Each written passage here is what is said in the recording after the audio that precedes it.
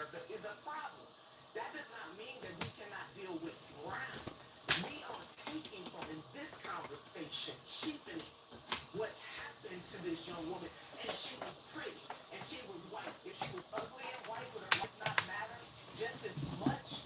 This makes absolutely no sense, Chris. I am enraged by it. We let most mass murders are white men. Do we label and say that we want to lock up and kill all white men in the same manner that some on the extreme left and extreme right are betraying this? And Liz, you and I should have a sidebar conversation about this because the way that this is being framed, and Okay, it's gonna be a minute, folks. is not the right framing, Chris. You are on it. Yes, he should be punished for this crime. The family should be lifted up. It should not be politicized in the way that it is being politicized. The system failed Zaruska, and the system failed all of us. And there is a way to get the fix. And justice will prevail in this case. Hopefully, this man did something heinous. He has to answer to Thank it. you, Chatty Ash. Thank you very much. I see your comment. Who was a paranoid You guys are schizophrenic. getting me. I brought you in here a little bit early, so you're seeing me get the show going. We're going to be on. We're going to be on Clapper, TikTok, and YouTube tonight. So what the fuck did I just do?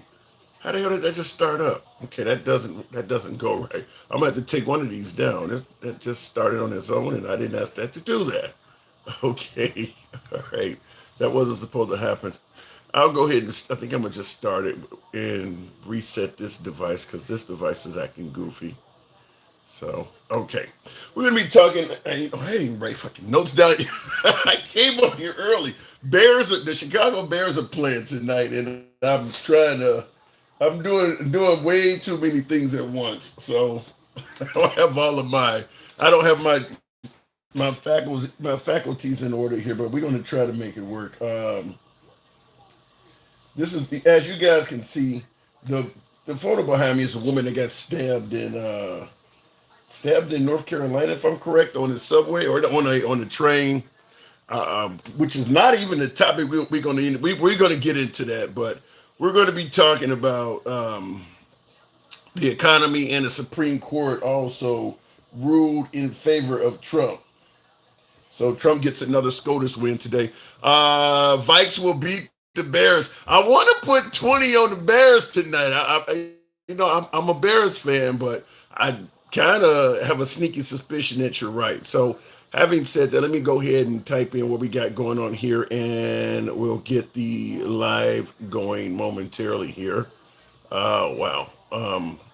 If you guys got any questions, how the show is ran or anything about political you want to know, type it in the comments. I'll go in and answer your questions while I'm getting the live stream up. So I'll play because you guys on YouTube are the only audience that's watching right now. I haven't started the other live streams up. So if you type in a question, I'll try to see if I can respond to it while I'm getting my other things going here.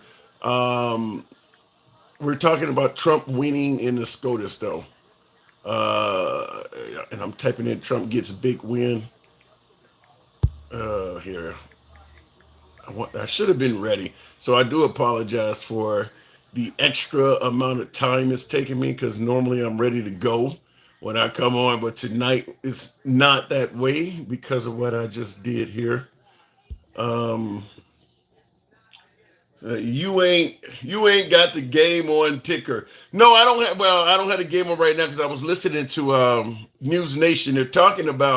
Um, they're talking about the what do you call it the woman who got shanked on the Ukrainian refugee that got stabbed to death. It's been making the news. They're using it for racial purposes and shit like that. There's a lot of racism involved in it. We're going to see if we can get it. We're going to see if we can get into a little bit of that.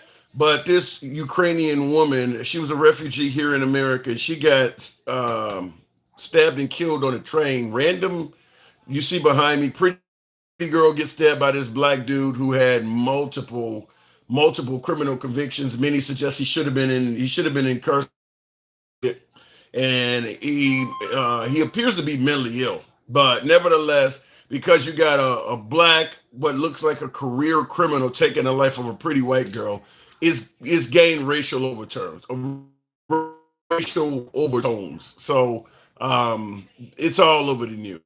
It's all over the news. And talking about that. Trying to see if I can get this going here. And I hate the fact that it has racial overtones to it, because I tend to think if he had took the life of a black girl in that subway, the same folks that's really making a big deal out of it, they wouldn't be. Or if he was a white guy, it wouldn't. I mean, it's racially oriented. Period. I mean, like I said, I'm not saying the guy shouldn't have been locked up, and I'm not saying the justice system may not have. He didn't. I'm not saying he didn't slip through the cracks, or that the justice system did not fail this girl. But I absolutely believe the reason it's getting so much attention is because she's white and he is black. And when you look in the comments of any video online that talks about this, you can see that. I mean, the amount of racial shit in the comments is insane. So, um, turned on some. Okay, so that one's on. So yeah, I mean, I hate that they're making racism out of somebody losing their life. Screen is blurry to handsome liberal. Really? That's interesting you say that, because it's not blurry on my side. Oh, you know something? What maybe? Oh, I know why it's blurry. I'm not on Wi-Fi. That's what it is. You're getting me on what you call it here. That may help.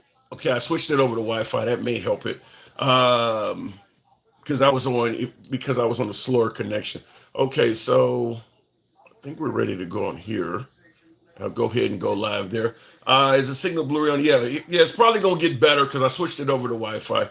All right. Having said that, we'll go ahead and cue up the live in 3, 2, 1. What up, folks? Once again, it is indeed your boy Tim, the handsome liberal, depending on who you ask. Certainly not as organized on this one here. I started the show probably a good 5 minutes or so before I was ready to. So as a result, I don't have I mean, I didn't even have my notes written down right. But we're going to go ahead and see if we can get this show on the road. Now, the photo behind me, I was kind of talking to my YouTube audience, is this young woman. She's a Ukrainian refugee, and she was she was slain. She had her life taken on a subway in, I believe it was either North or South Carolina. I should have that information available too, but it was a random killing. This woman had nothing to do with the African American male you see there. She was just riding a train, I suppose, on the way home, or riding a train to work, or just a regular commuter on the train. And this guy sitting behind her pulled out a pocket knife and just poked her several times in the neck, and ended up causing her to die. And he has a lengthy history with authorities. I mean, he's been arrested. He served prison time a lot. He's been in out. He's been in and out of incarceration a lot. I'm trying to see if I have the. I mean, just the sheer number of the sheer amount of mugshots this guy has is insane. You can't really see. I mean, if you see on my screen there, he's been. Ooh, shit! I just cleared it, but he's been in and out. He's been in and out of incarceration a lot.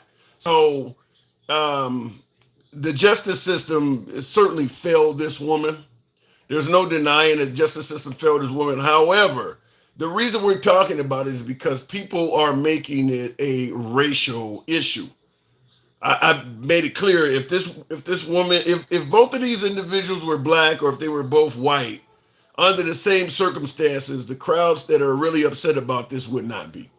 And that's not something to blame on the right or blame on the left. This happens all the time. Cal Rittenhouse, if he was black under the same circumstance, the left wouldn't be upset. You got what is the guy? Anthony, what is the guy down in Texas? Carmelo Anthony and Austin Metcalf. That's another situation. If both individuals were black, or if both individuals were white, it wouldn't be a story. So unfortunately, people dive into racial issues on this stuff when it's not. Now in the comments, Charlotte Nolan says racial issue baloney. You are making it a racial issue. No, I'm going to tell you flat out. Look at any video covering this. Any video covering this, particularly the ones that are on Fox or X, look in the comments and you tell me it's not a racial issue. Look at what people are posting in the comments about how this guy should be executed and how it's in the culture of African Americans to do stuff like this. You tell me it's not a racial issue. I'm only bringing you folks what I see online. I'm not, before I even get to my opinion on it, look at any of the comments of this guy taking her life and you'll quickly realize it is a racial issue. And I will submit this to you. Anytime an African American nowadays commits a crime and it's on social media, look in the comment section. Black fatigue, it's in their culture, these animals are monkeys. I mean, that shit's all over the fucking place. So the idea that it's coming from yours truly just would be a quick suggestion that you have not read any of the comments. Just even, how many of you folks have seen the site Active Self Protection? It's a site that covers self-defense shootings and things like that. Even the host of that site, John Correa, whatever his name is, the guy who narrates the site, even he has stated that on his site, the overwhelming majority of the racism is directed at black people. He even said that. He even said on him, he said when we show videos of African American criminals, the comments get racist. He even you've never heard of Active Self Protection, William Knight? I don't know how much YouTube you watch, but that's one of the biggest channels on YouTube. Active Self Protection. It's bigger than, in most of the police channels that show police shootings and defensive uses of weapons and things like that. Active self protection is bigger than all of those. So if you've never heard of active self protection, then so be it. But that channel's been around, I don't know, probably 10 years or more. It's got several million subscribers on YouTube. And even a host of that show states that anytime they show videos featuring African American criminals, the comment section gets racist. I mean, but listen, you don't have to take my word. You don't have to take his word. You don't take anybody's damn word. Just go look at a video featuring African American criminals and read the comment section. Just read it. You'll get what you need to know, especially if it's on a site that leans right. Let's say Officer Tatum, I don't know if you've heard of him, but let's say Officer Tatum features a video that has a black criminal in it. Look at the comments on that. Look at the comments on anything coming from the Hodge twins. Look at the comments. So the idea that you're going to suggest that there's no racism just makes it clear you obviously are not doing that. Anyway, looking at the comments, so active self-protection going to North Carolina is a state that needs some type of public transportation, only that connects its cities. He probably would have gone after an Asian or white woman before a man. I don't know. I think the guy was just simply mentally ill. I don't know, but it certainly sounds like he should have been held in custody. He certainly should have been incarcerated. I mean, the system certainly failed this woman. But like I said, people are making it a racial issue. That's the only issue. I think Elon Musk tweeted out something earlier today, said something that's really racist. What you often hear is the 13% of the population, 50% of the crime or something like that. I always bring up that Trump a few years back tweeted out that most white victims of homicide are killed by black people, and it was completely false. I mean, so there are a lot of folks that come from a racial angle.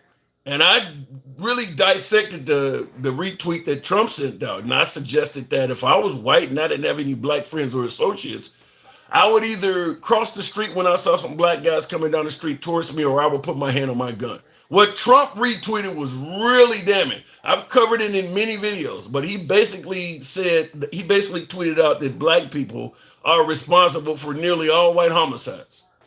And he didn't apologize. He got it from some ridiculous source. We covered it. And it wasn't covered from CNN or nothing like. It was Trump on TV actually admitting to it. So we've covered it many times. Colette Williams got a touchdown. Oh man, I see that alter ego. I got to get my remote out and switch channels. Anyway, let me go ahead and start the program up. But what I do want to also talk about, and I see somebody says Tim is having a big Biden moment. Handsome Majin Boo. Especially when I'm not organized. I came on the show a little bit early today. I didn't have everything in order. My notes is all fucked up and things like that. So you're right. I was having a Biden moment, and I'm probably sure I have a couple more of them. And you continue on by saying, don't hate Tim. The message hate the situation. and hate what happened. No room for racism. It's all because of Trump. We are divided. It's bad in 2025. Wow. He says, don't hate him. Don't hate the messenger. Hate the situation. And hate what happened. No room for racism. It's all. Well, unfortunately, I don't totally disagree with you, but we are in an era of boogeymen. I mean, if an illegal immigrant does something, it's going to get a lot more attention than anybody else because right now they are the boogeymen. I mean, so, like, for instance, I'll give you an example. This character right here, just on my screen behind you, this person has gotten more attention via the news than any school shooter in the last 20 years. Yet he has taken one life. Many of them have taken, scores of lives, as many as a dozen lives or more. This person has gotten more attention in the media, particularly on the right, than any school or mass killer of recent time. Why is that? Why is that? That's what I'm talking about. Now, this guy is obviously not only a career criminal, but he was mentally ill. But I just want to show you how it works for, playing politics and racism. This guy took the life of one woman. You got these mass shooters taking the life of 2, 10, 15 people. He got more attention than all of them. The president has spoken on him. Meanwhile, the mass shooters barely get thoughts and prayers. That's the difference. That is the difference. They didn't offer her thoughts and prayers and move on. They're all over this guy. Meanwhile, when somebody goes to a school or a supermarket or a church and blasts a bunch of people, thoughts and prayers, we can't take away guns. It's too soon to talk about it. And that's it. And that's it. So you can't tell me there's not something special at play here for why this is getting so much attention when it essentially amounts to just it's a murder. There's no denying that. It's a murder, but you're going to skip over people who have, basically who take murder to the mass level and give this guy all of the attention. So those 2 Congress people in Minnesota, that's another good example. Yeah, the 2 congresswomen, the congressman and his wife in Minnesota, they got slain. Barely got any attention. But this dude is all over right-wing media. Something's wrong with that.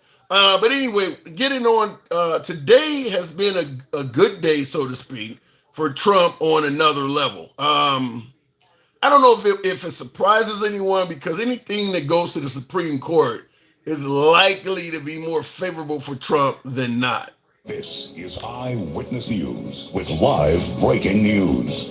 And good morning, I'm John Gregory. Breaking news coming out of the Supreme Court this morning. The High Court clearing the way for federal agents to conduct sweeping immigration operations in Los Angeles. It's the latest victory for President Donald Trump's administration. The justices lifted a restraining order from a judge who found that roving patrols were conducting indiscriminate arrests in L.A. The order had barred agents from stopping people solely based on their race, language, job, or location. So this order had stopped ICE from basically, it had prevented ICE from stopping people solely based on their race, job, or location. So that means this is what I've been talking about. Now, I did a video and I got hammered when I said that under President Trump, you could possibly lose, or you were going to lose 5 rights. I talked about free speech. The second right I said you would lose is your 4th Amendment right, which is the protection against unwarranted searches and seizures. You hear him state that they can now stop you race. What did he say? Your race, your location, and what was the other one? None of these are legitimate reasons to stop anybody. You ain't done nothing wrong. You just happen to be in a certain location or you happen to be in a certain race. Is that what I heard? Let me hear it again. Eyewitness News with live breaking news. And good morning, I'm John Gregory. Breaking news coming out of the Supreme Court this morning. The High Court clearing the way for federal agents to conduct sweeping immigration operations in Los Angeles. It's the latest victory for President Donald Trump's administration. The justices lifted a restraining order from a judge who found that roving patrols were conducting indiscriminate arrests in L.A. The order had barred agents from stopping people solely based on their race, language, job, or location.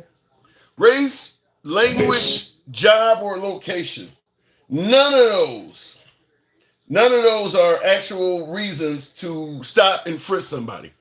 You're going to stop and frisk somebody based on what kind of job they have, based on the location. So, I mean, if I'm standing on a corner at 2 a.m, can they just come and rummage through my pants and pockets, or can they, demand to search my car? This is when I say you're losing your 4th Amendment rights. The Supreme Court just gave ICE the right to circumvent people's Fourth Amendment rights because they're not going to find out. Now, let me just say it from this way.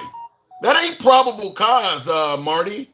Marty in the comments says probable. No, stopping somebody based on what language they speak is not probable cause.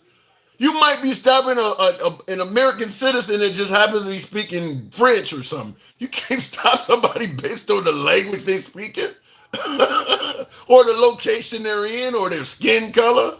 This is why I keep saying, and I'll go to the box after this, but this is why I keep saying strongly is that while MAGA is adamant that nobody's losing rights under Trump, I will submit to you that they don't care if people do. MAGA is making it clear Trump is not trying to take away anybody's rights. The minute he took away flag burning, well, you never should have been legally allowed to do that anyway. Now here it is, the Fourth Amendment being taken away, and you're going to come up with, well, yeah, but it's getting rid of illegals. So the point I'm trying to make is while you're saying that no rights are being taken away, it's pretty clear that as long as he orates it or states it right, you're okay with rights being taken away. Next it'll be, well, you really shouldn't have been able to marry another man to begin with. Or you really shouldn't have been able to go to a liberal state and terminate a pregnancy. I mean, you're saying no rights are getting taken away, but it's pretty clear that if they are taken away, you're going to be okay with it. You're going to kind of be okay with it. They need to leave the country one way or another. The problem is, and this is why this is happening. The problem is if Trump can convince you the people he is mistreating are bad people, you're okay with him doing it without any question, such as blowing up that boat in Venezuela. Just tell them it's drug dealers. They're going to believe it anyway. So the same thing with the Fourth Amendment right. You can stop in prison. Just tell them they're illegal immigrants.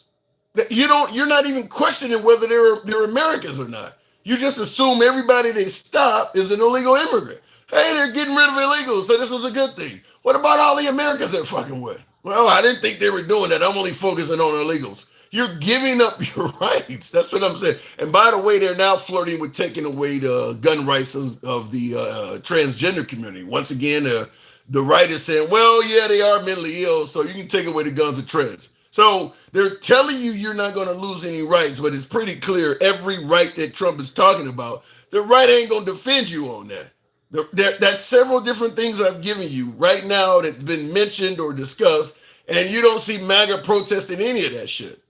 Those are rights you losing. You're officially losing rights, and they're, well, you really didn't deserve that right anyway, or that should have never been legal anyway. So yeah, don't buy into the notion that nobody's going to lose rights. I think it's starting to be more and more clear as we go on. Stick, the ruler. Good evening, Stick. Did you hear about this woman in this case out of North Carolina? Stick, are you there? Okay, apparently it's not bringing my caller up. We'll give it a minute here. We may have to reset for him. Pretty sure all those Koreans in the battery plant had visas and were checked out at the airport when they landed. I'll just tell you this. I don't know, I don't know the whole story behind the Koreans that they deported out of that Hyundai plant down in Georgia, but I will tell you this. The idea that we're trying to get rid of rapists and murderers just goes out the window. None of those folks fit the bad hombres or any of the things Trump campaigned on. None of that fit that. These are not people that ran across the Rio Grande. They're not bringing in narcotics or trafficking children. None of that stuff. None of that fits any of that. For those, what was it, 400 or how many people was it down there in that Hyundai plant? They were all on the job working. And they had fairly decent level jobs. They were making batteries for the cars. So I just want to say that we were told, you're trying to get rid of the rapists and murderers and the bad hombres and stuff like that. Them folks don't fit that category. I mean, when is the last time you heard of a South Korean immigrant doing anything wrong? So it goes way beyond 475 people. Wow. This is not about getting bad people out of the country. It's that what they wanted, they wouldn't have voted for a fucking felon. Is getting brown, black out of the country, out of America. Yeah, that's what many are saying now. Somebody asked me, 8-bit, you're a dude. I don't know what that means. They're gangsta Buffy. No clue what that means. You seem pretty blind. The point of trans and guns puts Democrats in the corner who are they going to defend? No, I agree. I understand what it's about. I'm just simply saying that the right is adamant that under Trump, you're not going to lose any rights. Yet the more he keeps talking about taking rights, the quieter they get. So even though they're telling you you're not going to lose rights, it's pretty clear. If Trump takes your rights, you're not going to have an ally on the right to help defend you. I mean, if Trump all of a sudden takes rights, even though MAGA's saying he's not going to take anybody's rights, it's pretty clear if he does, MAGA is not going to be your ally in protecting your rights. They're going to be, as long as he say it's doing, as long as he say what he's doing is for the good of America in some way, fashion, or form, MAGA is going to agree with you losing that right. Such as, okay, we talked about the flag burning. Okay, well, you should have never had the right to burn the flag, even though it's a protected free speech right. But he's going way beyond that. I mean, he's going after colleges because he don't like what they're protesting about. He's broke up actual protests, which is covered by the freedom of assembly in the First Amendment. I mean, now they're forcing religion on kids in schools, which breaks your freedom of religion, which is in the First Amendment. They're hitting it from all angles. And MAGA's just like, okay, well, this is okay. You know, we were born on, we were founded on Christianity. So they're totally okay with getting rid of the separation of church and state and all that stuff. As long as he says it right, MAGA's going to be okay with it. So, yeah, the idea you're not going to lose rights, I think, is a crazy oversight. I may have to reset my live. It looks like it's screwing up on TikTok. We'll try it one more time with Dencal because white people are the only ones not being harmed by any of this. Looking racist is for the great. All right. Dencal, good evening. Good evening. Good evening. Man, okay, it is working with you. So do you see what I'm suggesting is that while people are saying you're not going to lose rights under Trump, that if he does decide to take some of your rights, MAGA is not going to be an ally and protest on your behalf? Yeah, I mean, it's so obvious. Like the things that you point out, they know those are rights. But then once he takes them, they say, well, they never should have been a right. Yeah. Yep. And that's exactly what's happening. That's what I said. Not that he goes through the proper channels and gets Congress to change the law, and then then they become non-rights or whatever. But they literally just, like you've been saying, like whatever they say, it doesn't matter what he says. They just gonna automatically say, yeah, well, he was right about that. It shouldn't have never been no law like that. You know, it's just like they're saying that trans people are inherently mentally ill. Yeah. Well, shouldn't we put that same label on racists? Shouldn't we say that any person that they believe that they are superior or somehow better than another human being simply because of their skin color or where they came from, that's mental illness. They shouldn't be able to have weapons either. I have said that, but here's the difference, though. In defense of the supremacists and the folks like that, in their defense, unlike the trans community, the transgender admit to being trans. The folks who are supremacists will deny that shit up and down. So if you're trying to diagnose somebody who is a supremacist or a racist and say that they're mentally ill, they're going to deny it. I mean, even if the guy's standing in front of you wearing a sheet with holes cut out of it, he going to tell you, I'm not a racist, I'm just for the promotion of the white race. Like these folks who are building an all-white town, they're claiming not to be racist. I mean, how the hell do you build a town that nobody else can come in but white people, but yet make it sound like you love everybody? I mean, they're claiming not to be racist while trying to build an all-white town. And then claiming that HBCUs are racist because only black people go there, when they have no idea that all other races go to HBCUs.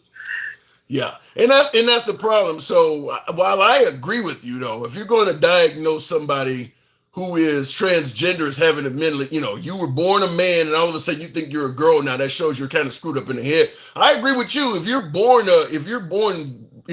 blue, and you think simply by being born blue, that makes you superior to all other races, I don't see how that's any less mentally ill than what they're complaining about.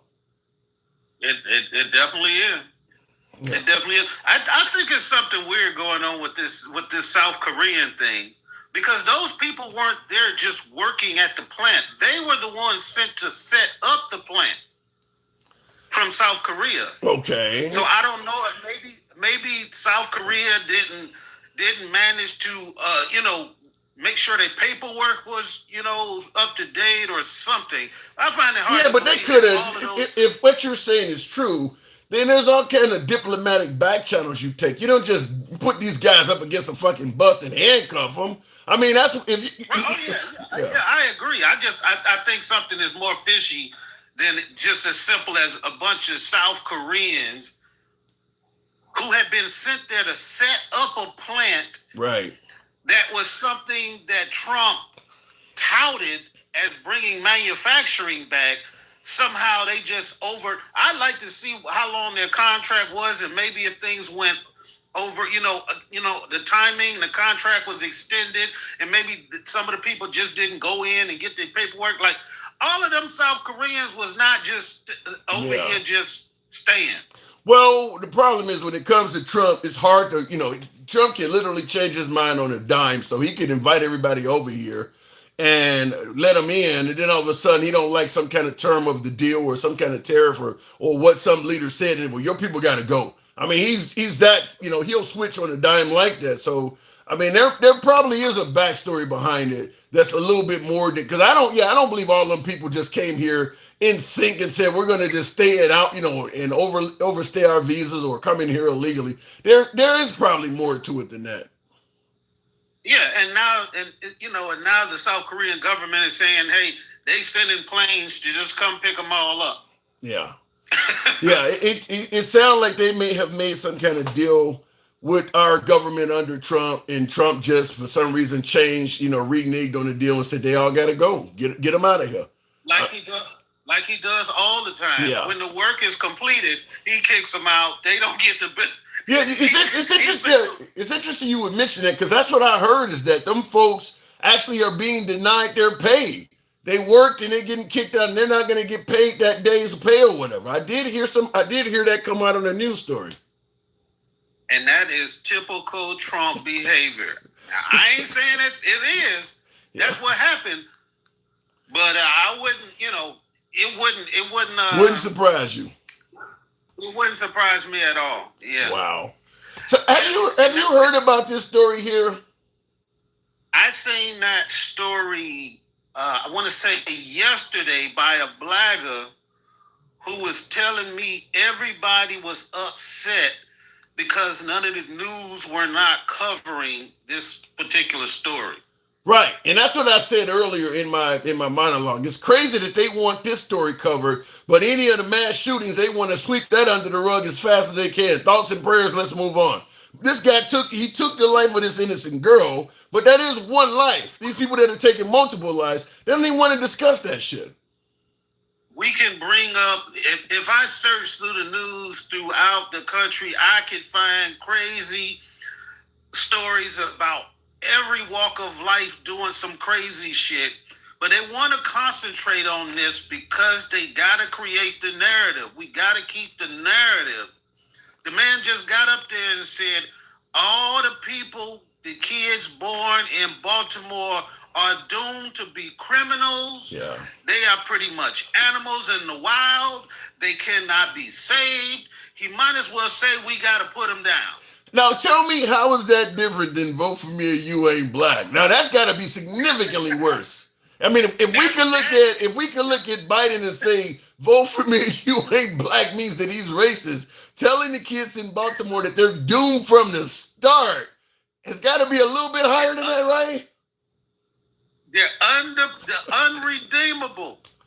Oh my! not just deplorable. Deplorables can get their act together. Unredeemable. They are doomed for a life of crime and just being evil people. That's what the President of the United States said about the citizens that he is sworn to protect. Unredeemable. irredeemable. They got the nerve to be saying shit like, well, nothing's racial about what he said, ever say it. And every day he come out and say some shit that's racial. Yeah. And I would love to ask my MAGA audience, because I am being viewed by a lot of MAGA, and they're calling us all kinds of fucking names, but which I don't mind. I see somebody saying liar and all of that. But one of the things I do want to ask is, for the MAGA viewers watching, to suggest that these black folks growing up in Baltimore are irredeemable and doomed from the start.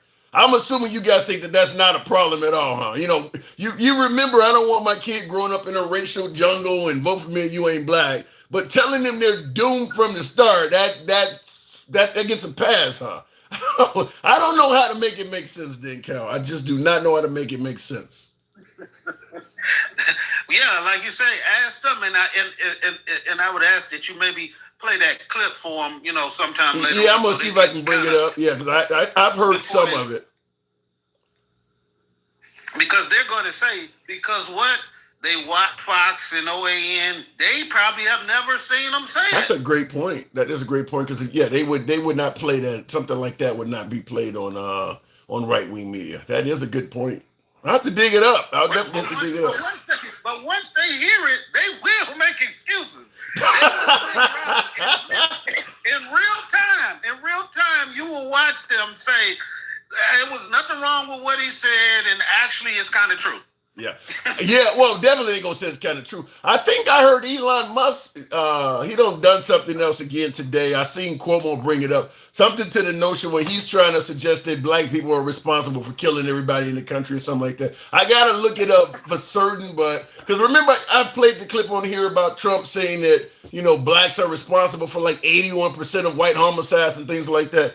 And once again, I had a lot of viewers like, yeah, that's probably true. And I'm thinking like, you realize there's a whole lot of areas in America where black people don't even live, and they actually were believing it. And when you showed them, they said, "Well, what's the big deal? Yeah. What's the big deal?" Like somebody reading this who just reads what he puts out and believes him are still walking around to this day who have not heard you call it out and believe. Yeah. That 85% of white people get killed by black people. Yeah. I would, like I said, if I'm somebody white and I don't have any friends or black friends or associates, that would really make me hate black people and be really either frightful of them or angry at them. For, because if I believe the president, he was running for president at the time he tweeted that out. If I believe Trump, he literally is he's trying to advise me that one of my greatest dangers as a white person is black people. Mm-hmm. And the black person that's got his pants down by his ankles, has got the gun turned sideways, and it's something off of a TV show that they sing. I may have to play it because I'm sure I got a lot of MAGA watching me right now that doesn't know what I'm talking about. But yeah, for Trump to go on there and say that, and because a lot of them think when you point out things about Trump, it's coming from CNN or MSNBC. And anytime I bring up clips about Trump, it's usually me presenting Trump on screen saying it himself, which is what this one pertained to as well. It wasn't, it was him and Bill O'Reilly talking about it, and O'Reilly was even like, damn, Speaking of O'Reilly, I want to, before I move it on from you, we got a few more minutes here. I want you to hear this because, Trump is talking about, he's still making it clear the economy is not doing as bad as people are saying and things like that. Now, his friend of 30 years, I always love getting Bill O'Reilly clips. This is O'Reilly, and I think this is posted today. Americans, according to a Wall Street Journal poll, have lost faith that hard work leads to success in this country. 1,527 adults in the poll. It's a fair demographic breakdown. First question. The way things are in America, people like you and your family have a good chance of improving their standard of living. Do you agree or disagree? Strongly, someone agree, 25%, low number. Neither agree nor disagree. That means they can't understand a question, 32.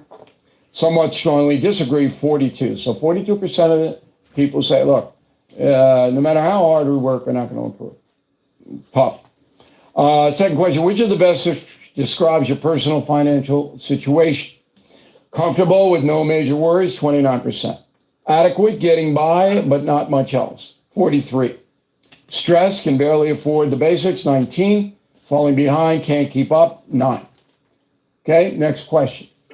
Thinking about your financial situation, how confident are you that you could buy a home if you wanted to? Extremely very confident, 23, somewhat confident, 20, that's 43% of Americans believe a home is within reach. 56 say can't get the home. Big number. Next question, thinking about your financial situation, how confident are you? You'll have enough savings for your retirement. Extremely very confident, 20, somewhat, 28.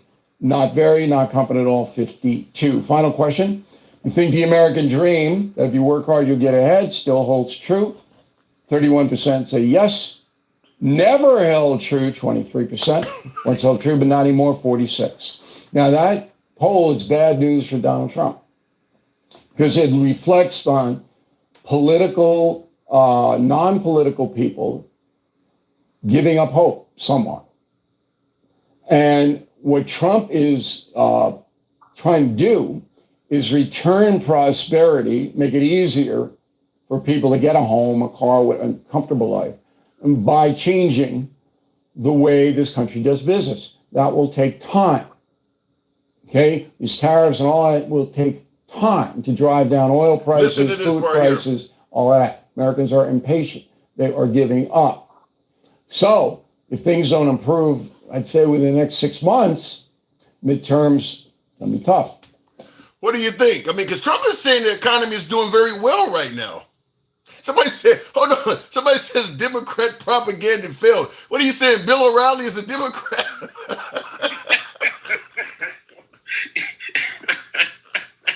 Oh my God. Bill O'Reilly's a liberal now. Okay. But what do you think? There's nothing you can play outside of Trump out on the White House lawn telling you what's going on that they will believe. They're like none of it. Well, speaking of that, before you continue, him on the White House lawn telling you what's going on. Going to reduce energy and electricity prices. I will, by at least half within a 12-month period. We'll be able to reduce prices between regulation and having a tremendous supply, which we have. I always say we have more liquid gold under our feet, more than any other nation anywhere in the world, including Saudi Arabia and including Russia. We're going to terminate the Green New Scam. It's called the Green New Deal. It's a scam. And rescind all unspent funds. We're going to rescind that and pay off debt. And we're going to reduce debt. We took almost $10 trillion.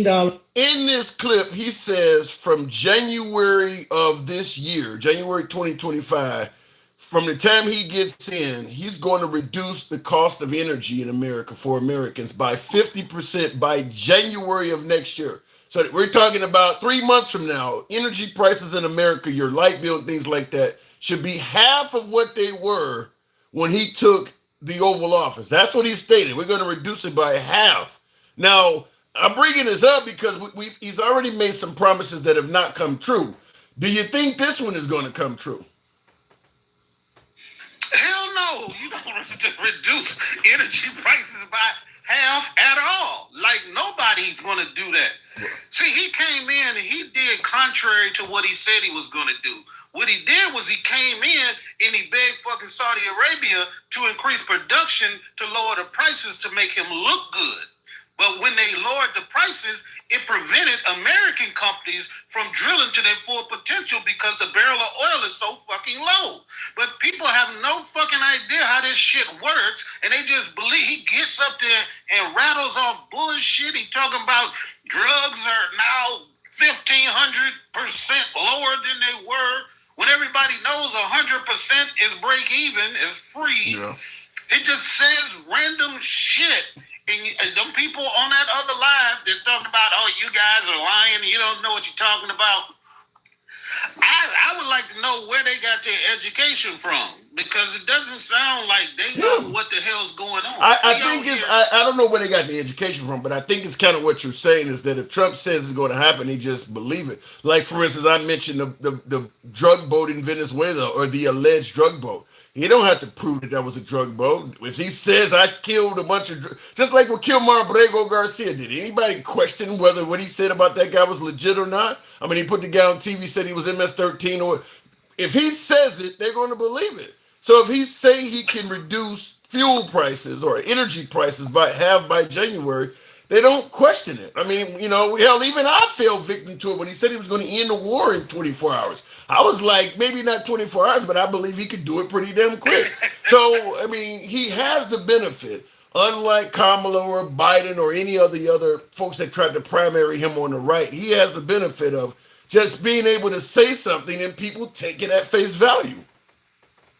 That's one thing. Like, I can understand people having belief in him, but once that promise is unfulfilled or his lie didn't work out, then what? He's playing chess. That's what happens. If he says I'm going to do something by next Friday and he don't get it done by next Friday, it goes from it's like I said. I said this before, and some people didn't like when I said this, but I said Trump has a lot in common with how we view God. Whereas no matter what we ask God for, if he gives it to us, we're thankful we got it. If he doesn't give it to us, we believe that there is a legitimate reason why he ain't giving it to us right now. But if you hold on, God is always going to come through and do what's right. That's how a lot of his supporters view him. If he gives you what you want, 24 hours is going to end the war, okay with the war, but he's playing chess. He's doing something else behind the scenes that's working on our behalf. They say God don't come when you want him, he comes right on time. That's how they viewing it. Just like that. So what exactly is he doing in Venezuela then? What exactly has he said he's doing as opposed to what he's doing? I just want to get a different perspective. Like, he's preventing, he's stopping drugs. Yes. That's what he's doing. Yes. So he's blowing boats up in international waters is going to somehow stop drugs. I'm talking about on a little bitty ass dinghy that he says was going to travel 3,000 nautical miles. That boat, in order for it to get to from where it was at to it was never going to happen. Point, yeah. They were never going to, with 11 people on a boat, which obviously, if you don't understand how they move large amounts, is you minimize the amount of people and you increase the amount of product you can put on the boat. But so I agree with all that. But see, in the comments, somebody, who is that? Commando, great movie from the 80s. Commando says TDA was on the boat, Trinidad Agua. So once he deemed Trinidad Agua as a terrorist group, you can pretty much blow anybody up and just say it was TDA. Exactly. But he destroyed any evidence that would have been there for him to at least show us a package or something, but just to blow people up and say, hey, them Nuremberg 2.0 is going to be deadly. But he is President Trump. He doesn't have to show you proof. Like I said, if he says it, that's good enough. I'm not talking about him. I'm talking about Pete Hegseth. I'm talking about the people that were in the aircraft that shot. All of those people are going to have to account for what they did. Not right now while Trump is in office. Now he's talking about he's going to shoot down planes in international waters if they fly around. Let me ask you that. Now you brought up a good point. You say people will have to be held accountable. I'm thinking of A Few Good Men, Demi Moore, Tom Cruise, Jack Nicholson. I'm sure you've seen the movie. You're damn right. Yeah, I'm thinking of that. So once Trump is gone, because they asked the two guys that Jack Nicholson ordered to perform the code red, which cost this kid his life. They were held accountable because they took from Jack Nicholson an order they knew to be unlawful, causing they got discharged or whatever. What I'm asking you is, are you saying that if Trump says take this boat out, that if Hegseth orders Americans to take this boat out, that Hegseth and the Americans who fired the missile could be held accountable for that? Well, there's a lot of variables in that. If he doesn't tell them who they are, then they would have plausible deniability. But Pete Hegseth knows that it's against international law. So Pete might be held responsible, but not necessarily. It depends how far down, because I'm sure there were other levels underneath Pete. He didn't just tell the pilot, hey, get in the plane. He talked to the generals talked to their commanders, the commanders talked to their people. So there's layers to it. But yeah, there's some responsibility in those layers. Yeah, because the argument you're presenting, and I presented it on a show yesterday, is that everybody knows logistically this boat is not capable of what they're suggesting, which is delivering drugs to the USA. Now, if Trinidad Agua is moving drugs from, let's say, Venezuela to Colombia, do we have the authority in international water to blow them up? I mean, America's not part of the equation at all. If they're moving drugs from one Latin country to another one, which is more likely the capability of that vessel as opposed to coming 1,700 miles to America, do we have the authority to just blow up any movements they're making in that part of the world? No, they don't. This would go to criminal courts. In America, military criminal courts, you gotta have evidence. You can't just, like, we know what happened with Obama. He ended up, blowing up people who were American citizens, but they were deemed enemy combatants. So that allowed them to be taken out.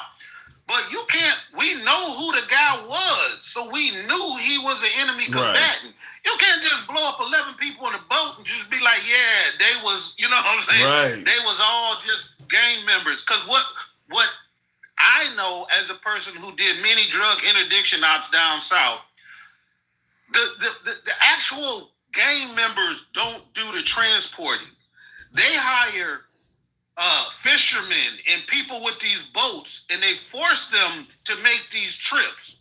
Trinidad Agua didn't put 11 people on a damn dinghy to travel 3,000 miles to deliver a couple of bags. That's not how it works.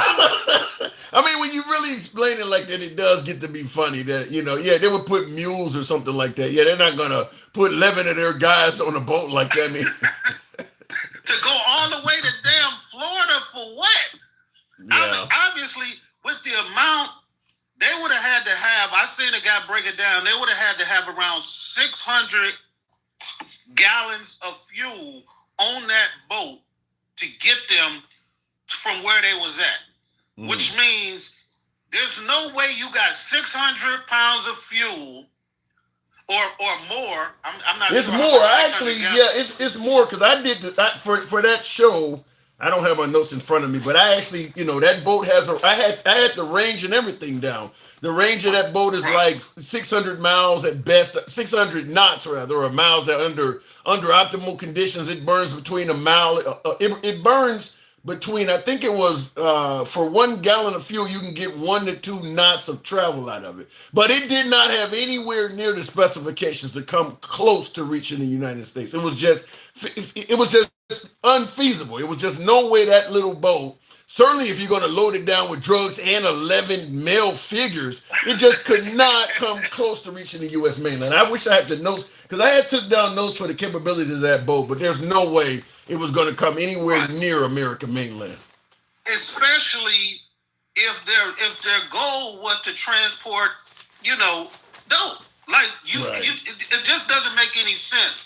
But the people, MAGA listening, will not listen to any common sense. They will say they were Trinidad Agua, so therefore they deserve to be blown up. And that's just not how international criminal courts work in The Hague and other places. You can't just say, well, my boss told me that they were some enemy combatants, and you can't prove that. There's rules of engagement. Yeah. There's all kinds of things. And what really makes it crazy is they could have easily stopped these guys. I mean, they could have easily literally shot out the engine of that boat and left that boat floating aimlessly at sea and easily pulled up on it and got all the evidence they wanted. They literally wanted to murder those guys. I mean, they chose the worst option. Yes, we do it all of the time. I've been a part of those operations. I've gone over in the small boat. We've arrested them. Some of them we have to turn back over to the host country or whatever the dynamics are, the people that's in the boat. Because like I said, some of them aren't even from the country. They just been strong-armed and told, look, we'll kill your whole family if you don't cooperate. Wow. We need your boat. We need you to go over here and, we need you to be a mule for us.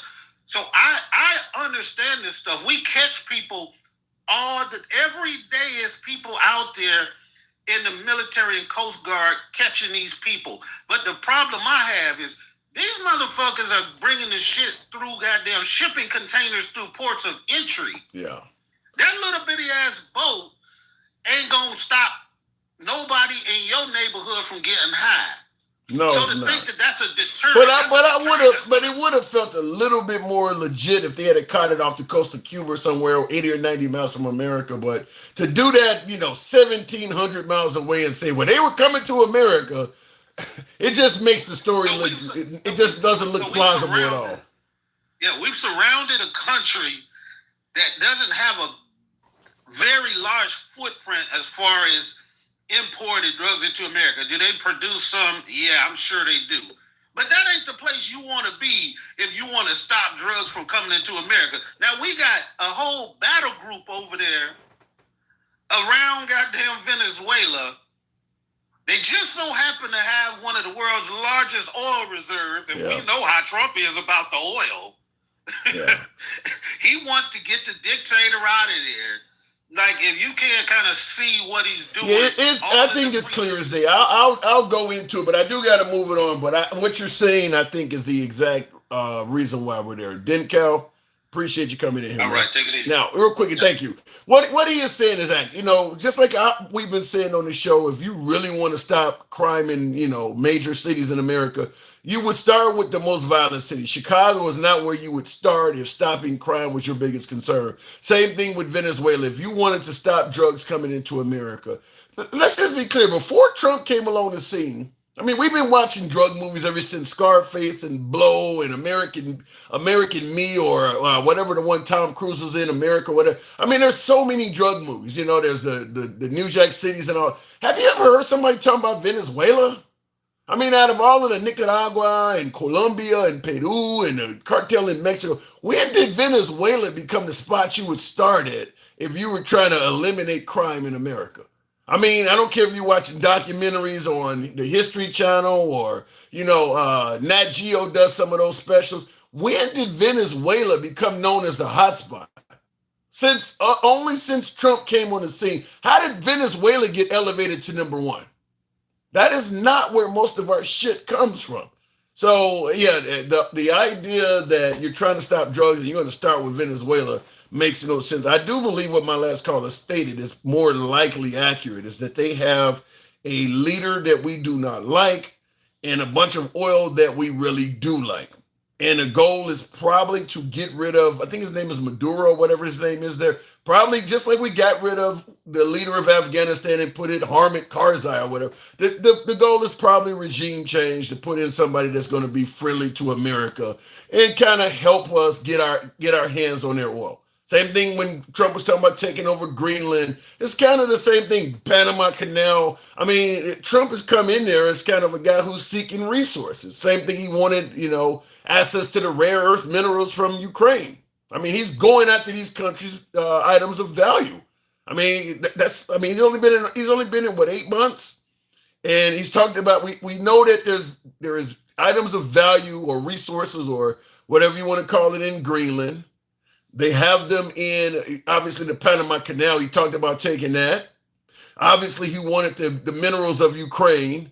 And that's likely what's going to happen here in Venezuela. And of course, you may have remembered back in the day, he talked about with Iraq, he would have taken the oil. So I think that's more or less where we're looking at. It ain't about reducing the issue of drugs coming in. It's about getting your hands on those minerals or on the oil there.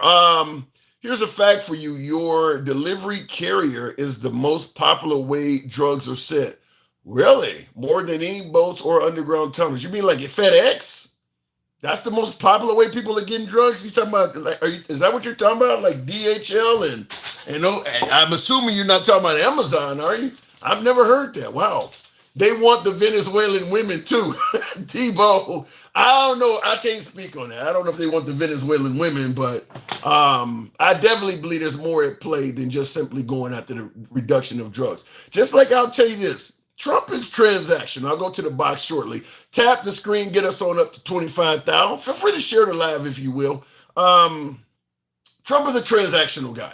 If you do for Trump, if you're loyal to Trump, if you look out for Trump, Trump will look out for you. If you're critical of Trump, you speak negatively of Trump, or you attack Trump, he will in turn attack you. Based on that fact, and I think it's hard to deny that, based on that fact, it would be hard to believe that if Trump wanted to make an American city crime-free, he would start with Chicago. The people of Chicago don't like Trump, and Trump don't like the people of Chicago. The people of Illinois don't like Trump, and Trump don't like the people of Illinois. He don't like the politicians. Why would you start there? I mean, if the goal is to reduce crime and you're known for doing things for people that are going to do for you, you're going to start in a place like Memphis or St. Louis because the governor there is going to give you all sorts of praise. That state likes you. You're not going to go to a state that hates you and then all of a sudden fix that city up and make it crime free. You're going to start out in areas that like you. That's how Trump works. So when he starts talking about, I'm going to go to an area where everybody hates me and I'm going to lower crime in that area, it ain't about lowering crime. It's about saying a big fuck you to the people that's in that area. Venezuela had the most beautiful women in the world at one time. Wow. Now they are all in places like Spain, Portugal, Chile, Brazil, US, and Canada. Okay. Did not know that. Shout out to Venezuela. Let me go back to the box. Why spend more money on bullets when they can just drop one? Really? You're going to say, why spend more money on bullets to stop that boat when they can just drop one? Do you realize how much that missile cost? They actually gave the price of it. I don't recall what it was, but it was tens of thousands of dollars. When they're firing stuff like that, stuff ain't cheap. Tens of thousands of dollars to fire. That to take out that boat cost tens of thousands of dollars. No, you would definitely have saved a tremendous amount of money by flying alongside that boat in a Black Hawk helicopter and popping out a few rounds from a 50 caliber through the front of it and disabling the engine. That would have saved you a ton of money. Not to mention you could have got your hands on the product or any, they may have had valuable intel where they could have snitched. They could have 20th to take office on January 20th. Your electric bill on January 20th. They could have had valuable information to snitch on others and all kinds of stuff. Just murdering them presents nothing of value. So I definitely believe that's what it was. New Hampshire and Blood said, New Hampshire Red Blood said he was setting the tone. That's more like what was happening. I'm letting you know if I don't like you, we'll kill you. That's what he was doing. That is exactly what he was doing. Is setting the tone, letting them know that we'll murder you if you do something we don't like. Continuing on with the program, Young Bryce. Good evening. Welcome to the program. Engine is on the back of the boat, Tim. Okay, back of the boat, wherever it's at. Wherever it's at. Disable the damn boat by taking out the outboard engines or wherever they at. That would have been a lot easier to do. In fact, if you're just flying alongside them with 50 caliber hanging off the side of a helicopter, firing rounds into the water in front of them, that's often enough for them to stop to begin with. Because they know this guy can hit us whenever we want. Whenever he wants, he can hit us. They usually just fire a few streams in front of the boat, and that's enough for them to realize that you either gonna stop or we're gonna make you stop. And you gotta hope that we're accurate enough to hit the damn engine. So you either stop or you let us take a chance on hitting your engine and hope we don't hit some of you. That's all he had to do. That's all he had to do. Young, what does that say there? Are you there, sir? Young Bryce. Okay, apparently that individual is not there. We're moving on. No reply. Your ancestors were so black that they were born with low credit scores. Oh my God. Jesus Christ. That ain't racist at all. All right, taking out one engine is regular protocol for smuggling. Yeah, that's all I'm saying. You either can take out the engine or you can fire. I've seen them also where they fire rounds in front of the vessel. And this was at night, I think. So, in a case like that, may be different. A big spotlight or something like that, too. I mean, if you're in a helicopter, a big spotlight to let them, because once you know a military is on you, you're not getting away from that. You're out in open waters and somebody's hovering over you with a big ass spotlight. You're not getting away from that. They're about to catch you. You know what I mean? So you can either start dumbing shit overboard, but you're not getting away. You and that vessel are not about to get away. Continuing on, I see a few folks like engine is not in front of the boat. Okay, I get it. The outboard engine is in the back. Why spend more? And let me go back to the box. We use night vision on the helos. Yeah, they didn't have to die. Is the point I'm making? There was no reason to immediately murder them. Mike, good evening. Welcome to the program. What's up, man? Not much at all, man. We got into the vessel there, but we also wanted to talk about this story is making the rounds. This guy on the what is it called? He's on a commuter train, ended up murdering this Ukrainian refugee, and it's making the rounds all over right wing media because this guy has a very lengthy rap sheet, many arrests, and of course she equates to a pretty white girl. Have you heard about this story? Yeah, I heard about it. It's a tragic story. I read that he has some mental health issues. Yeah. That's what I read. But first of all, well, no, we can talk about this and get back to that stupid shit you said earlier. I'm gonna get back to that too. I ain't gonna forget that shit. What did I say that was stupid? I'm going to want to know that. You were given an analogy where you were trying to equate to Trump's followers. You said Trump is in God. Yeah. And that, I stand by that. Okay, we'll go to this. We'll get to that because I stand by. I can go with you 10 toes down in there. But give me what's your take on this?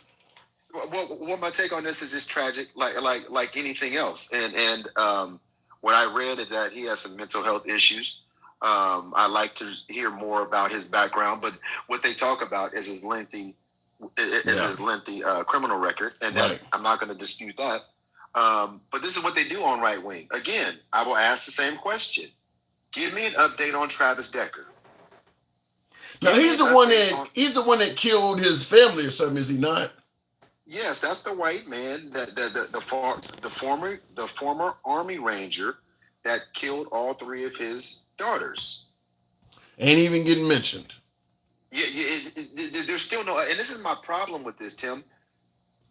What they want to demonize. If he were white, they would not have it. The story, yeah, but that ain't just coming from the right or white people. It's the same thing if Kyle Rittenhouse was white, if George Zimmerman was black. If Kyle Rittenhouse was black, if George Zimmerman was black and he took out a black Trayvon Martin, the left wouldn't do anything about it either. They wouldn't say much about that. That's not true, Tim. You really think if George Zimmerman was a black resident of that complex and he went chasing Trayvon Martin off into the middle of the night and they ended up killing one or the other, you really think Al Sharpton and all them would have showed up?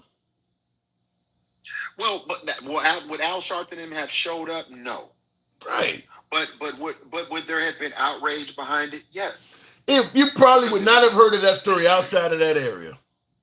No, I disagree, and I'm gonna tell you why I disagree. No. Because it was it would have been a grown man who you got to use all the context. Give me what you got. It would have been a grown man that called that called 911 and reported it. Just like you said, just change him to black. Matter of fact, George Zimmerman's ass would have been locked up. I believe that. Now I believe that. So look at it for what it is, Tim. We would have known about it because the call to 911 would have been released, and therefore we would have known the story. I don't think so. I don't think it would have made national news. I really don't think it would have made national news. Oh, I do. Only because of the things that I just said. All I did was just replace the person, but all of the facts would have been the same. So we would have been exposed to it just by default because they would have released the 911 audio. Yeah, I Carmelo Anthony and Austin Metcalf is another one. If they were both the same race, I don't think that story would have got much attention. I mean, I agree with you there. Yeah. I agree with you there because it would have been considered black on black crime. And here's the thing. They don't really give a fuck, but they act like they give a fuck. But they only care to fit their narrative, right? I mean, Donald Trump and his administration and MAGA are so hypocritical because They only care about it because he said it. They don't care about it because it's a problem.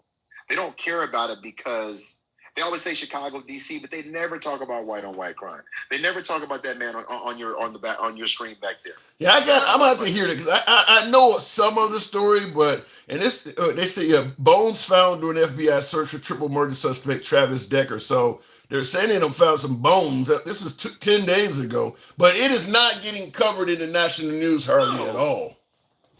And do you know how they confirmed that it was him that unalived his daughters? No. They found fingerprints on the bags that he put over their heads. Ooh. They found his fingerprints he put 2 bags over each one of his daughters' heads. Yeah. And suffocated all 3 of them. And that's how they found his fingerprints. But they're not talking about it. Instead, they flash because that's the narrative behind you, because that's the thing that gets them going. You see, this is why we have to shut down these cities. But they don't talk about the things that are really driving crime in this country. And I'm not saying that the crime in Chicago, D.C., any major city isn't an issue, because any crime should be an issue. But if we're talking about and we're focusing on crime, don't you want to start picking off the things that are really pertinent to these communities? But they only talk about one type of crime, where black or brown are assaulting or hurting white folks. And when they talk about black on black crime, it's to get to their narrative. That's the only time they talk about it. 13%, you know what they say, 13% of the population, 50% of the inmates. Right, which is crazy as fuck, because when you look at the numbers, that's not even true. But think about this, Tim.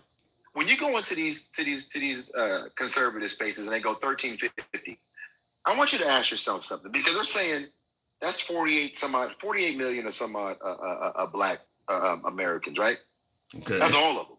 So they're saying out of that 48 million, because they're using the entire 13%. So they got to be talking about toddlers. They got to be talking about second graders, third graders. You know what I'm saying? They got to be talking about the elderly when they talk about these numbers. That's how ridiculous it is, because they don't look at what the real stats are, because it's about their narrative, Tim. Yeah. The thing about it is, I think when they're saying 50%, they're talking about in areas where black people live. Because I see somebody in the comments even say 50% of the violence. I mean, there's just way too many areas, damn near whole states where black people are barely even present. So there's no way they could be 50% of the amount of folks that are incarcerated, or even 50% of the violence, because there's just too many places they're not. You think blacks are committing 50% of the violence in Idaho? You know, or 50% of the violence in Montana. So yeah, go ahead. Right. It's not happening. But to your point, I didn't mean to cut you off too. But to your point, that's what I'm saying. These are narratives to drive their agenda, so there's no emotion behind what happens. Just like the boat, there's no emotion behind losing. And let's be clear. I'm using unalive for the sake of this live. They intentionally unalived 11 people, and you have heard people on this app just go, well, it's crime, it's criminals, so doesn't matter. They've been working to demonize these communities ever since he came down the escalator, and it's not stopping. That's why that picture and that article is up behind you. But I bet you they're not going to lean on mental illness with that. I guarantee you they don't lean on mental illness with that. They're going to lean on his past criminal record. MAGA is all over social media. They want this guy executed. They've already said it. They want this guy executed. And you're right, he is clearly mentally ill. In fact, the last time he got out of prison, the last time he got away from a judge, because they're suggesting the judge should resign or the judge should be held accountable, he was actually charged with a misdemeanor. He had called 911 for something that he should not have called 911 for. And that's that's the black judge that they're saying that let him go and he should have went to prison. It was a misdemeanor. He wasn't before her. So there are judges that let this guy slip through the cracks, but it ain't the last one he was before that they were going after, this African-American woman that they're calling DEI or whatever. He was before her with a misdemeanor. She wasn't going to give him double-digit years in prison for that. And you know what's so crazy? And I see Miss Mobetta. Hey, Miss Mobetta, that's my boo.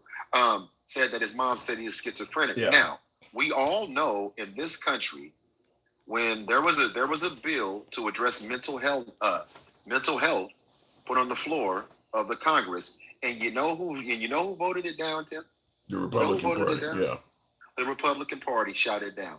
So we know that there's a mental health crisis, but they only want to use it for their narrative when it comes to trans, or when it comes to if there's a pew at the school, that particular pewer must have a mental illness, right? They don't listen to any of this. And you get people like Johnny and Steve in the comments making asinine comments, but they don't read, they don't do any research. All they do is fall on their racist ideologies to push their narrative. Because again, if that judge should go to prison for letting this guy out, then Donald Trump should be in prison for letting J6ers out that got released and turned around and committed crimes. And one of the J6ers actually unalived somebody, if I'm not mistaken, and one of them was unalived by a police officer. So, and one of them essayed a child and had to. So what are we talking about here?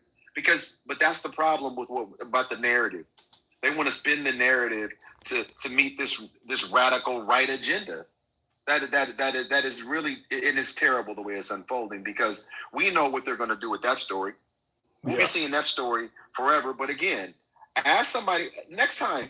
Ask them about Travis Decker. I got a few more names of these cases where I don't think I'm going after our conversation. I got a 2-minute clip on it, because I don't think most people even know about Travis Decker. Like you said, it's covered so little that I don't think most people even know about it. I mean, there are some stories in the news that are racial. Like, everybody knows who John Benet Ramsey is, or Natalie Holloway. You know about white girls that come up missing.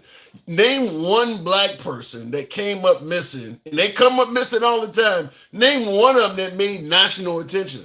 They're all over the wall at Walmart. So there are plenty of, and same thing with the Native Americans. They come up missing all the time. We don't even cover it. But if a young pretty white girl comes up missing, it makes national news.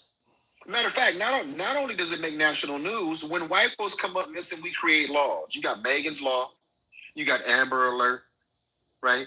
We almost had the George Floyd law, though. We almost. But check this out, Tim.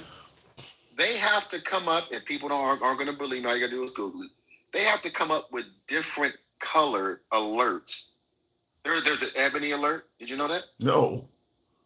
Yeah. You mean like for Amber Alert? Yeah, ebony alert. Yep. So they actually give you an alert to tell you if it's a black person missing versus a white one? Google it. An ebony alert? Oh my God. Type ebony alert, Tim. And again, there's different now. Why do we need a separate alert, Tim? Your ass ain't important. Oh shit, that's an ebony. Give me some more donuts. We don't have to leave yet. Yeah. Oh my God. Across that digital screen on the freeway, motherfuckers ain't gonna put their head up or pay attention.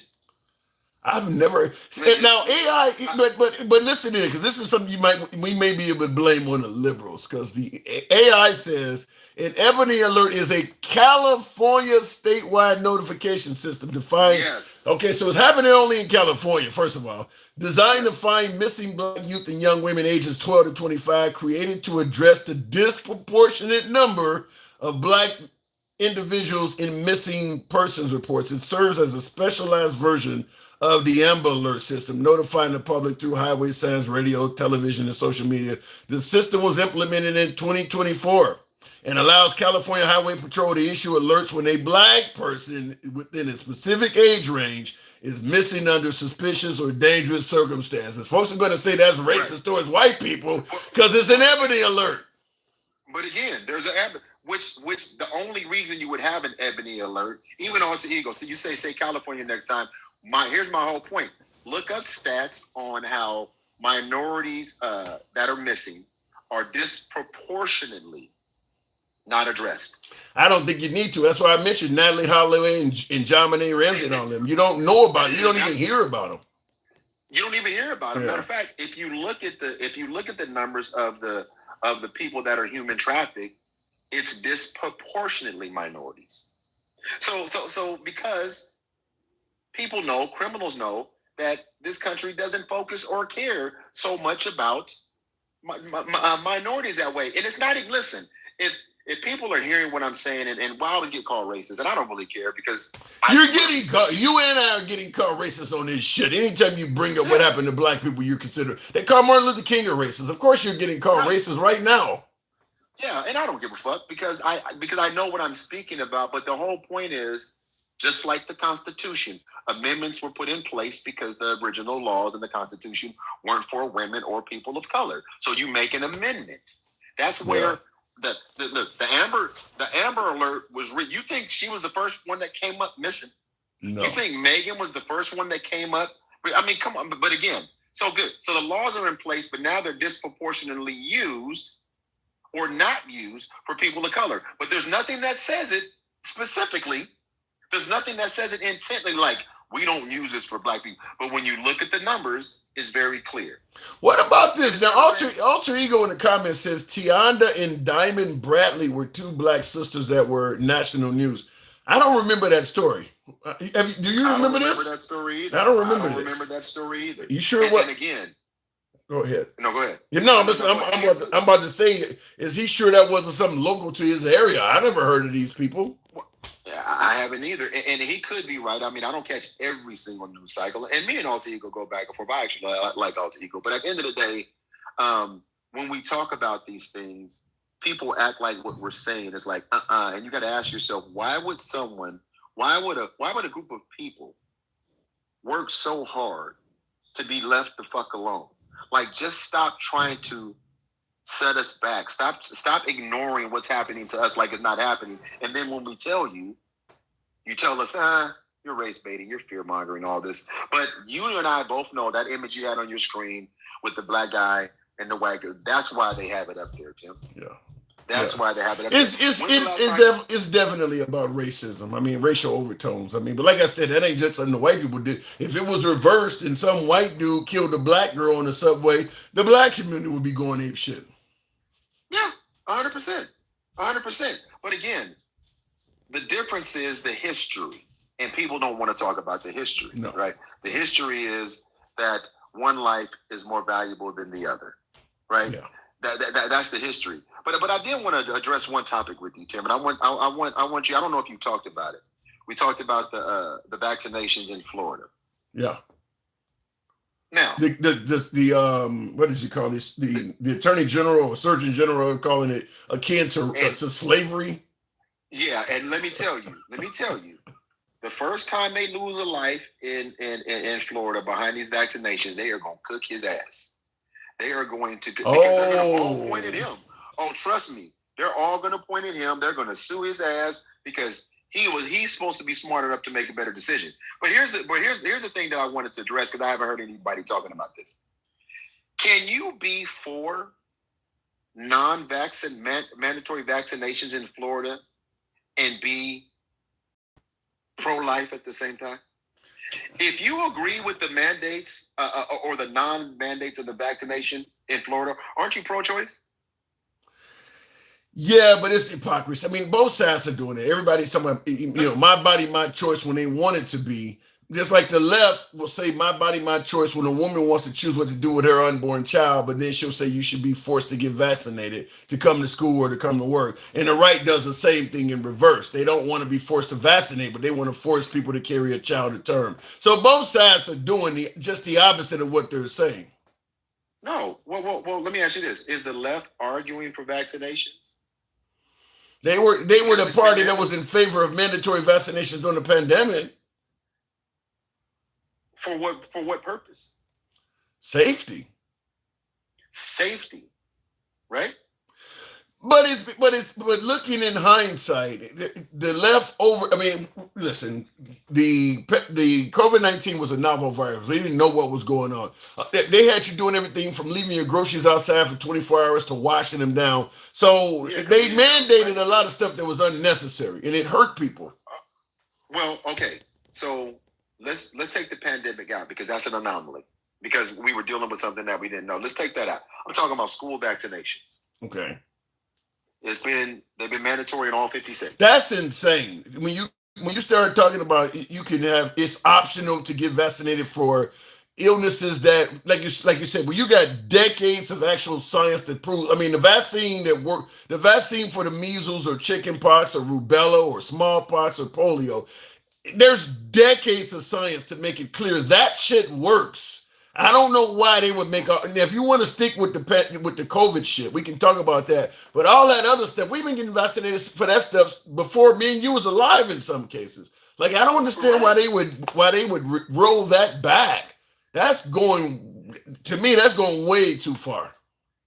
Well, and here's my point before you let me go. The argument was, it's what you do with your body between you and God. That's what he said. Yeah. That's what he said. And they applaud it and they're supporting it. Well, if that's your stance, you cannot take a pro-life stance when it comes to women. Yeah. Makes 100% logic or sense, but we know there's a lot of hypocrisy there. We know that. So if they say that means that they're really, and you need to challenge when you hear that. So that means you're pro-choice. Yeah. Because there's no way out of that conversation. You must be pro-choice. Yeah. Because if you agree with that, and it's your body between you and your God, then your feelings about women having ABs, you can't equivocate. Well, there is a side argument, though. A woman having an AB, that's not just her doing something with her body. In their opinion, you're killing something else that is not you. You're killing a child inside of you that is not you. Whereas getting vaccinated, you're not killing someone. At least on the surface, you're not, because you could get somebody really fucking sick. But on the surface, you're not killing. Whereas an AB is killing somebody every single time, in their opinion. They believe life begins at conception. So if you believe life begins at conception, then having an AB is you're murdering somebody. How many people has Texas lost because the measles vaccination was not mandatory in Texas? I don't know, but I'm just simply saying. What are we up to 600 or something? Yeah, but the vaccination still goes back to what I said. Getting vaccinated doesn't involve a murder every time. They believe that an AB involves a murder every single time.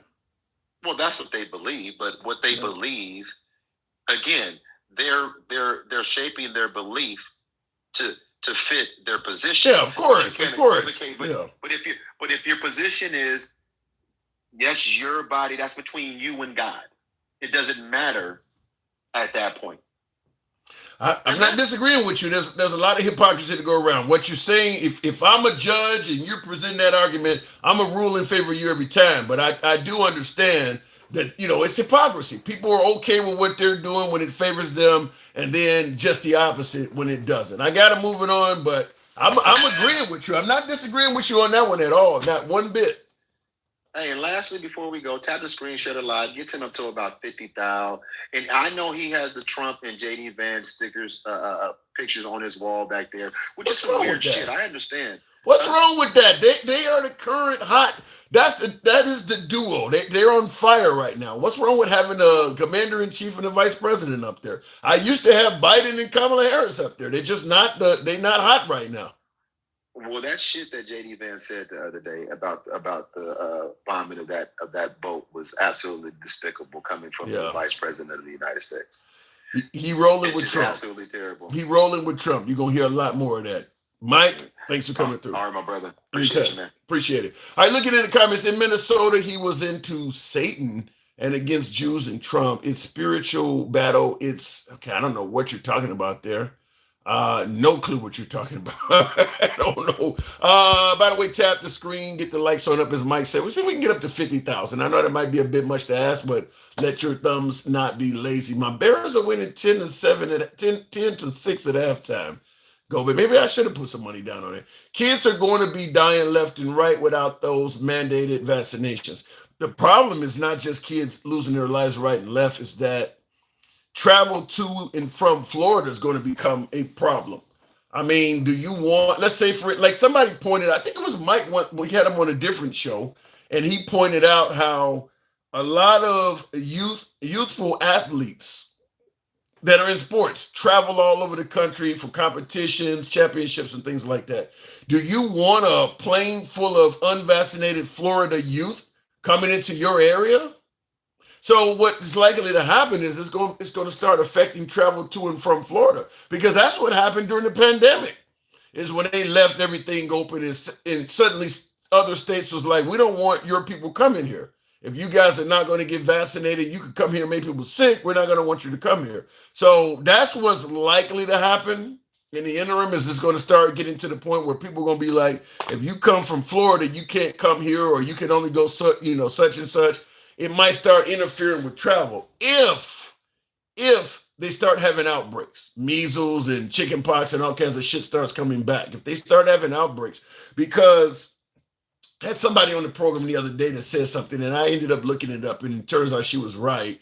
That even if you vaccinate yourself or your child, if some illness weakens your immune system, you got the flu, or you got pneumonia, even though you've been vaccinated, you got something that's compromising your immune system. Older people might have cancer and they're getting chemo. Chemo compromises your. You can actually be open to those things that you were vaccinated against because you're currently dealing with a compromised immune system. So all of a sudden, you've been immune. You've had immunization. I can't even think of the other word, but you've been immunized from something back when you were a child. But now the kids of today are not getting the vaccination. And so as a grandparent, you don't came down with some illness and you're getting chemo or something like that. So your immune system is compromised. You can't be around a young kid because he could end up giving it to you. So yeah, it's going to start making people look at Florida like, do I really want to let these residents travel here? That could cause a problem in itself. Looking in the comments, thank you there. Dennis Calhoun says last time we had a Department of War. Yeah, you mentioned that. We the last time we had a Department of War was in the 1930s, and you mentioned the coincidence of that. And I do apologize for not responding to your previous comment. The last time we had a Department of War was 1938. Is that a coincidence? Now, obviously, that's when the Germans were rising up, and that's also right before war. Well, World War II might have already been in action in Europe. I don't know when they first hit Poland and all of that, but obviously we got hit in 1941. So 3 years later, we got hit, but Germany was already striking places in Europe already. So, for a guy who ran on and no new wars, I don't understand why he is renaming the Department of Defense the Department of War. He doesn't, this because I get a lot of folks tell me all the time how they're pissed off with, the fact that I used to run a show that seemed more fair and unbiased, and now they don't, you're all about bashing Trump, and I'm like, no, I'm not. I'm not trying to come across as always bashing Trump. I'm like, he's a different guy. Now, I'm a little bit left of center, but I don't think far left is perfect. I obviously don't think the far right is perfect. Fact is, President Trump 2.0, compared to his first term, he's went significantly closer to the far right. So when folks watch the program and they go, you've changed and I don't like your program the way I used to, it's because he's changed. The direction for this country that he's talking about in 2.0 is much further to the right than it was in 1.0. So I'm not going to still speak and act the same when the current president is totally different from Trump 2016 to 2020. It's a totally different president. I mean, he was bragging no new wars under his watch, 2016 to 2020. All he seems to talk about is attacking people this time. I mean, he's now threatening Hamas again. He actually did that, I believe, yesterday or something like that. He's now threatening to get back in that. Netanyahu and the Israelis have that sold up. They don't need any American intervention in that. The Hamas is not giving any sort of resistance of any significance to the Israelis at all. They don't need a superpower like America to jump in there. They do not need us. They got that covered. And Trump is not talking about jumping in it to end it or jumping in it to take relief off the Palestinians. He's talking about jumping in it on the side of Israel. I mean, they don't need that. That's just a slaughter at that point. I mean, that's like, you're 5 foot nothing, and you got a big ass guy like Shaquille O'Neal beating the shit out of you, and then Hulk Hogan shows up and says, I'm gonna help you out, Shaq. I mean, you don't need that. That's a slaughter. So I don't know why he's talking about doing that. Ain't something that Trump 1.0 would have talked about doing. Donald Trump succeeded by Jersey Joe Biden. Okay. He said that's why people voted for Trump. Voted for Trump to get involved in the Israeli-Palestinian conflict. I thought we voted for Trump because he had no new wars under his watch. He seems hell-bent on getting involved in wars. Whether it's striking Iran, now we just hit folks in Venezuela, and he's talking about potentially going after folks in mainland Venezuela. Obviously, Greenland came up earlier, and annexing Canada. It's getting to the point where it's hard to tell. Not to mention sending military into American cities, suggesting that Chicago is going to find out why it's called the Department of War. He seems more like a warmonger this time compared to last time. I don't think anybody's going to walk away from his second term talking about no new war started under him. That just does not seem to be happening this time at all. Well, Palestinians started it. Don't start a war and cry when you lose. Well, William, we can look. Israel went way beyond getting retaliation for what Hamas did. But even if you want, let's go with what you're saying. You said, to the Palestinians, don't start a war and then cry when you lose. They didn't start a war with the United States. Even if what you're saying is true, then that's between them and Israel. They didn't do nothing to the United. Why is the United States getting involved in it? The United States is just kind of piling on. They didn't do anything to America on October 7th. Why are we getting involved in it? If the last administration didn't tear the country apart so bad, maybe it wouldn't be a warmonger. Tore the country apart? How? How was America torn apart on New Year's Day this year? Because Biden was still president on January 1st. Tell me how America was torn apart. I don't see it. Some would suggest, think about all the Americans that had jobs, that had farms, that no longer have them now. Go tell them the country was torn apart. Tell them they're better off now. You're about to lose your farm. Yay, you're doing better now. Tell them that. I don't understand what you mean, torn apart. Now, the border, I see somebody mention the border. Okay, the immigration issue was a big problem. But most Americans weren't dealing with that. I'll submit to you before I go back to the box. Tap the screen, get us on up to 50,000. Appreciate you guys that are doing it. Most Americans that are bitching about open borders were not dealing with any of the consequences of open borders. They just don't like it. Just like most Americans that are bitching about the crime in Chicago, don't live anywhere near Chicago, have no desire to go to Chicago. It just makes for something good to sit around the TV and look at and bitch about. If you live in, I keep mentioning Idaho because it's a blood red. You live in Boise, Idaho, you ain't dealing with no huge issue with immigration. Whatever they're doing down on the border, open borders, is not affecting you at all. Yet they're, Chicago's got to fix their crime. You ain't going there. It got nothing to do with you.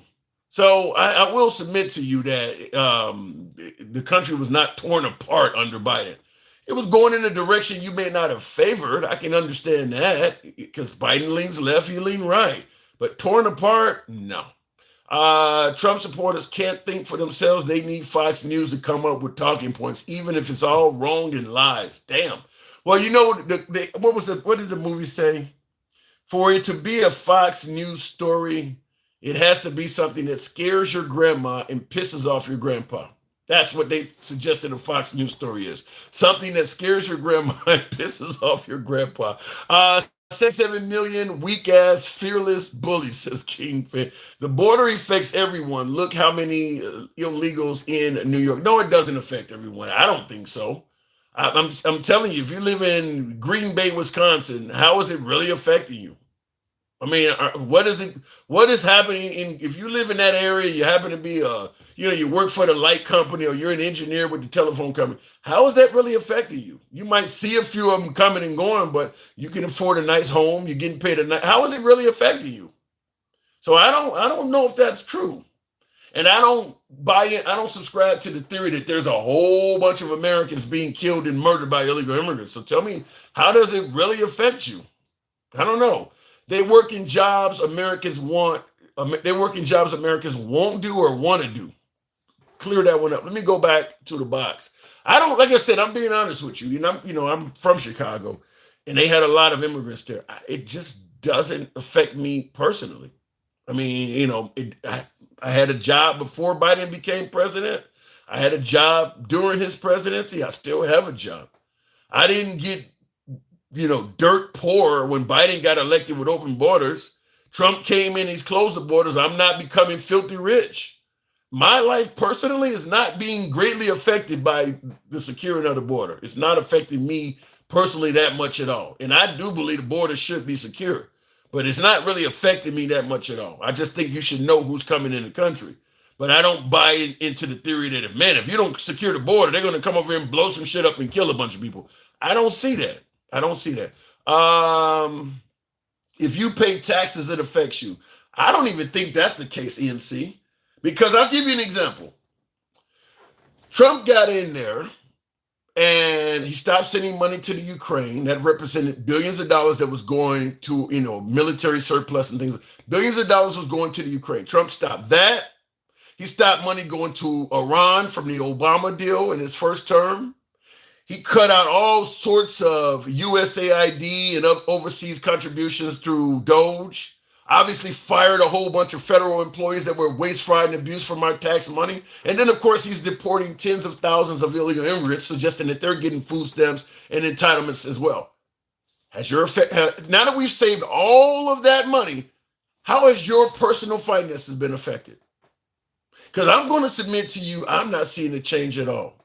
So when you suggest that illegal immigrants is going to affect me because of my tax money, I'm not seeing any benefit from all of the billions of dollars that Trump is claiming he saved us. Not one thing. I mean, listen, I'm a guy with 3 college degrees. None of my student loans are going to get paid off. I'm not going to get universal health care. There's no tax cut that's going to be of any significance that I'm going to jump up and down screaming about. Where's the benefit? Where's the benefit?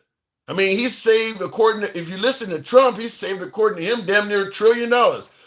Where are the Americans jumping up and down saying, yay, thank God that Trump did that. I'm not paying any taxes or my financial situation is blown up. I'm not seeing it. So that's where I have a difference on. Eat caca MAGA coat pretzels. Fuck around and find out. Dump Trump, says Deltron 3030. That's a mouthful. Eat caca MAGA coat pretzels. Fuck around and find out. Dump Trump. That's a mouthful. Thank you for your support, by the way. Even when you talk about the debt, let me go to the box. When you talk about, by him doing it, it's going to cut the national debt. Bullshit. He's talking about building an Iron Dome. He's talking about getting involved in all kinds of other military government contracts. You're not going to save any money. All he's doing is playing a shell game. The money that was going to USAID or the money that was going to Ukraine is just going to go to expand our military. He's not going to reduce any national debt. It's just he's going to take it from one thing and put it into something else you might not agree with. It's not going to cut. You realize how much money we're spending on the National Guard in D.C. every day? $1 million per day for that to be there. And nobody believes that is a permanent solution to crime in D.C. It's $1 million a day being spent in D.C. to have a National Guard standing around really just holding on to rifles and intimidating people or picking up garbage. $1 million a day for that. So I don't think we were hardly sending, when you look at how much money we're sending USAID, you can pretty much take the money from USAID and just contribute it to how much money we're paying the National Guard. So it didn't cut the debt and it didn't affect your life at all. If you don't live in D.C., you're not getting any benefits out of solving crime. And because the money is going from there to there, you're not getting any benefit out of any debt being cut. So, and that's what's happening. He's just playing a shell game with the money. But at the end of the day, you and I aren't benefiting from that. Let me go back to the box. And if somebody can tell me where otherwise, I would love to hear it. Miss Mobetta, you are truly in a cult. Moron, says NM. Explain how. Appreciate the sub there, Shooty Scoot, I think that says. Thank you very much. Miss Mobetta, good evening. Good evening, Tim. Good evening. Good evening, everybody. I want you. President Trump is claiming that within only. Well, I'll let you hear him. I want you to tell me, what do you think in terms of the likelihood of this? I will cut the price of energy and electricity in half. Ready? 12 months from January 20th, to take office on January 20th, your electric bill, including cars, air conditioners, heating, everything, your total electric bill will be 50% less. We're going to cut it in half. And we have it. We have the power to do it because we have it. We don't need 12 months. He's going to cut your electric bill at home, cut your price of fuel. 12 months. So that's by January coming up. It'll be 50% less than it was. I would like to know what areas he's speaking of, because here in New York, we get our sources from Canada, and he made them an enemy. Yeah. This is national. He said this many times. He made it clear this is national. This is not an area. This is for the whole nation. I would like to see how that's going to happen. Unless he's flip-flopping and doing backhanded deals like you said he does. Backhanded deals with Canada that he's not going to speak in public because he doesn't want to lose his status as being the big man on campus. Mm. And I would like to know, how is that going to happen? Well, I mean, he claims that he claims that he can do it. Now, he made this promise about 10 months ago. He wasn't quite president yet. He makes a lot of he makes a, I guess with gas being $1.98 nationally and stuff, he just likes, like I said, he blinks lies. When he blinked, a lie just fell out. I get told that all the time. But what about listen? You can't believe it's bad that you really can't believe shit that he says. You're supposed to be a leader of the free world, and he got it more divided than any other president that has stepped foot in that White House. Mm. Do you think he wants us united? Absolutely not. Because what does he do to actually say, all right, folks, let's this is our plan for all people? No, he's attacking his own civilians. He's attacking his peace. He started a war with his own people. You sending the National Guard in there. They are a Department of War. That means you're declaring war on your own people. Mm. Now, did you see his clip from the other day when we covered that on the other show when he was talking about Chicago's going to find out why they call it the Department of War. The Chicapocalypse picture. He'd be the first one to fuck around and find out. But see, he runs his mouth because he don't take his ass in those areas. You understand what I'm saying? He don't go in there. He sends the little pawns in there. Like you said, we playing chess. He's playing chess. The military is his pawns right now. They're gonna send him. He gonna send them where he want to send them. And they're going to go because they have families that they have to feed. So it's not like they're going to defy him because they have a right to refuse a lot of things that he does. They have that right. I don't know. I think Trump may be braver than you giving him credit for. I think with enough military presence, he would go into. Prove it to me how? Well, I'll give you an example. Remember, he held the Bible upside down. He went right into the area where they were rioting, just to show them I got this shit. You got jokes too. Well, he did it. You got jokes. That he listen. You see how that's burning? That's what his house looks in the afterlife. That's what his life looks in the afterlife. Right. All that burning in the back. And he don't look like no commander in there. He look like he from Brokeback Mountain in that. Oh my! Speaking of the notion of him burning in the afterlife, because I get all, I'm on his text message list 80810. I think it is 80822. I get a lot of text messages from the Trump campaign. He sent me a message, and it does say Tim. They just put everybody's names in there, but it starts out Tim. I'm trying to get into heaven. It actually says that. And he gives reasons of why he's trying to get into heaven and things like that, what he's trying to do. And he said he believed God wants him to make America great again. I don't know if he's typing this shit up or his handlers are doing it. No, he ain't. That's some them auto shit, some AI, like they say. He is not. First of all, he said he ain't a Christian, number one. But I'm here to debunk when people say that, because you don't have to be a Christian to know God. God is not of religion. God is for all men. It ain't got nothing. Religion is what is man-made and what people came up with to divide and conquer. They used they used religion as a scare tactic. Yeah. Well, I say on the show. I say on the show all the time. Now that I've gotten, because I used to want to be a pastor when I was a young man. I used to go to church all the time, and as I've gotten older and I started seeing exactly what you're talking about, how much religion was used to promote hate and division, and I'm not very religious at all anymore, because I would. They do it. And doing all of that. Look at all of those pastors. I was watching the video today where all of those pastors got arrested for essaying children, for abusing children and all. That was a long list of and guess what? They were Republicans. They were MAGA. And not just Republican, they were MAGA. There's a different entity there, because MAGA's a cult. Yeah, see, my standpoint is, if there is a God, and you can pray to the guy and he can alter what's going on earth and things like that, if there is a God, he's supposed to stop that stuff. I mean, people are using your religion to exploit, rape, murder, and kill other people. If you know they're doing that in your name, you're supposed to do something about that. Otherwise, what good is praying to you? This is it, that teaching and stuff, Tim, goes really deep, and I know you know, because like I said, when Satan was in heaven, he wanted to be the king. When he left heaven, he took a third of the angels with him. God actually gave him dominion down here on earth.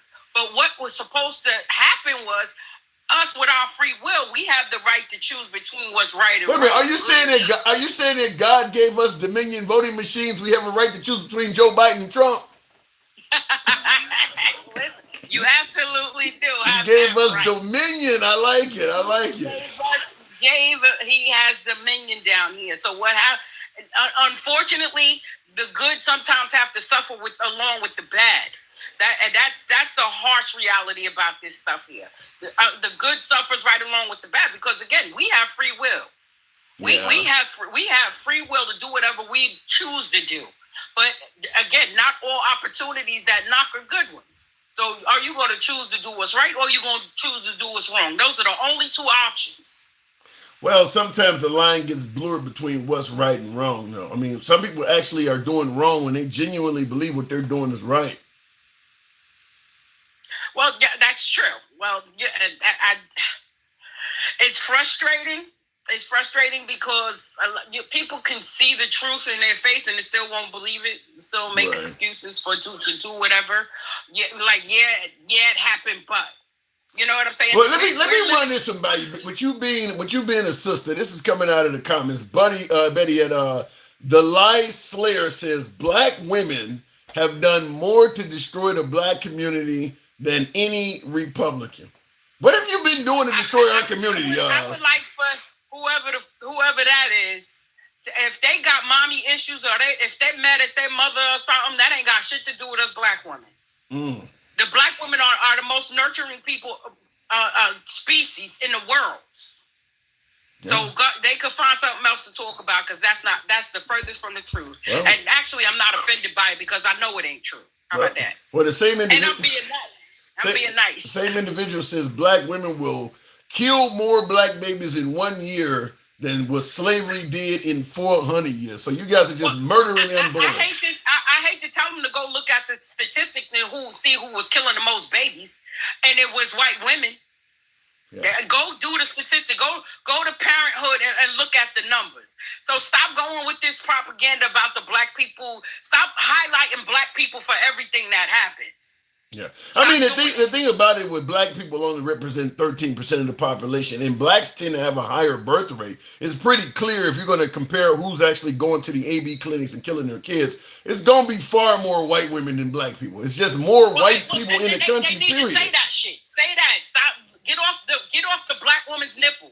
We fucking breastfed y'all asses for long enough. Yeah. We breastfed y'all long, and so don't get me into the history of this shit, because then y'all really ain't gonna like me, and then y'all gonna call me racist for pointing out to the shit that y'all should have been taught a long time ago. Yeah. That's why we here right now having these conversations, because again, like you said, for those who try to erase history are bound to repeat it. However that saying goes, it stands true. Yeah. It stands true, and it goes to comments just like those over there on the left side of you over there. That it just proves what that saying is. You know, stop trying to act like Black women are the enemy, because we're not. You damn right. When you say those comments on the left side of me, yeah, my YouTube audience is mostly MAGA. Yeah, the left side of me be hot as hell. I know. I be on your YouTube too. I know. Listen, it's there, and then they show themselves to be who they are, and they get mad when somebody call it out.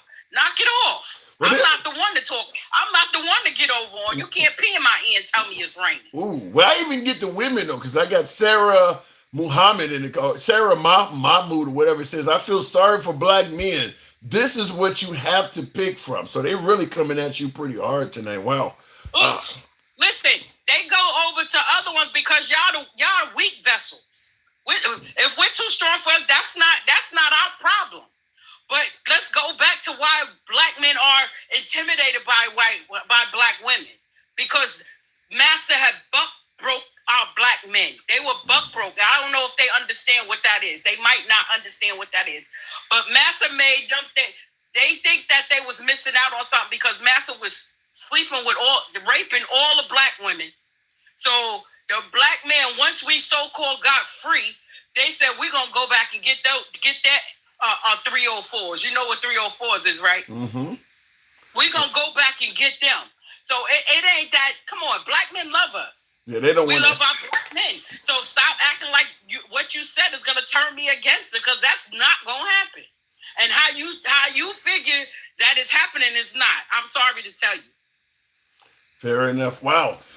I just, I have to read some of the comments. I mean, they've only continued to get even hotter with you pushing back. Yeah, they've only gotten hotter. But I got all night. Yeah, because somebody said, I got one of them.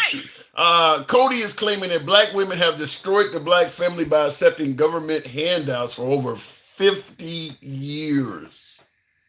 Well, that's because the black men are absent. If there was a black man there present, if the black man is present, then she wouldn't have to accept government assistance. Let's be clear about this here. It should also be single women because of why? Yeah, it should also be added that when they first started making handouts available to black, welfare and food stamps, when they started making that available to black families, the black guy had to leave the house for the woman to even qualify to get it. Yeah, so they could go on Bricks TV and watch Claudine right now. Claudine explains, it'll show you how that used to happen. You used to have to hide shit from the welfare, all kinds of stuff, because the man couldn't be there. They haven't watched Claudine, but I know the scene. Yeah, they haven't watched Claudine, but I know that exact scene you're talking about. I know exactly what you're talking about. Exactly. But again, stop acting like the black woman is the epitome of losership, because that's the furthest from the truth. To me, it's almost the akin of putting a bag over your head and then making fun of you because you're gagging for air. I mean, that's what it kind of sounds like. It's a lot of the things that they complain about. Yeah, a lot of the things they complain about are circumstances or consequences of things that were done to the black community, but they don't see that part. You can't put an animal in a cage, poke at him, starve him, and do everything, and then let him free and expect him to behave. Yeah. That's a double standard. You can't do it. But like I said, just because when I state the truth on things, try to give you a little education on how things were really ran, now people want to say we're racist or the black woman is the problem. Well, they're gonna say you have victim mentality. Zero in the comments. All kind of semantics, because that's all it is. A bunch of word salad, bunch of semantics. But I can tell you what, I have a job and a bank account that'll prove all their ass is different. Zero spelled with an X, like Xerox. Zero says black women took money to be single mothers. So in other words, you took the money knowing you had to put your husband, which to some degree, the rule that the man couldn't be in the house should never have been there to begin with. So when they took money to be single mothers, well, the fact that they had to be single mothers should never have been there. I mean, but that was the rule. Well, see, that goes to show you how they don't read. They don't read, and they deny the truth. White women were the biggest recipients of welfare. So what the fuck is you talking about? I don't think. What are you talking about? Yeah, come on. Yeah, I don't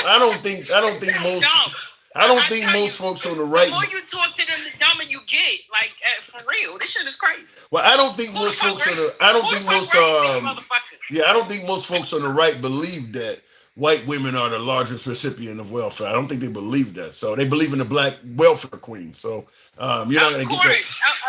Of course, because they don't want to make it seem like that they raggedy as fuck, because that's what they are. They raggedy as fuck. And I'm not racist. Before they even go there, no, I'm not racist. But how you treat me is how I'm gonna treat you, and that's period. Now you could call me whatever. I think I don't accidentally brought out the gangster grandma in you. I gotta move it on, Miss Mobetta, though. Oh, they lucky.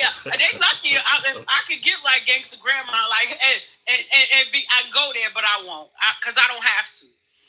I don't have to. Fair enough. Tell them it's not my. It ain't my fault that we are some intelligent, beautiful, articulate, nurturing, sexy. We all of the above, and they mad because their wife could never hold a candle to my feet. Damn.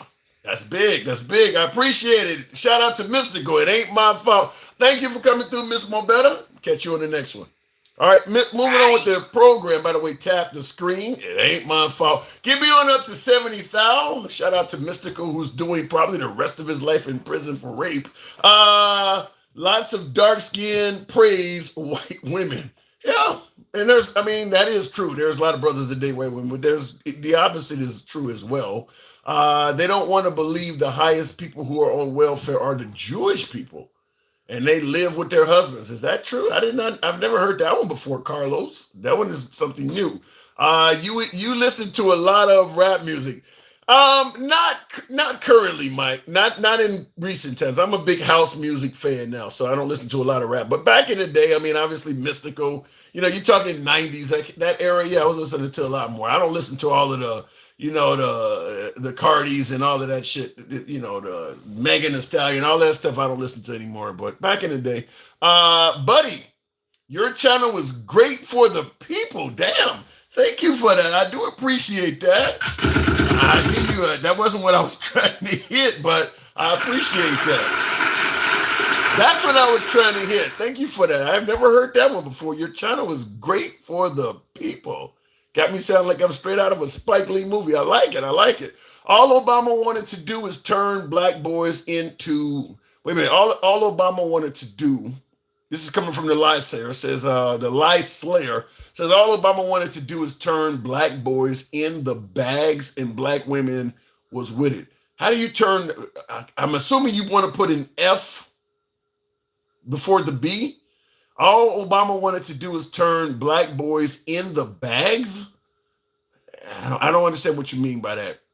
You're talking about EDM. King fan, I do like some EDM. When I say house music, just like with rap, there's different variations, different types of rap. There's different types of R&B. There's different types of rock. There are a lot of different types of house music. I've been a house music fan since it was invented. Spun right up from disco, and I am a big fan of disco as well too. So deep house, soulful house. There's a different, not the trance, not the techno. I'm not a fan of dubstep. I don't like any of that. But there are a lot of Chicago house, the old school Chicago house. Certainly, I'm a fan of that as well. But house music. I'm a big lover of house music. Loves a lot of house music. A lot of stuff that comes out of South Africa I listen to. I listen to a lot of stuff that comes out of Chicago, New York, Detroit, Miami, you name it. Anyway, looking in the comments though, who put the black men at who put the black men at the house for a block of cheese and 200? Who put you saying something that doesn't make any sense there? Obama tried pushing that homo stuff, Africa, and they wasn't having it. I don't remember Obama trying pushing. I get that you're indicating you don't like homophobes. What you're basically saying is you're a homophobic person, but I don't remember out of Obama's 8 years. That has got to be. I know Obama legalized gay marriage. I know the right does not like gay marriage being legalized, which is why I stated in my video 5 rights you may lose under Trump. I included same-sex marriage as one of those rights you're probably likely to lose in 3 years of Trump. But I know he went to Africa and was, speaking favorably of same-sex marriage. Okay, they didn't like it. Fair enough. They're homophobes too. This country, Obama used to be one. Obama is quoted as saying marriage is between a man and a woman.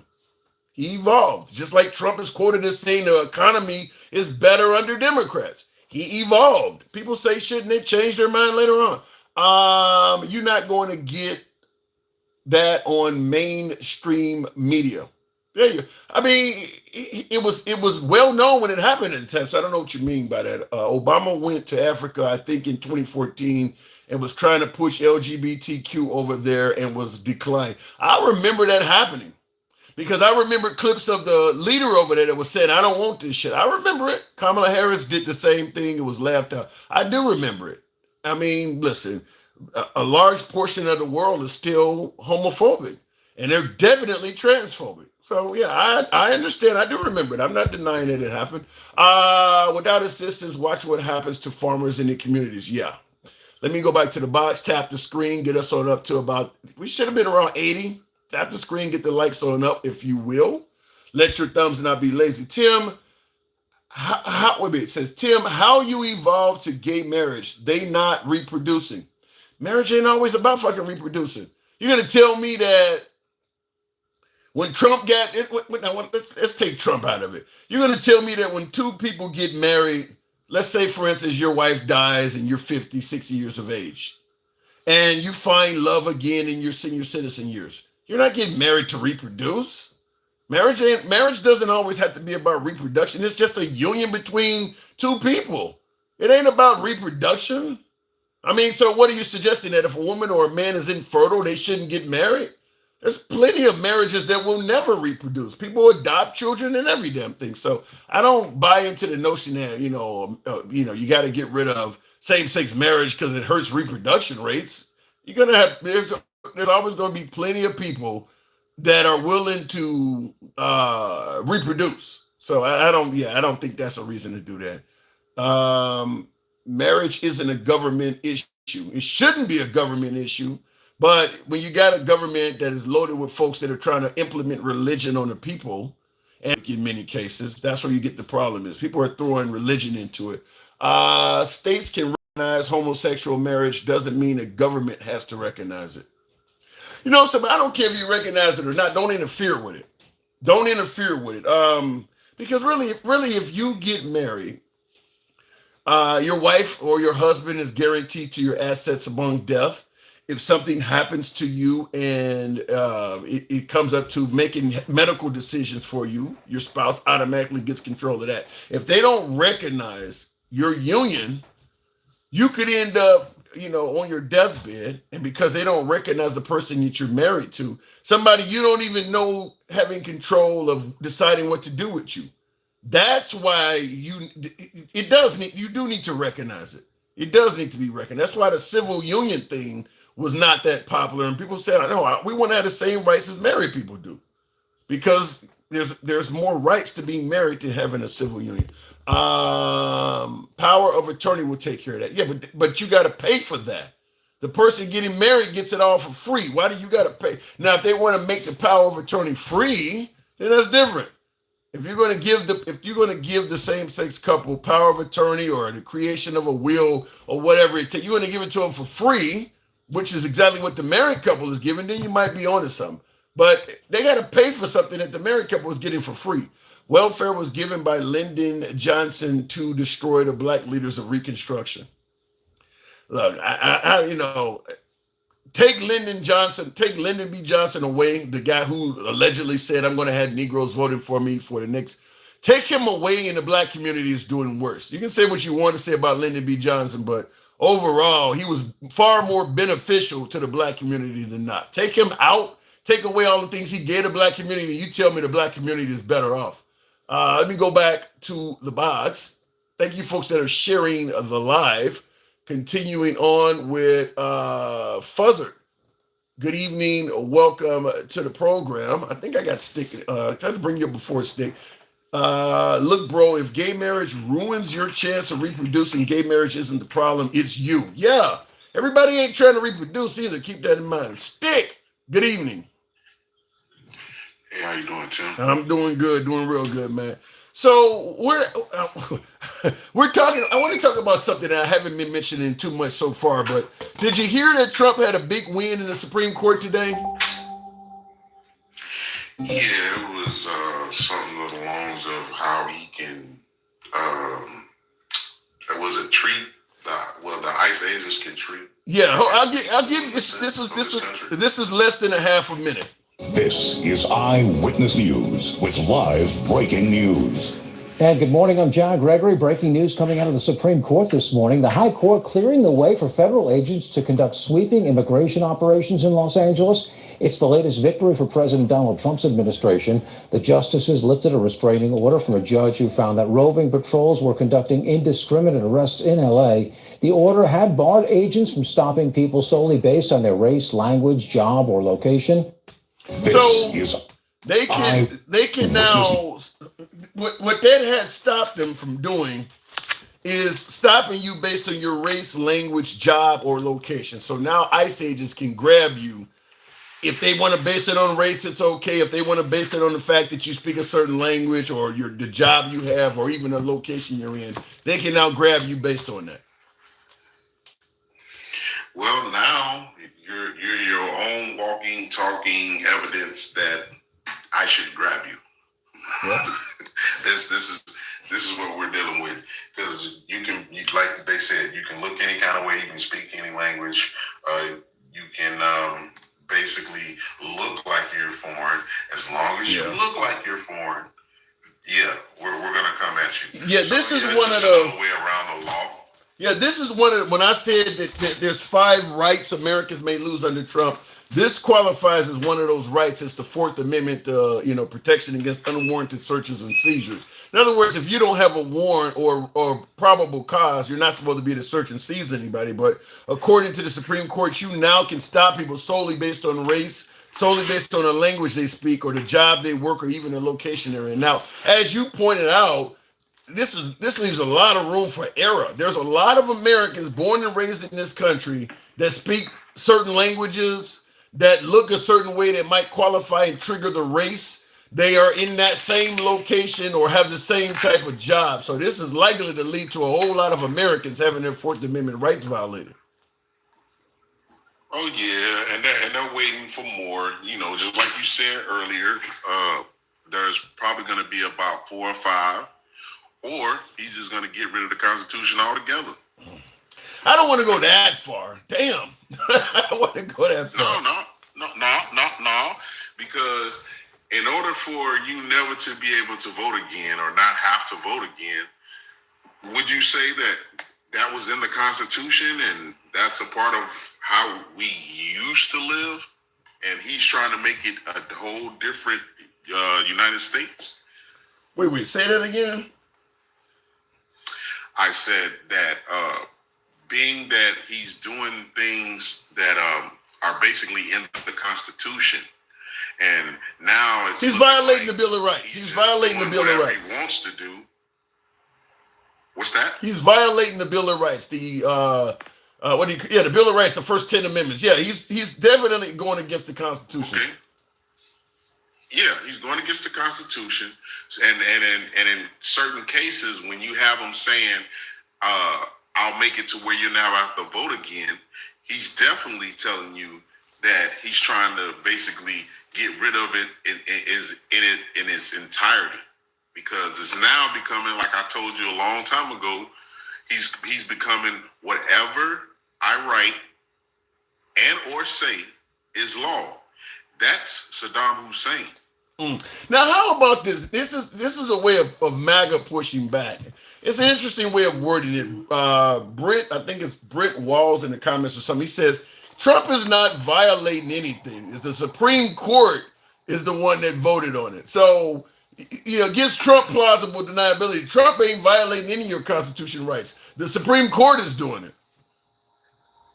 No, what happens is Trump violates your civil and constitutional rights, and then the Supreme Court said, well, he had the right to do that. Yeah, that's exactly what's happening. That's exactly what's happening, because he does it first. Somebody challenges it and says it's unconstitutional, and then by the time it goes to the Supreme Court, they're just saying, well, he had the right to do it. He can do whatever he want to do. And that's what we're going through. That's a really good way of putting it, is that the Supreme Court is just okaying his actions.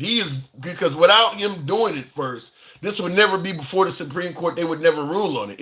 It takes for him to first do it, and then they come behind him and interpret it in a way of suggesting that it's legal. Like with flag burning, if Obama didn't win, let's say DeSantis or Chris Christie or Nikki Haley or any of those, Vivek Ramaswamy had won when they were primarying Trump. If one of them were president right now, you wouldn't have had the Supreme Court ruling on flag burning. That's something. Same thing with this whole stopping people based on race, language, job, and location. This stuff wouldn't happen if Trump wasn't in office. Well, not only that, a lot of people that are prominently displayed at this moment wouldn't be out. So you know, you got Vivek, right? He was the India or the guy from India that was basically trying to just everything that Trump did. He either tried to mimic it, Come on, Vivek or he Ramaswamy. tried to grab it. Yeah, Yeah. And guess what? The reporter told him, you know, you sound good, but you know, I just can't vote for India. You're talking about what is her name? Ann Coulter said that. She said that to his face, Yeah. like, I can't vote for you because you're an To his Indian. face. Yeah. So, but it's not about race though, right? That's what they told us. MAGA told us that they're not racist. We played that clip when Ann Coulter said that. We played that clip here on the show, and MAGA started throwing Ann Coulter under the bus because, yeah, she had said the quiet part out loud. She wasn't supposed to say you can't vote for the dude because he's an Indian, so they started attacking Ann Coulter. But that is absolutely true. Because when there's been 4 people in recent times that are of color that tried to run for president, and each one of them started getting attacked based on their race and getting otherized. Obviously, Obama suddenly was born in Kenya.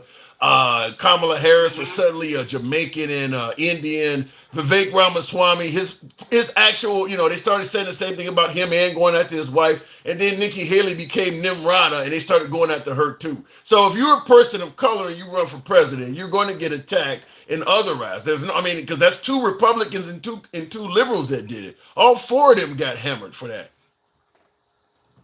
Well, this is the first time in history that a black woman was told that she ain't black. This is the first time in history in any election. I mean, that's like you have a Russian running to be president. He said, "But you ain't Russian."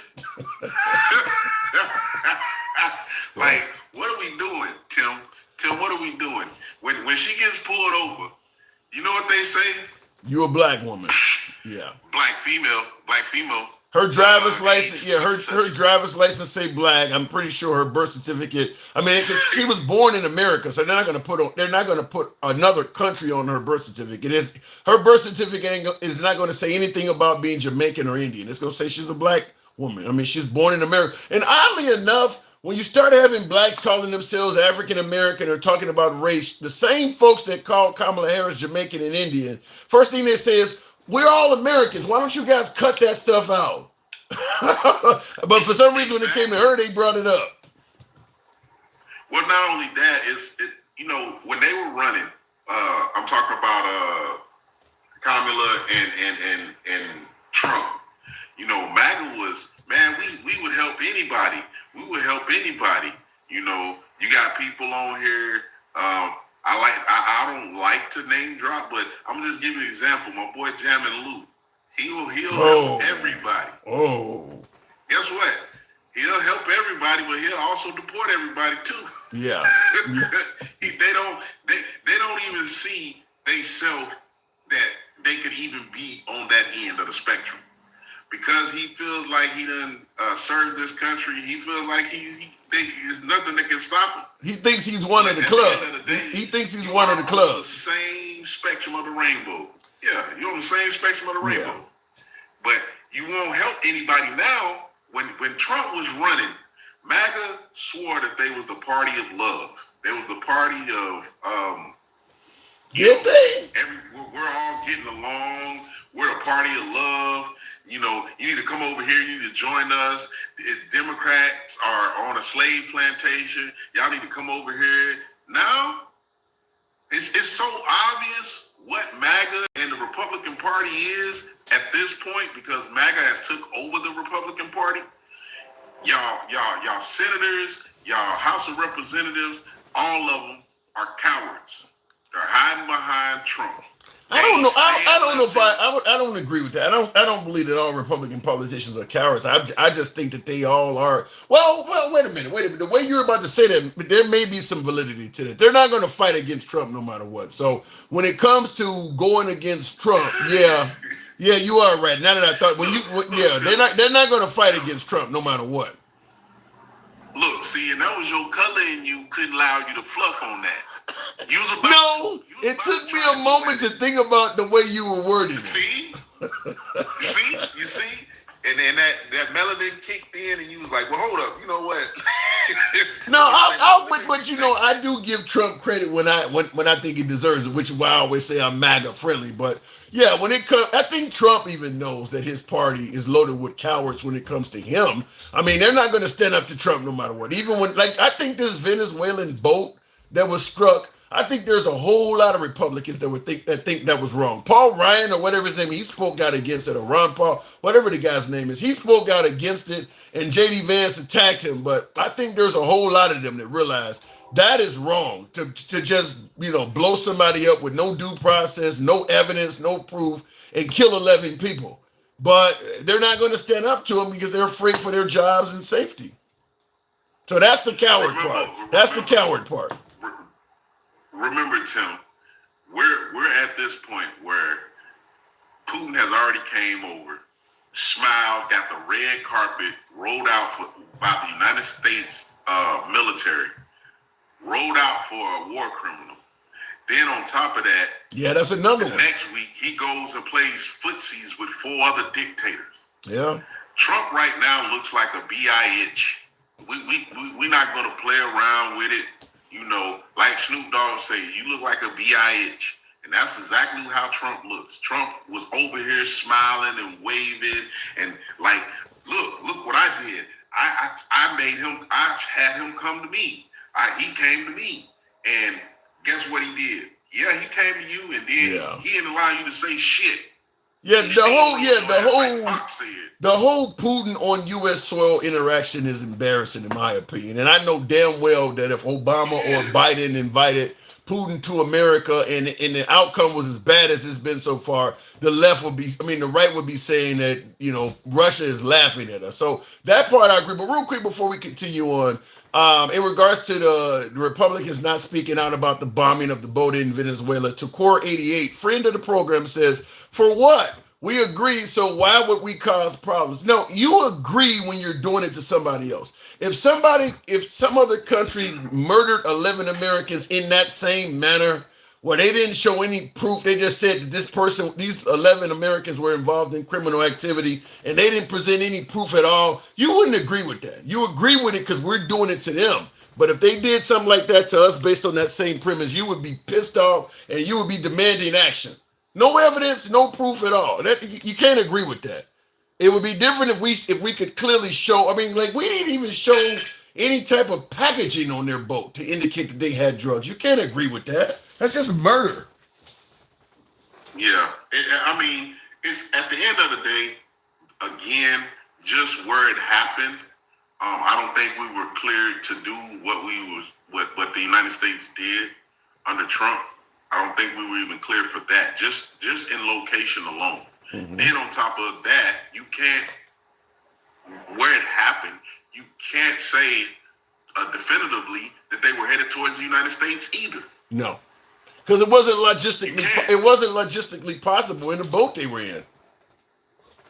Exactly, it's a speedboat that only has so much gasoline in it and can go so far. Yeah, and where they were at again was nowhere near the United States. So how can you definitively say that's where it was headed? You can't. I think it's like I said earlier. If Trump says it, people are going to take it as face value without questioning. I do got to move it on, Stick. But yeah, I think it's because Trump said they're drug dealers. They don't need much more proof than that. So check it, Tim. Last word. So I just ran down the Putin thing. And just like I said, people thinking that Putin came over to discuss Ukraine. He really didn't discuss Ukraine. He came and he steamrolled Trump. But how do we know that time that they weren't in front of cameras and they were talking, whether it would be in the limo or whether it be in that little room that they were in for like, I don't know, I think it was like 3 hours or whatever. Who's to say Putin didn't give him the rest of the plan of how to become a dictator? Look, I see that you are already stationed. You station these people here, here, and here, where you strategically need to go here, here, and here. Now, if you go to Chicago what you're going to have to expect, right? You're going to have to expect those set people and the way that they're going to think where you're going to go. You're going to have to basically cause some infighting. So when you have Texas National Guard going to Illinois, where they're not from, to patrol without being invited, you're actually told don't come. You're actually told you have no right to be here. Now, it's not on the soldiers, it's on the people in the command above them. We're going to need somebody to pull a General Milley. You're going to need somebody to say, hey, check this out. This guy can't do that. So we're not going to do it. General Milley stopped escalation that we had with China. Yeah, by and telling they them, "Look, wanted this to, guy and said they this. wanted to punish We him for ain't that. doing a goddamn thing." Yeah, they wanted to punish him for that. But guess what? He reserved the peace. If anybody needs a peace award, is General Milley, because he stopped that. Yeah, He get between it, broke that shit up, and then he was gone. well, he did violate the military code by doing that too, but fortunately for him, Biden pardoned him. I got to move it on, though, Stick. But yeah, he did do that, but he violated the code. Appreciate it. All right, moving on. Moving on with the program. Thank you there, Stick. Before we continue on, tap the screen, get us on up to about, we're close to it. Get us up to about 90,000. We can certainly do that if you let your thumbs not be lazy. I haven't given my spiel yet, but I'm going to go ahead and give it now. We are MAGA friendly. I don't know why my hat fell down, but we are always MAGA friendly. We can be critical, but we're MAGA friendly. We don't block, ban, or censor anyone for their comments. So if you like dialogue open from all sides of the aisle, going to ask that you take this time out to tap that like button if you're watching on YouTube or Clapper. Follow the program if you're watching on TikTok or Clapper. Give your boy a sub if you happen to be watching on YouTube. We're here generally most weeknights. We believe in letting everybody speak. So even if you lean right, you can speak without any concern of being blocked, banned, or censored by the host. I get more left-wing callers because right now in this environment, the show is more critical of Trump. But if we had a liberal in there, I'm sure there would be tons of shit to criticize about the left. There's no liberal in power right now. So you're going to get more criticism towards Trump. If Trump's administration was riding sky high, doing everything that he promised and America was blossoming, make no mistake about it, I would be the one that would be giving him credit for that, and the left would be hammering me, which is what was happening when I was chastising Biden, last year.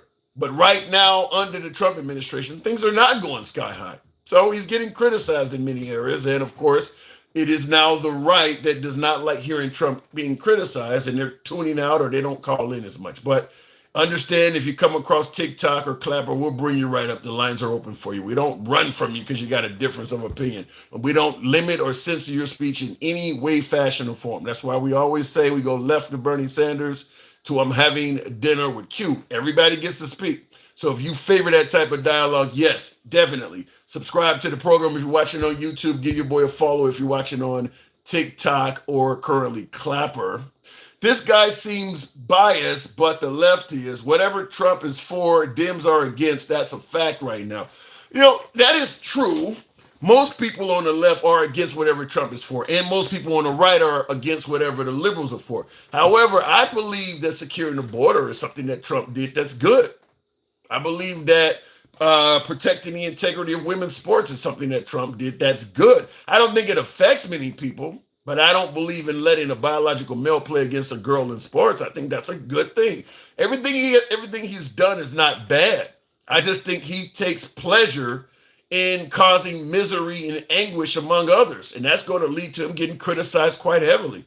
Like, for instance, the picture I had up of him earlier with the apocalypse picture from Chicago. This is just done to piss people off. So you can't complain about Trump derangement syndrome when you're taking pleasure in doing shit like this. There's no purpose of this other than to anger people. That's the only reason you would do this. I want to find the people of Chicago, or have the people of Chicago find me and just make them angry. The whole goal of this is to simply make people angry. That is something I'm going to point out that is not becoming of any politician in the country. I just want to make people mad. Nothing to do with running the country, nothing to do with making America great. I just feel like going online and doing something to piss off a bunch of people. He does that all the time. He does that over and over again, whether it's putting pictures of Biden hog-tied in the pickup. And really the only counter that the right has is pointing out some comedian or somebody out in space that did something similar, which is actually no defense for President Trump. Kathy Griffith held up a severed head. I had one caller, I think it was Twisted. Well, Kathy Griffith, that ain't got nothing to do with him, though. That's not a defense for him. So some comedian did it, so the president can do it. So I do believe that's where the problem is, that if your goal is to make America great again, deliberately trying to piss people off should not be part of that. You're never going to make America great while deliberately taking pleasure in angering people. It was a con, Tim. It was a Tim. The timestamp means something on the keyboard. Okay, I don't know what you're talking about timestamps or whatever. I mean, none of that takes away from what I said. Trump takes pleasure in pissing people off. I don't think that's even up for denial. Trump takes pleasure. What do you say, liberal tears, or what are the other phrases we use? You know, you're trying to make people angry. There's no denying that. So if you do that, you're not going to likely have a great country doing that. You're not going to have people because people say, well, Trump could cure cancer, and they wouldn't give him credit for it. Well, you are taking pleasure in trying to make them pissed off. You think they're going to give you credit for doing stuff when you're constantly just bashing them for whatever reason you come up with? They don't want, I don't know what that means. When is the accountability starting for the whole damn bunch? Not for the next 3 years. I'm MAGA, but I can criticize him for being thin-skinned sometimes. If you're going to dish it out, you've got to be able to take it. That's true, but I'm just going to say this. If you're running a country of 360 plus million people, everybody's not going to like you. If you want to be president of a country where every single person in the country likes you, or nobody can criticize you, then go run a dictatorship. That's the only place that happens. If you want to run a country where people have freedom to speak, people are going to speak out against you.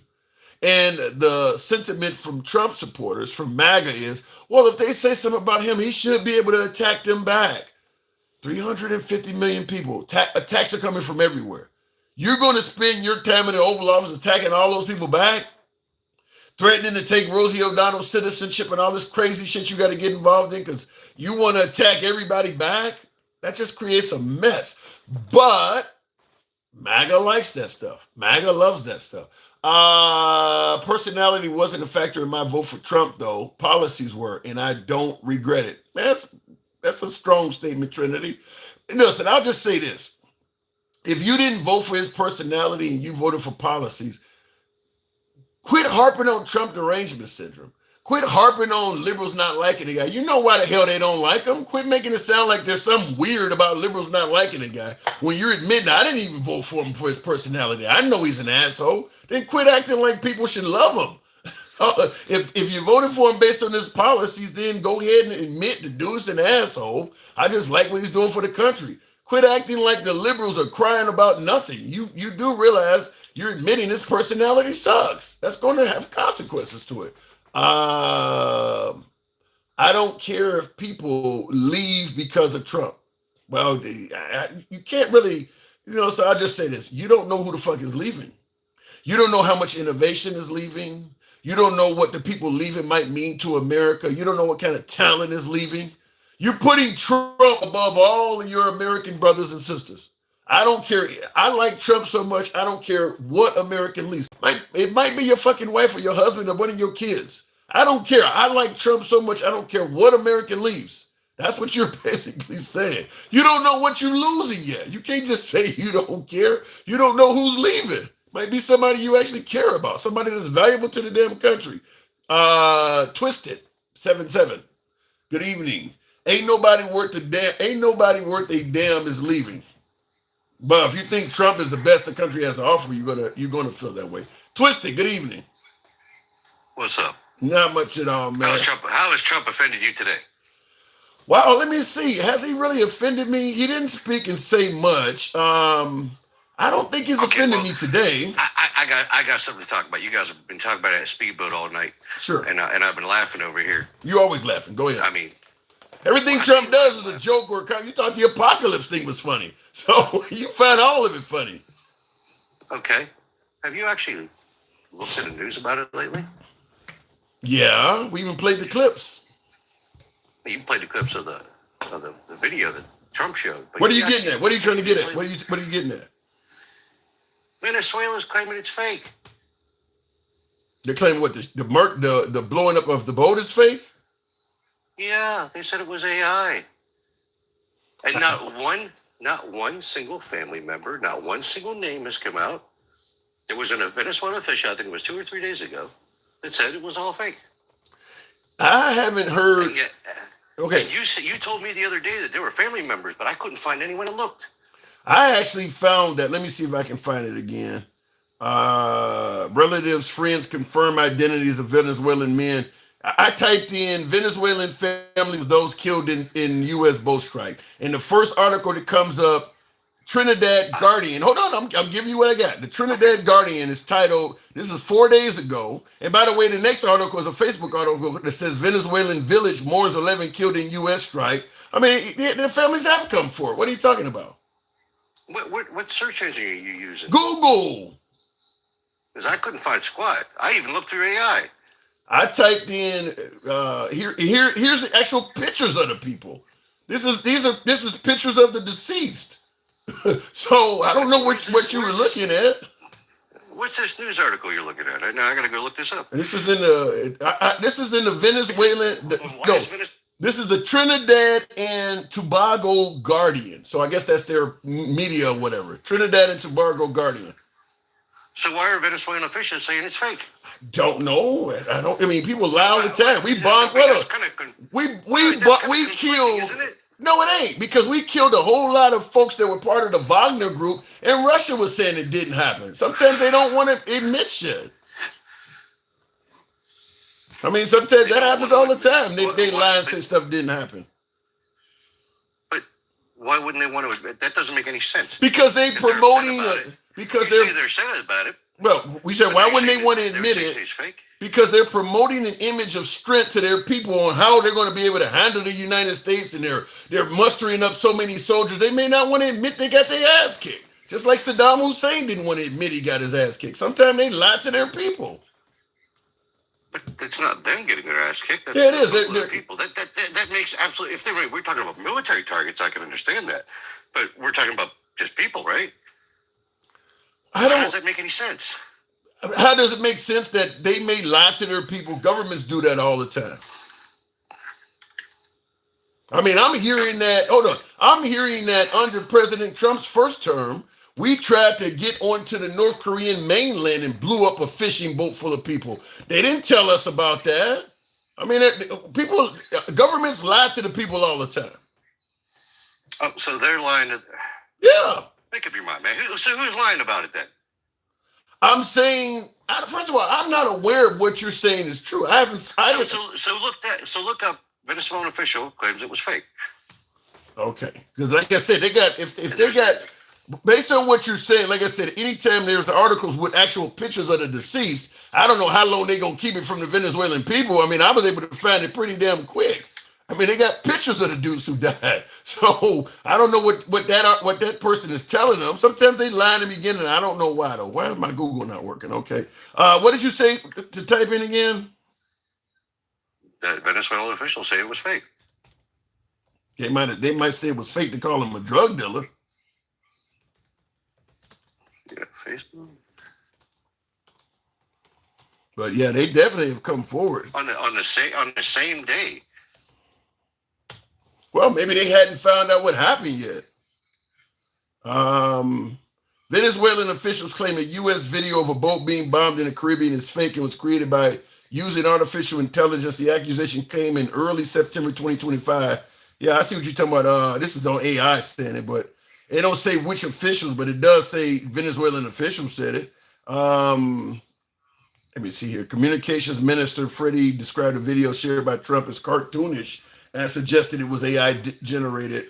I don't know why they would lie about it other than, like I said, they may not want their because let's put it this way. If the U.S. bombed 11 innocent Venezuelans, the Venezuelan citizens are going to expect them to act on that. So maybe they may be lying because they don't want to actually have to confront America about it.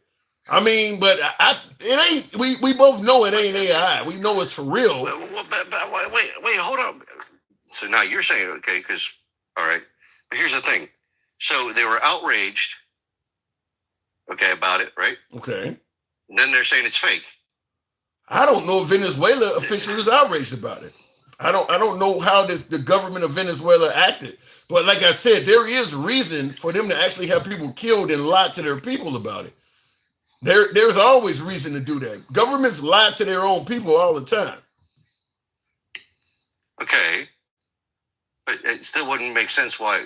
I don't know. That doesn't make any sense to me. Yeah, it does. Okay, let me explain it to you They're saying again. it's fake, but they're saying it's real, and I haven't heard anybody say it's real, other than the Trump administration. I haven't heard anybody from Venezuela say it's real.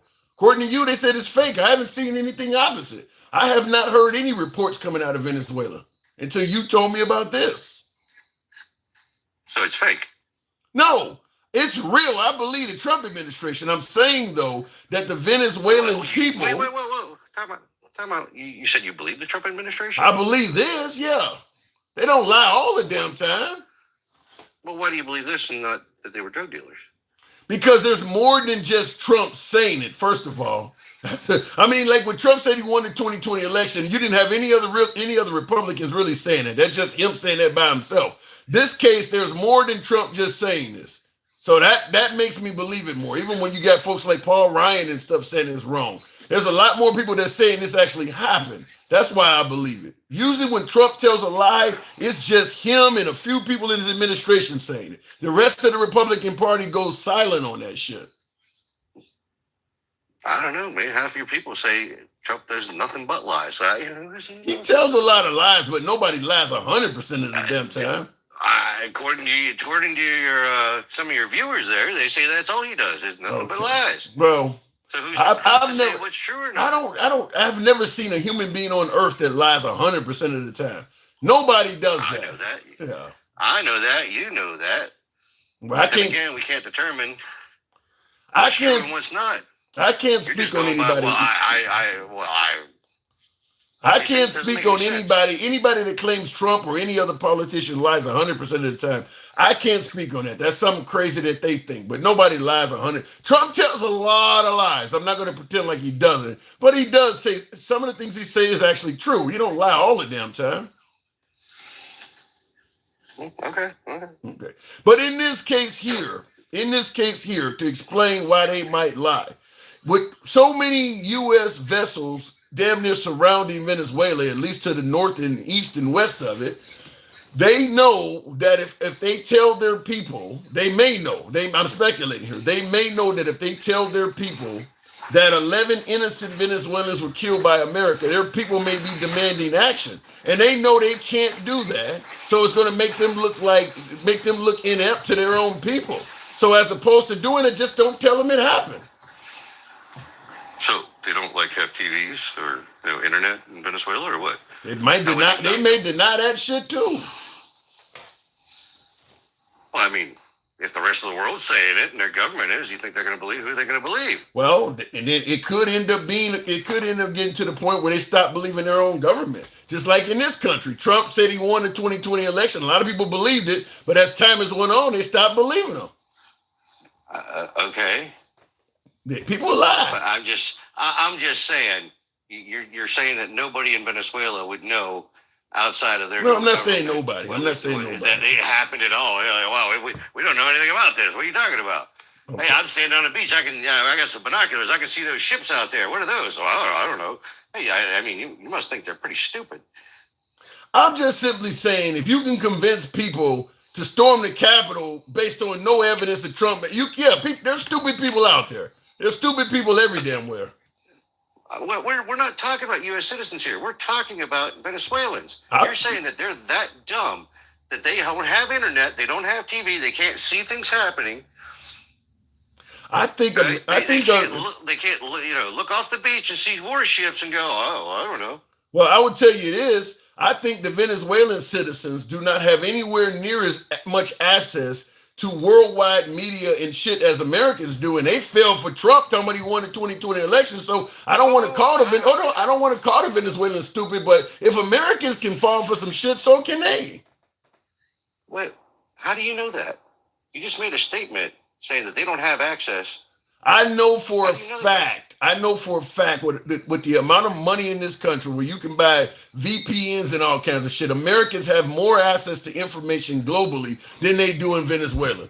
I mean, do they have cable TV and all that in every household like we do? Of course not. We have more access to shit than they do. And we were able to fall for this guy saying he won the 2020 election. So I'm sure the Venezuelans can be tricked too. You're gonna keep going with the 2020 election, 2020 election, 2020 election. Is that all you got, man? You trying to say I think the Venezuelan people? I get where you're coming. Okay, then let's stop there and move on. Then if you get it, let's stop there and move on. What else you got? What else you got? Fourth Amendment rights. It's laughable. Rights. According to you, it's laughable. What's the Fourth Amendment say? What's the Fourth Amendment say? Unwarranted stops, unwarranted searches and seizures. Incorrect. Really? What does it say? Read it. No, tell me. It doesn't say unwarranted. It does not say unwarranted. It says unreasonable. Okay. Race is reasonable? That's unreasonable is far different than unwarranted. So race is reasonable. In that context. No, it ain't no context. Stopping somebody because of their race ain't never in. In what context? Well, but you're always assuming that they're stopping people by race, nothing but. It ain't That's it, race. It's all about race. It ain't got nothing to do with what I assume. That's what the judge ruled, is that they were stopping people by race. Did they say only race? No, they said the only thing, race? No. Everything they gave was bullshit. They gave location, they gave language, they gave job. None of them are a legitimate reason to stop somebody. How do you know? Tell me, when is it reasonable for the cops to stop you based on what you do for a living? Really? I'm asking. Tell me. How many jobs can you have that are paid by cash that you can pay somebody under the table? You can pay somebody under the table to do damn near anything. You got people who pay doctors under the table. Right. So what are you talking about? Can you do that in every industry? Can you do that for a large group of people? You can do it probably in about 80% of the industries in America. If you got enough money, you can find somebody. You can hire cops and pay them under the table if you got enough money. Yeah, just about every industry there is. You can hire politicians and pay them under the table. Yes, just about every industry you can do that. Small businesses, sure. No, we're talking about any business. Yeah, no. Most corporations, you're not going to get a pay under the table job at Walmart or Target or at a corporate grocery store, but a local one maybe. Well, Walmart is not an industry. If you're a clerk, that's the industry. Not working at Walmart is not an industry. You can find plenty of clerk jobs that'll pay you under the table. If you're stocking shelves, there are plenty of stocking shelf jobs where you can get paid under the table. Walmart is not an industry. Okay, well, where do illegals normally work? All over the damn place. Really? What are you getting at? I don't understand. You confuse me. What are you getting at? Because you guys espouse illegals to certain jobs. They're either hanging outside of a Home Depot, or they're picking fruit, because you guys always could. They're always out there picking produce, picking fruit. They're working on farms. So because that's a job that would normally be attributed to illegals. You've said this 1,000 times. They take the jobs that Americans don't want. So if I look at those jobs, right? According to what you that said, ain't reasonable. I get what you're trying to say. That ain't why isn't it reasonable? Because why isn't it reasonable? Because plenty of Americans work a lot of those jobs too. You said they don't. I said Americans don't want it. You know how many Americans work jobs that they don't want to be at? It's all over the. I don't want to go and work tomorrow. You said they work the jobs that Americans don't want. Yeah. Period. And don't take. Well, first of all, that's a liberal talking point. First of all, they take the jobs that Americans won't work. I think what you're doing is you're taking things people say and taking it to the extreme, to 100%. What just like a lot of liberals say that Trump lied. That don't mean he lies 100% of the time. A lot of liberals say that they do jobs no Americans want. That don't mean 100% of them do. There are plenty of them that are doing jobs that Americans would want. And I never said 100% of them. Then what you're saying makes no sense. I'm saying that there are certain jobs out there, especially in California, where you're going to find illegals working more than legals.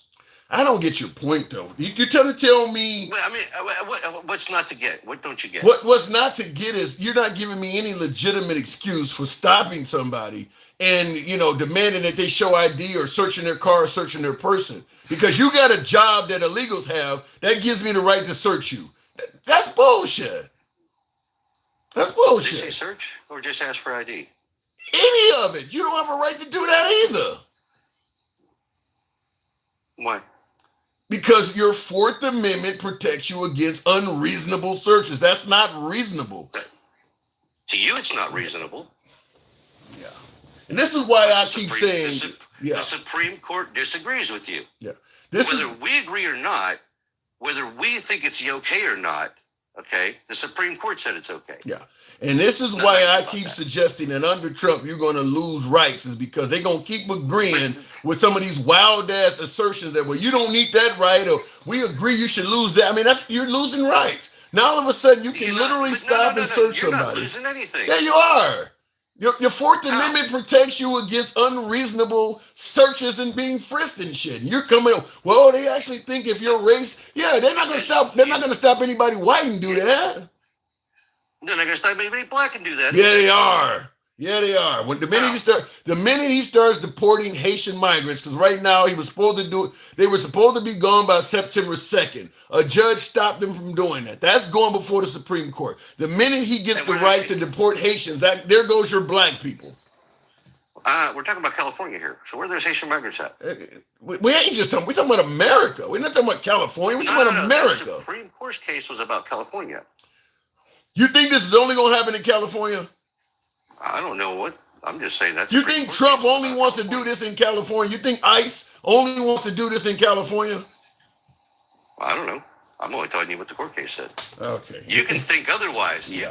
But that's what you do, Tim. You take it to the extreme. I don't have an answer for that. One thing happens, you're like, oh my God, it's everything. You can't keep doing that same shit.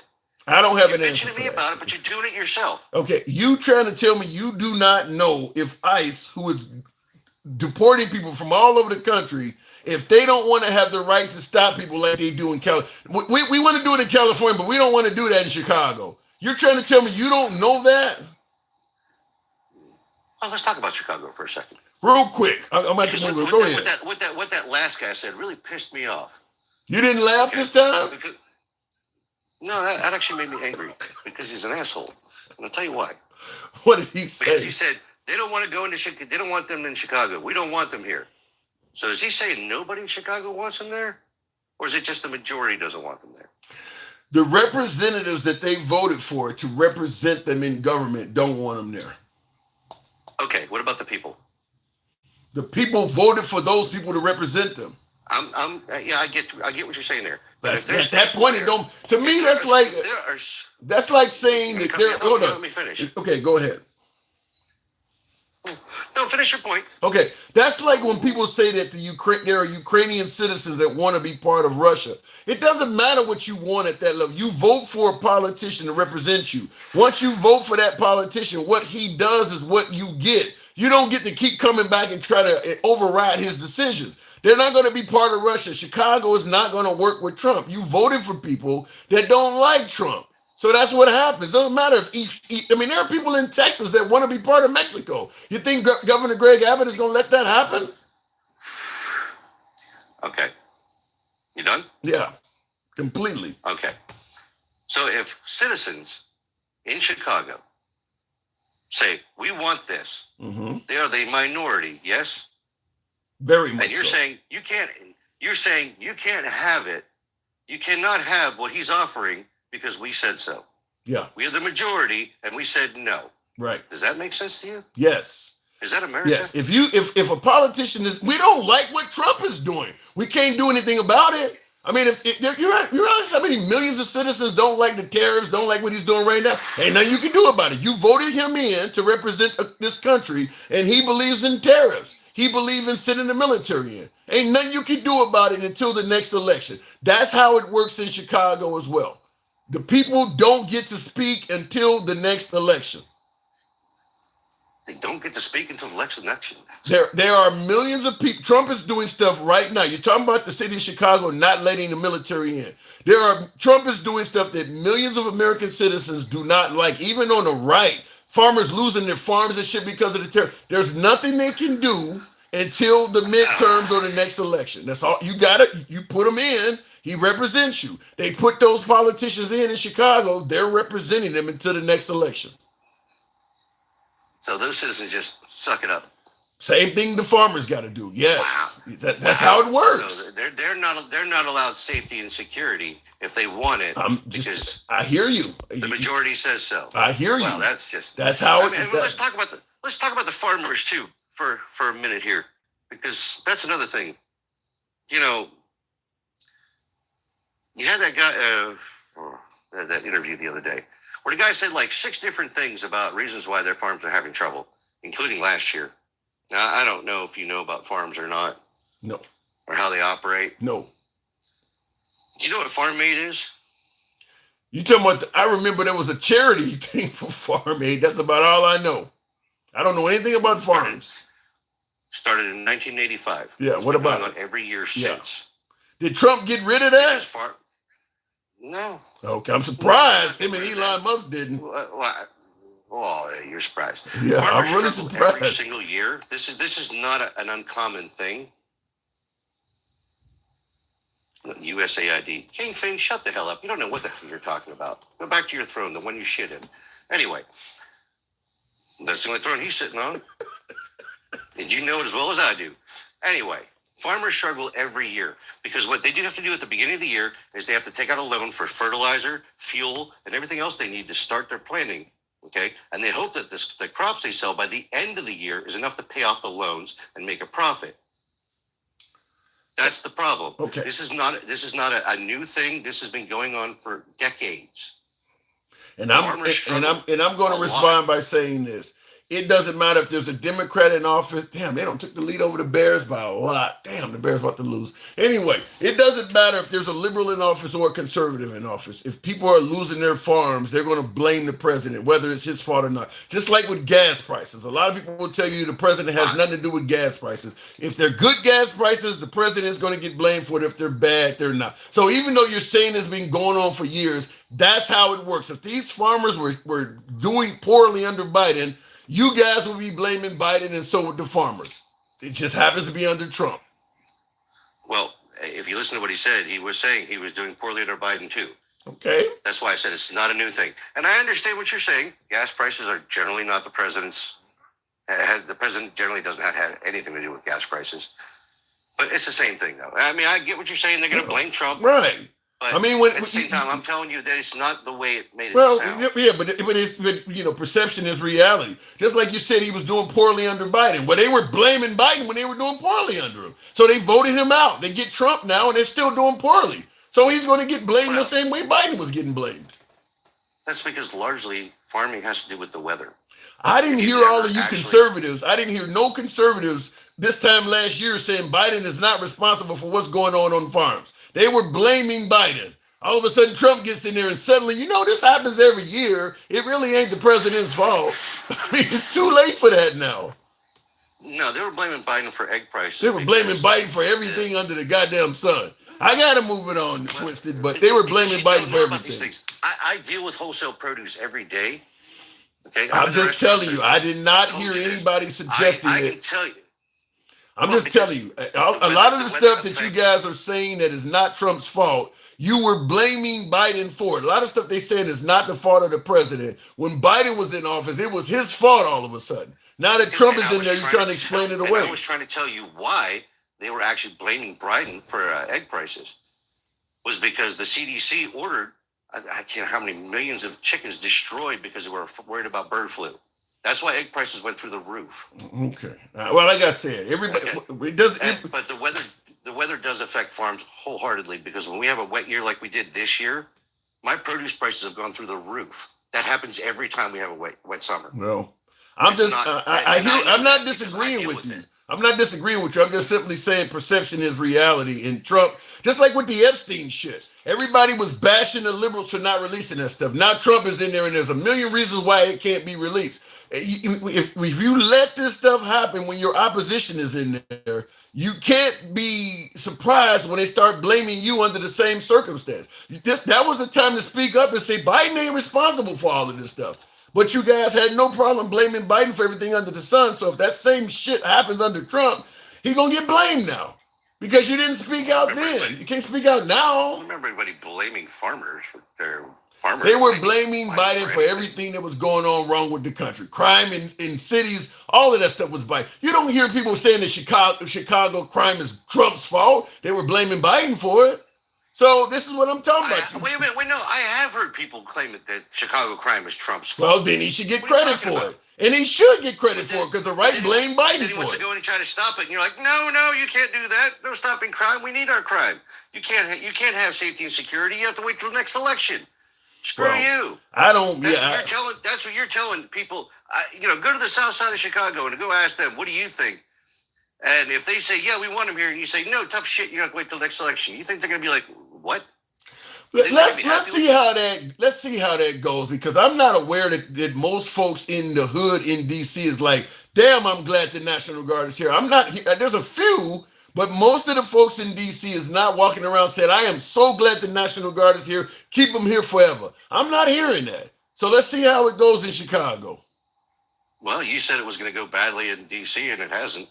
It ain't went good or bad. Because the people just laid low. He ain't stopping crime either, by the way. The criminals are just laying low.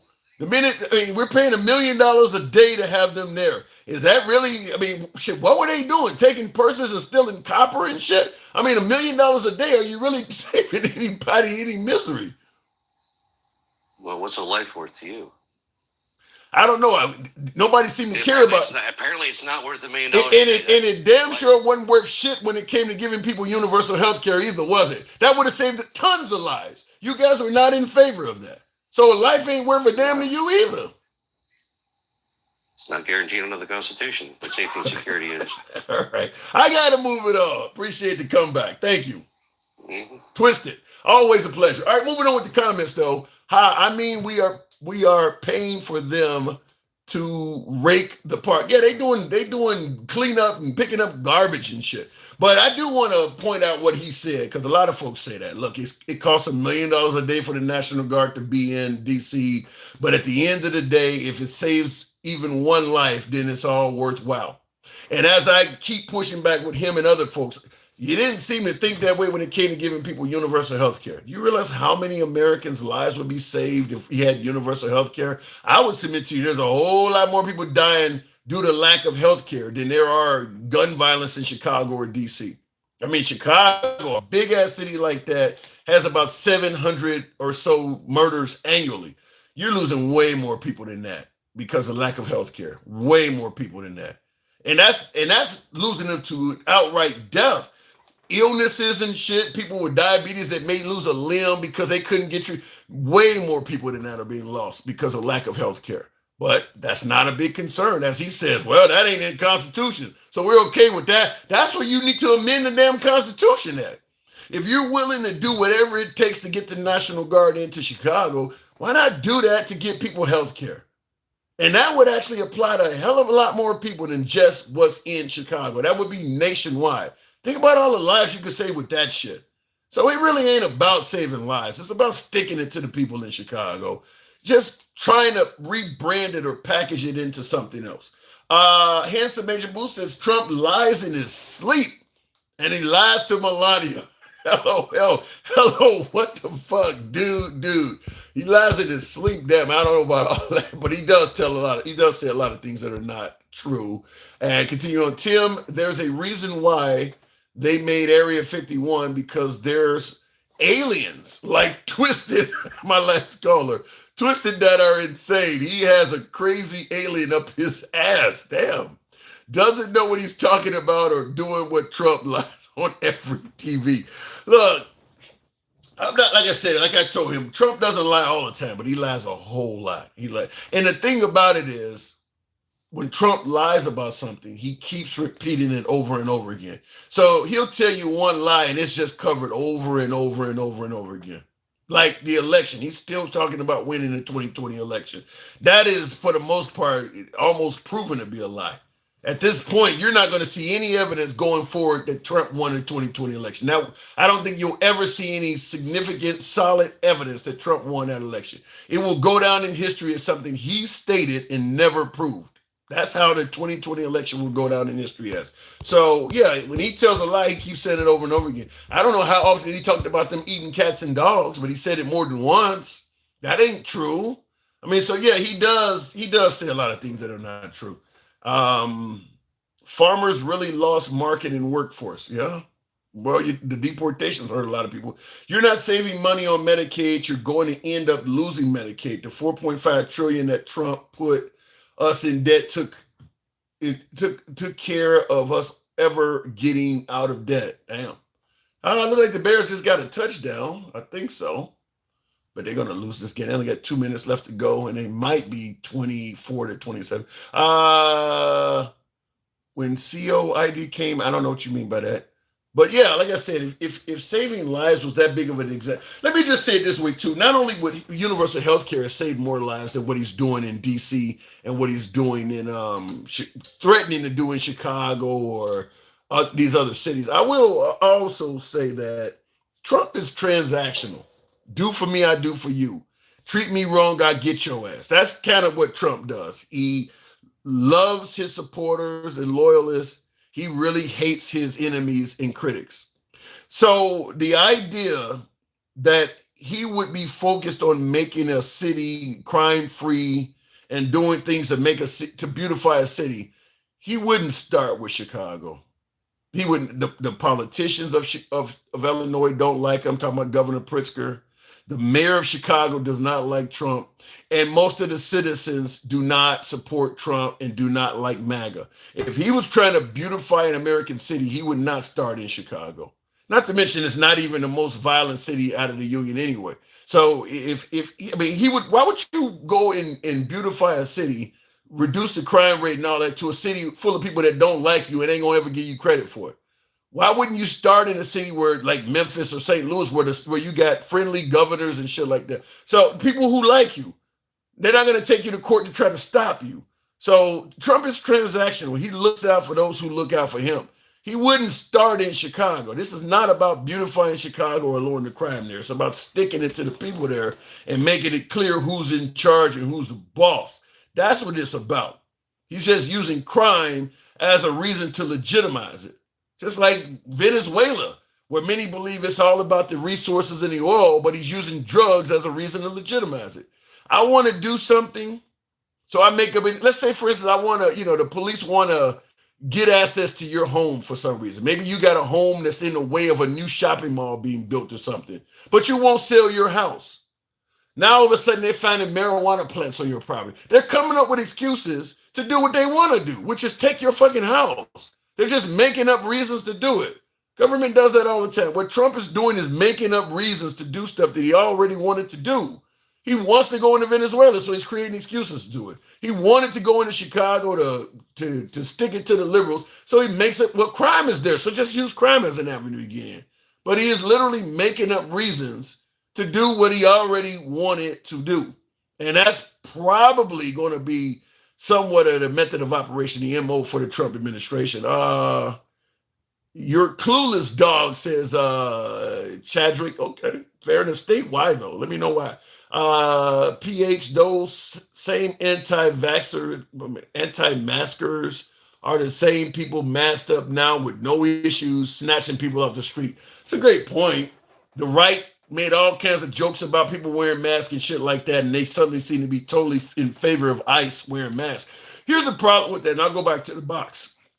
Tap the screen, get your boy up to 110. Thank you, folks, for showing support. Those who are, thank you. I did have a TikTok cap goal. Feel free to show your boy some support. Very low. Doesn't require much. Give your boy a few TikTok taps. It helps out the program. I gotta solicit that every now and then because I don't do it, and it is what it is. But yeah, he's making up excuses to do what he wanted to do anyway, which is go in cities or do, if it comes down to really wanting what Greenland had, he would make up an excuse to go into Greenland. He's just coming up with reasons. JPT Farms. Thank you. Appreciate that. Only 24,000 jobs created. Laughing my ass off. Yeah, his job numbers are terrible. Shouldn't surprise anybody, though. He's been on a firing spree since he became president. So it shouldn't surprise anybody that there's ridiculous job losses. Tamar Bowles, good evening, Tamar. 97,000 federal jobs were cut. Yeah. I mean, if for every one of those federal jobs that were cut, you got trickle down effects. You know, that guy stopped at Starbucks on the way home. He got fired now. He's not going to Starbucks anymore. He stopped off at the gas station once a week. He got fired, so he's not going there. So all them other businesses that those federal employees patronize, they're hurting too. Tamar, good evening. Tamar, are you there? Okay, apparently that caller is not there. I believe we served together. Who are you talking about? Lots of videos of town meetings on YouTube. Yeah, some of the town halls, they've been trying to avoid them because they know they're going to be hostile. The farmers are not doing well. As my last caller tried to suggested that, well, it was happening under Biden as well, whatever. Well, they were blaming Biden. But now Trump promised if you put me in there, things are going to get better. And they're not getting better for a lot of these folks. Before I take my next caller, I did play this earlier. And because we talk about promises made, promises kept. We know Trump talked about ending the war in 24 hours. That didn't happen. And he's talking about lowering groceries and things like that. I don't believe this happened in most parts of the country, even though some folks are claiming their groceries are down. But we're talking about promises made, promises kept. And he's making promises. Price of energy and electricity in half. Ready? 12 months from January 20th to take office on January 20th, your electric bill, including cars, air conditioners, heating, everything, your total electric bill will be 50% less. We're going to cut it in half. And we have it. We have the power to do it because we. So he's saying in 12 months, your light bill and all of that's going to be 50% less. Promises made, promises kept. Just like with the Iraq war in just like ending the Ukraine-Russian war in 24 hours. That promise ain't going to be met. What is January? Like 3 months from now? October, November, December, 4 months from now? That ain't going to be met. Gas prices have went down some. That's the price of gas. That ain't the price you're paying for electric bills at home is went up. So his promise is not going to be met. Now, I will tell you this, chances are MAGA's going to say, well, but gas did come down some. And by the way, gas prices are nowhere near 50% of what they were under Biden. They're nowhere near that fucking cheap. Gas is still hovering around $2.70 to $3 a gallon. It was nowhere near $6 a gallon on average under Biden. So that 50% promise is just wild. That is not going to be met, not even going to be close to being met. But Bill O'Reilly put this out today. I played it at the beginning of the live, and I'll take a few callers after this. But this is O'Reilly. Now, O'Reilly is obviously a long-term friend, not just associate. He claims to be a friend of Trump for 30 plus years. According to a Wall Street Journal poll, have lost faith that hard work leads to success in this country. 1,527 adults in the poll. It's a fair demographic breakdown. First question. The way things are in America, people like you and your family have a good chance of improving your standard of living. Do you agree or disagree? Strongly, someone agree, 25%, low number. Neither agree nor disagree. That means they can't understand a question, 32. Somewhat strongly disagree, 42. So 42% of the people say, look, no matter how hard we work, we're not going to improve. Tough. Second question, which of the best describes your personal financial situation? Comfortable with no major worries, 29%. Adequate, getting by, but not much else, 43. Stress, can barely afford the basics, 19. Falling behind, can't keep up, 9. Okay, next question. I want you to hear. Thinking about your financial situation, how confident are you? This is not much longer, but I want you to hear his analysis at the end of this. Obviously, these numbers are bad, and this is the Wall Street Journal, so this is not some left-wing publication, but I want you to hear Bill O'Reilly's statement at the end of this. It's not but maybe a minute. That you could buy a home if you wanted to. Extremely very confident, 23. Somewhat confident, 20. That's 43% of Americans believe a home is within reach. 56 say can't get the home. Big number. Next question, thinking about your financial situation, how confident are you? You have enough savings for your retirement. Extremely very confident, 20, somewhat, 28. Not very, not confident at all, 52. Final question. You think the American dream, that if you work hard, you'll get ahead, still holds true? 31% say yes. Never held true, 23%. Once held true, but not anymore, 46. Now that poll is bad news for Donald Trump because it reflects on political, non-political people giving up hope somewhat. And what Trump is trying to do is return prosperity, make it easier for people to get a home, a car, a comfortable life, and by changing the way this country does business. That will take time. Okay? These tariffs and all that will take time to drive down oil prices, food prices, all that. Americans are impatient. They are giving up. So if things don't improve, I'd say within the next 6 months, midterms going to be tough. Now that's O'Reilly, who's a big Trump fan, Trump supporter, saying that the midterms, based on these numbers, it's going to be tough for him. Probably why you're seeing them saying, "I want 5, seats in Texas and things like that." They kind of realize that.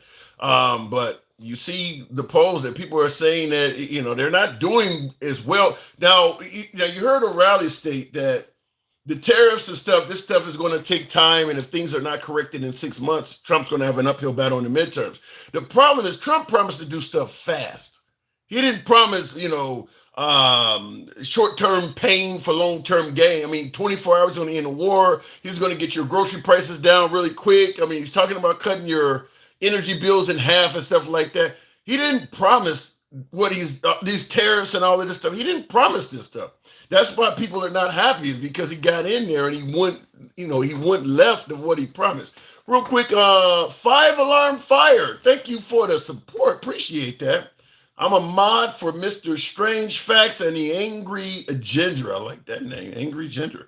Would you mind if I reach out to them and promote your content? Absolutely. Please do. Go for it. Certainly, I go on other programs all the time. So yes, feel free to do so. And thank you. Thank you for that, by the way. So continuing on, Angry Ginger. That's a cute name. The only way Trump wins is if he cheats and bullies. Something, based on what he has done since he became president, I think he's lost support in a lot of categories. I mean, obviously the white male vote is still going to be for Trump stronger than ever. I think he got like 91% of the white male vote. He won the female vote, and he also won the Hispanic male vote. Now, he improved with black males. He did fairly well with Hispanic females. He did terrible with black women, though, like 7% or something like that. My guess is, other than the white male vote, he's probably going to decline. Well, he's not running again, but the midterms are going to be a reflection of his presidency. My guess is, in all the other categories, he's dropped. Maybe minuscule in some areas, could be significant in other areas. I don't know how many white women he lost, for instance. I don't know if it's, because the white women supported Trump. But, in terms of black men, my guess is that's down. I cannot imagine the Hispanic community not being way down. Now that you're talking about it's okay to stop people solely based on their race and their language, if that doesn't have brown written all over it. So my guess is with the Hispanic community, he really has lost votes. But we'll see what happens in the midterms. Going back to the box, though, continuing on with Arshafine. Good evening. Welcome to the program. Midterms are over a year away, Tim. 6 months is just rhetoric. You hope it is. You hope it is. There's no way to know if it's just rhetoric. You got an echo. King fan? What's up? Hey, what's up, man? So what do you think Bill O'Reilly got it right? That the midterms might be an uphill battle if stuff don't turn around? Of course. It's going to be an uphill battle because that roach, it's like that roach you had on before ain't going to be able to do shit about it. That roach can't do nothing about it, man. It's over for him. He know it. The Republicans know it. They all just feel ashamed of what they did now. What are you, who or what are you referring to as a roach? That roach you had on earlier before. Twisted. That motherfucking roach, he only come out in the darkness. He'll stay in the comments not saying shit, but as soon as you give him a chance to speak, You turn the light on, he gets to running and dancing like a motherfucking roach. You can't. Roach. You can't. That's disrespectful, King. Fucking what? Do you think I sit on the throne that I shit on? Okay, so like I said, that roach you had in the comments earlier. Right. I can give less than a damn about people, fam. People like him because he's fake as hell. Okay, he's fake as hell. All of that bullshit he just said about the farmers, it would have helped Trump if he would have kept USID running, because all them farms ran off of motherfucking USID and the contracts they had with the fucking government to supply crops to other countries. But that would have helped. But that roach don't know that. See, but he deal with small businesses all the time. You know, he run a restaurant. Like I said, that roach, or maybe I should say rat. You know, because he probably from New York or something.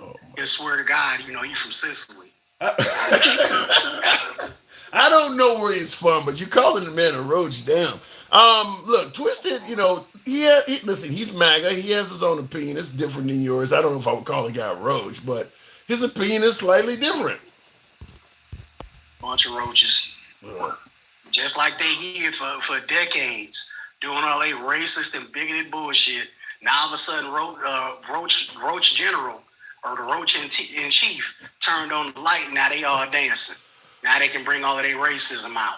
They can be racistly roaches how they want it to be in the first place. I say let them. That way we put a scarlet letter on all of them roaches, and then let them go about their business. But do you think the country? Do you think the country would be better off if people who do harbor racism were allowed to freely speak? You think the country would be better off under that? Yeah, so we can find out who their racist asses is, and we know where them racist motherfuckers is at. Yeah, that's great. Make them wear a scarlet letter. Well, they're not going to wear a scarlet letter, but I don't know if I agree with you on that. There's a difference in between dissenting ideas, different ideas, and just bigoted and racist opinion. I'm not adverse to a person having a different idea than I do. I go through that all of the time. But your racist rhetoric and your horrible fucking ideas, no, I don't think that's okay. What did you hear him say? What did you hear him say that would make you suggest he's racist? What did he say that would make you suggest that he's not? I mean, he favored Trump. I've listened to plenty of things that he said. His ideas sound like they're rooted in racism.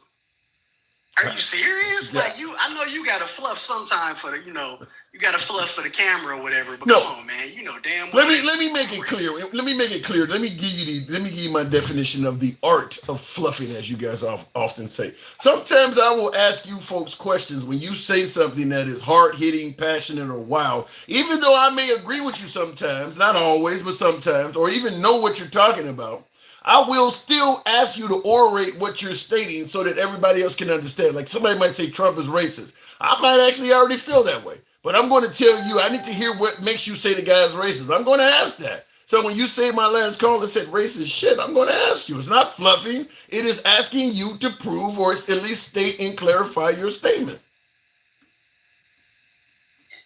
Well, him not giving a shit about black people, him not giving a shit about anybody else but himself, the idea that the shit he says doesn't attend to anything but himself. That's what makes me think he's racist. You believe that Trump? You believe that Trump doesn't? You believe that Trump doesn't give a shit about black people? Oh, Trump don't give a fuck about nobody unless you got money. Trump is a populist. We all know that. Trump don't care about nobody unless you got millions of dollars in your pocket and he can either benefit from it or you can give him some. That's the way he's definitely all about being a profiteer. If you got an opportunity and he can use it for him or to help his ideas, then he'll use you. That's what users do. Otherwise, he don't want that shit to do with you. You've attacked black journalists, calling them the crazy thing is, and what you're saying sounds awful, but you're making it sound like he don't even give a damn about his supporters. He don't. Dude. Do you remember when he said, if you're still talking about the Epstein files and you're still believing that BS, I don't want you as a supporter. You don't want none of your supporters. You don't even want to try to sway them. You don't care. As long as it ain't got nothing to do with the files, right? See what I'm saying? Like, he don't care about that. If he cared about his supporters, he would have looked at the demographics of farmers or ranchers who voted for him in any of those states, and he would have known that it was a bad idea to get rid of USAID or USAID. He would have known that before he started deporting all of these quote unquote illegals, that it would hurt the hospitality industry, that it would hurt small businesses and small farms. He would have known that, wouldn't he? But the thing about it is, I think there are so many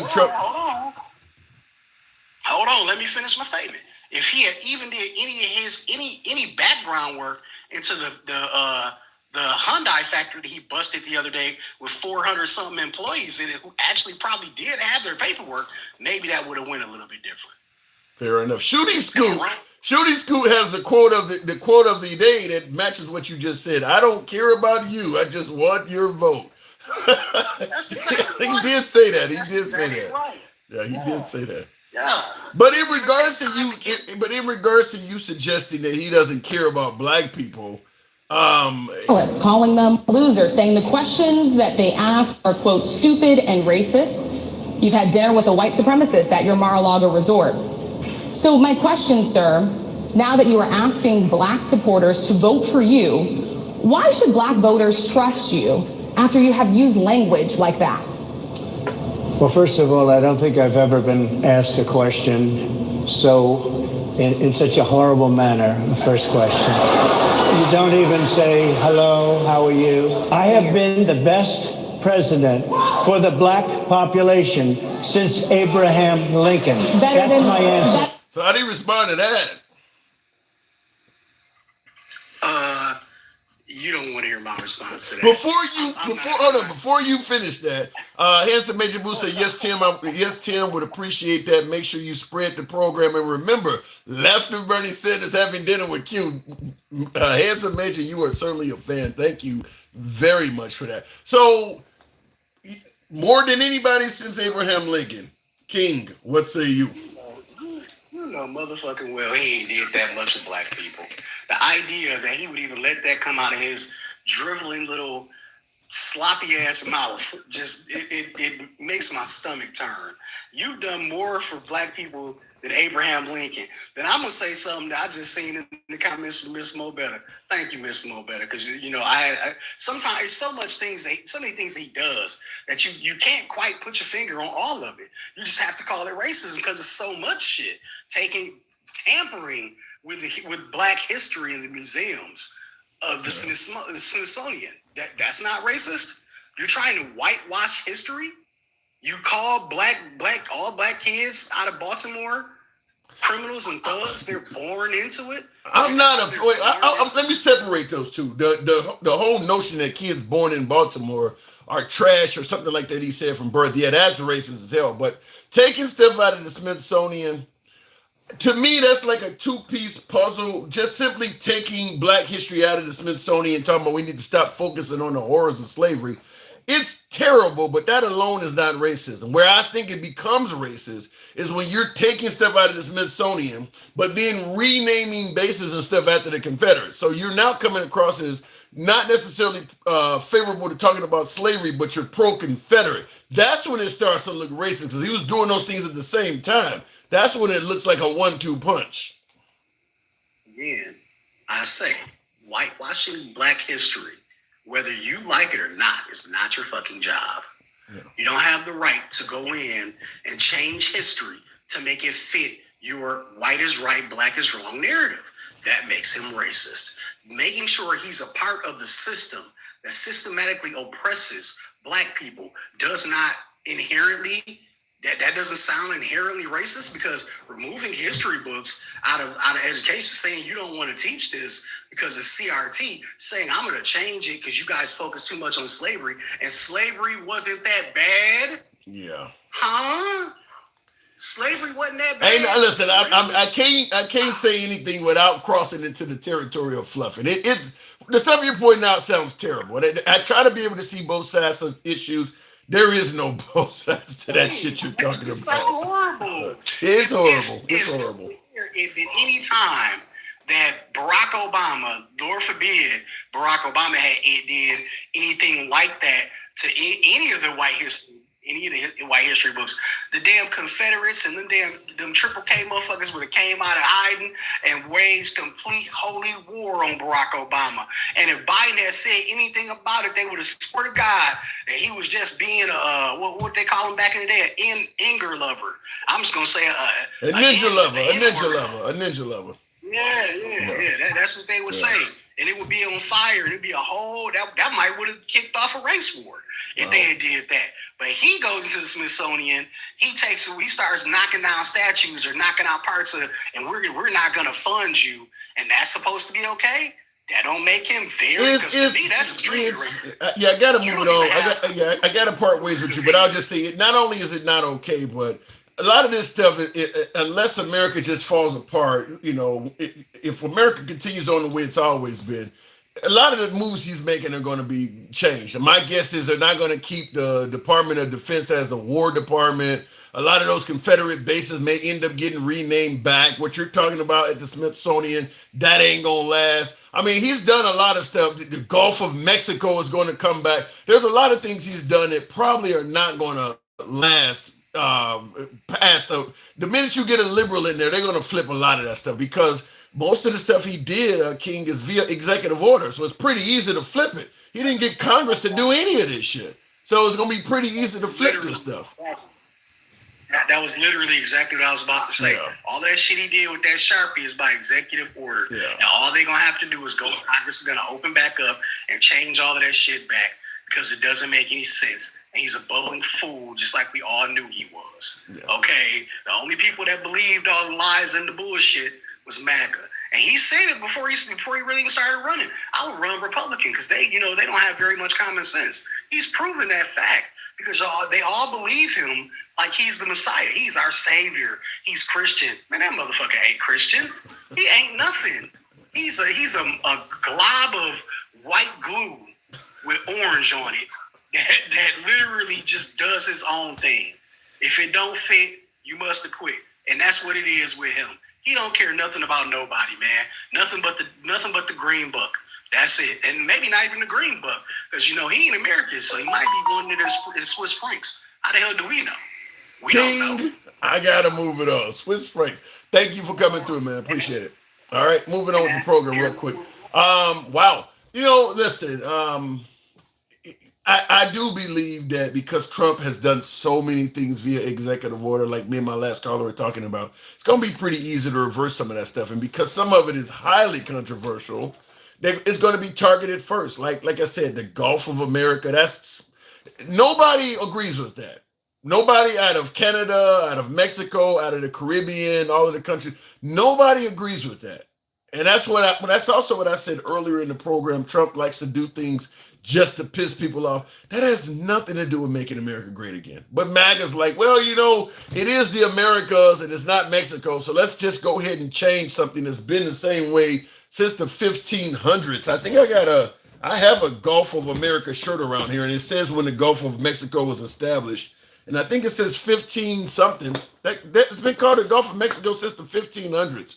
So, and the same thing with the Department of Defense. That's been that way since, probably almost 100 years. Since the 1930s. So, other than just doing that stuff to piss people off, it's going to get changed back. It's if you wanted to make America great again, I don't know why you would start there. To me, if the goal is to cut waste, fraud, and abuse, a lot of that shit is just an exceptional amount of waste. How much money does it cost to change all the signs on the highway and stuff to say Gulf of America versus Gulf of Mexico? Now, the right is like, that's money well spent. That's insane. Same thing with, going from the Department of Defense to the Department of War. All the stationery, all the paperwork, all this stuff's got to change. That's just a waste of fucking money. That's just to change the name of something. Same thing with the Confederate bases. Now, Biden wasted money. I guess some would suggest changing it from the Confederates, but we can look at the notion that naming bases after races is not very popular, but for Trump to rename it back, once again, a ton of money being spent. So I don't, if the goal is cutting waste, fraud, and abuse, spending all this money on renaming shit, I don't see how how that is of any value to the American people. That to me is more just like stroking your ego to show people you can do whatever the hell you want. Ain't nobody, there is no one, ain't nobody, whatever the grammar is for that. No one in America is benefiting by changing from the Department of to Department of War. That's not benefiting any American. That's just, look, I can do it, so I'm going to do it. Same thing with the Smithsonian stuff. What my last caller was talking about. It costs money to do all of that stuff.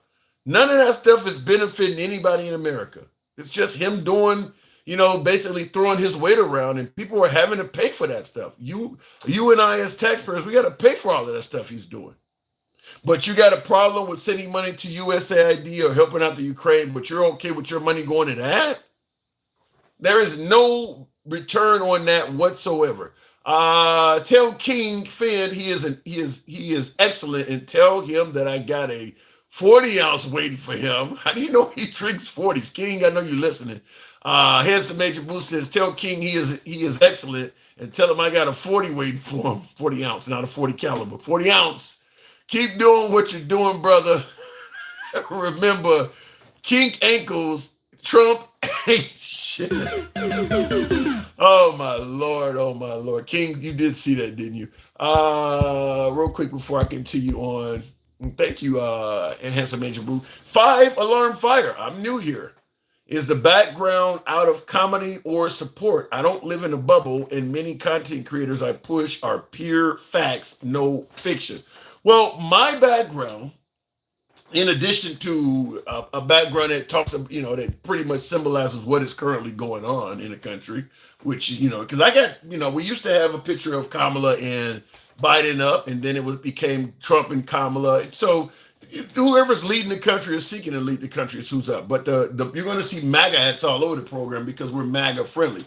I do believe, even though I lean a little bit left of center, I'm not gonna deny that, but I do believe that conservatives, Republicans, and particularly MAGA do not often get a fair shake in the media. A lot of media outlets want to ban and censor them and not let them speak. So you're always going to see the MAGA hat on my program, because here I want you to know the program is MAGA friendly. We don't have to agree, but I will damn sure protect your right to free speech as far as I can. So that's why you see the backdrop. You're going to always see a MAGA hat, because MAGA's welcome here, regardless of what their opinion is, regardless of how they feel, regardless of what they have to say. They will be entitled to say it here without any concern of being blocked, banned, or censored by the host. So you'll always see the MAGA hat. Isn't it odd they keep installing senile old folk to run our country? I'm starting to think they just need a puppet to run the show. Well, they don't think that Trump is old. Well, they think he's old, but they don't see him as senile. And by the way, Trump, actually, his stamina is not bad. I mean, yeah, his ankles are starting to swell up and things like that, but he still can get on camera and talk to the media for 2 or 3 hours. I mean, he comes across stamina-wise as significantly younger than Biden. So they don't see Trump that way. Maybe the folks on the left maybe do, but the folks on the right don't see Trump as being senile. There's no denying he's old. I mean, he's almost 80 years old. There's no denying that. What is odd, though, is that the Trump supporters actually are walking around talking about Trump 2028. So they believe that this guy can be president all the way up to about 87 years of age. That's insane. That is insane. The most open president in y'all lifetime. I don't agree with that, vegan warrior. I don't believe that Trump is the most open president. I think he's the most talkative president, and I like that. But I don't believe he's the most open. The Epstein files, he ain't opening that shit up. He didn't open up his taxes for quite a while. I mean, he's not open. He says what he wants you to hear and how he feels. He'll tell you what's on his mind. But yeah, he's not open. I mean, there's plenty of things he was doing that was not open. Like I said, his taxes, he definitely was trying his best not to release his taxes. That's something that traditionally all presidents have released without any hesitation. He was clearly trying not to let you see what was on his taxes. So I don't want to go into the notion that he's just transparent and open, because he's not. He speaks to the camera quite a bit. That's great, but that don't mean what he's saying is always true. So I think he's really good at, he's a good salesman. I'll say that he's a really good salesman. Best in the business. He can sell ice to an Eskimo. I mean, he's a really good salesman. But that don't mean what the salesman is telling you is always true. It just means he's able to encourage you to purchase it. And then win catching charges for tax evasion. And then wind up he did wind up catching charges for tax evasion. Yeah, he was trying to hide him. My guess is listen, I'm not trying to say the guy's a PDF or whatever, however you guys want to say pedophile, but the way he is gung-ho about not releasing the Epstein files or whatever is related to that, even if he's 100% innocent, you got to understand why people speculate. I mean, just like with his taxes. I mean, even if he's 100% innocent and there's nothing bad in there, why are you fighting to hide this so much? Either something is in the files that make you look bad or guilty, or you know somebody that's in the files that is bad and guilty and you're trying to protect. If you truly are in favor, because he's talking about bringing down crime in Chicago and saving lives, why not help these people out that got raped and all of this shit? Why not look out for them like that? So for some reason, you don't want this information to go on social media and state, stop talking about Epstein when nothing of significance had been released. Why would you do that? So regardless of whether he's got bad stuff in there or not, you can't fault anyone for thinking that based on his actions. He is being incredibly evasive and not wanting that information to get out.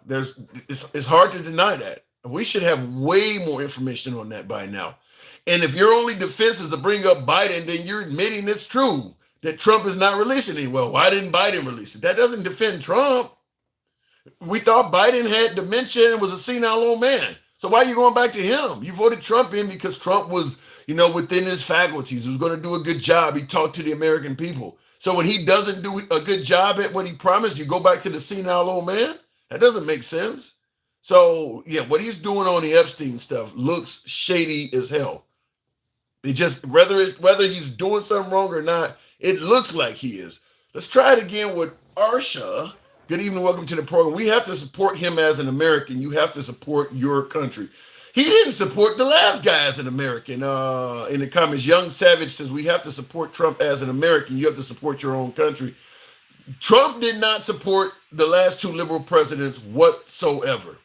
So even though I agree with you, we should support whoever our president is, you can't fault people for not supporting a guy that did not do what you're suggesting.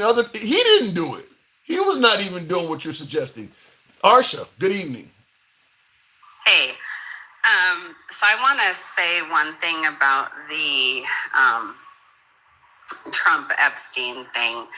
So, when I think it was the Wall Street Journal and Washington Post, one of those papers came out about, Epstein's birthday book and how Donald Trump had a drawing, and he says, I don't even draw, it wasn't me, it's a lie, it's a hoax. Hold on one second. Hold on one second. Hold on, hang on. Handsome Major Boo, you says, Tim, where is my fine ass bitch Arsha? You're listening to her now. Go Arsha. Wait, who said that? Now you want to know, huh? Wait, what? Okay. That's handsome Major Boo. He refers to you as fine ass. He wanted to know where you are. Well, here she is. You're hearing her now. Go Arsha. Okay, thank you. So then today, of course, the Epstein estate released the book and gave it to Congress, and Congress affirmed, yes, in fact, and showed it to the public today. So, number one. And he denied it immediately. He denied that was... Well, in my opinion, okay, I'm a mom. And to all the moms out there, to all the parents out there, if my child or if your child, if you're okay with this kind of behavior, then you're a bad parent. What do you mean? What kind of behavior? Look at the kind of behavior where you lie and you lie and you lie and then finally you get caught in the lie. Because I always tell my kids, just tell the truth the first time. When I ask you, and it won't be as bad. Why can't this man tell the truth the first time? Well, he is a politician, Arsha. Politicians are not known. No. Hold on. Is he not? We're not talking about just one thing. We're talking about a man who is he's a wealthy person. He got $1 billion from his dad. He earned another $500 million from The Apprentice. He pays way too much money for shit. He's always in the hole. Well, But the problem is, Tim, and I don't know if you listened to any of the women that showed up to Congress last week. Yes, or I did. To any I of their did listen interviews. to it. That was compelling testimony.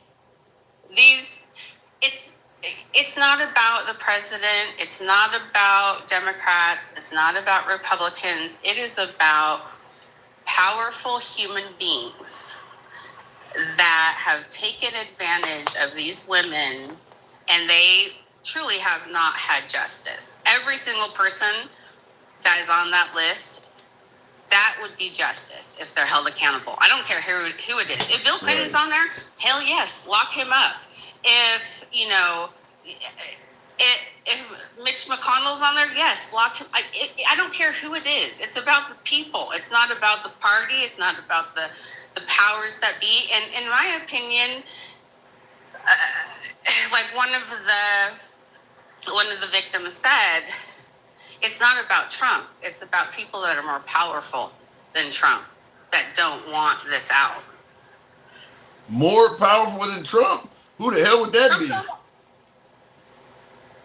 Come on, Tim. There are some rich motherfuckers out there. You really think Trump is one of them? No, he's not. He can't even get a peace talk or a ceasefire in Ukraine. No, there are people out there that are, yes, and I believe the victims.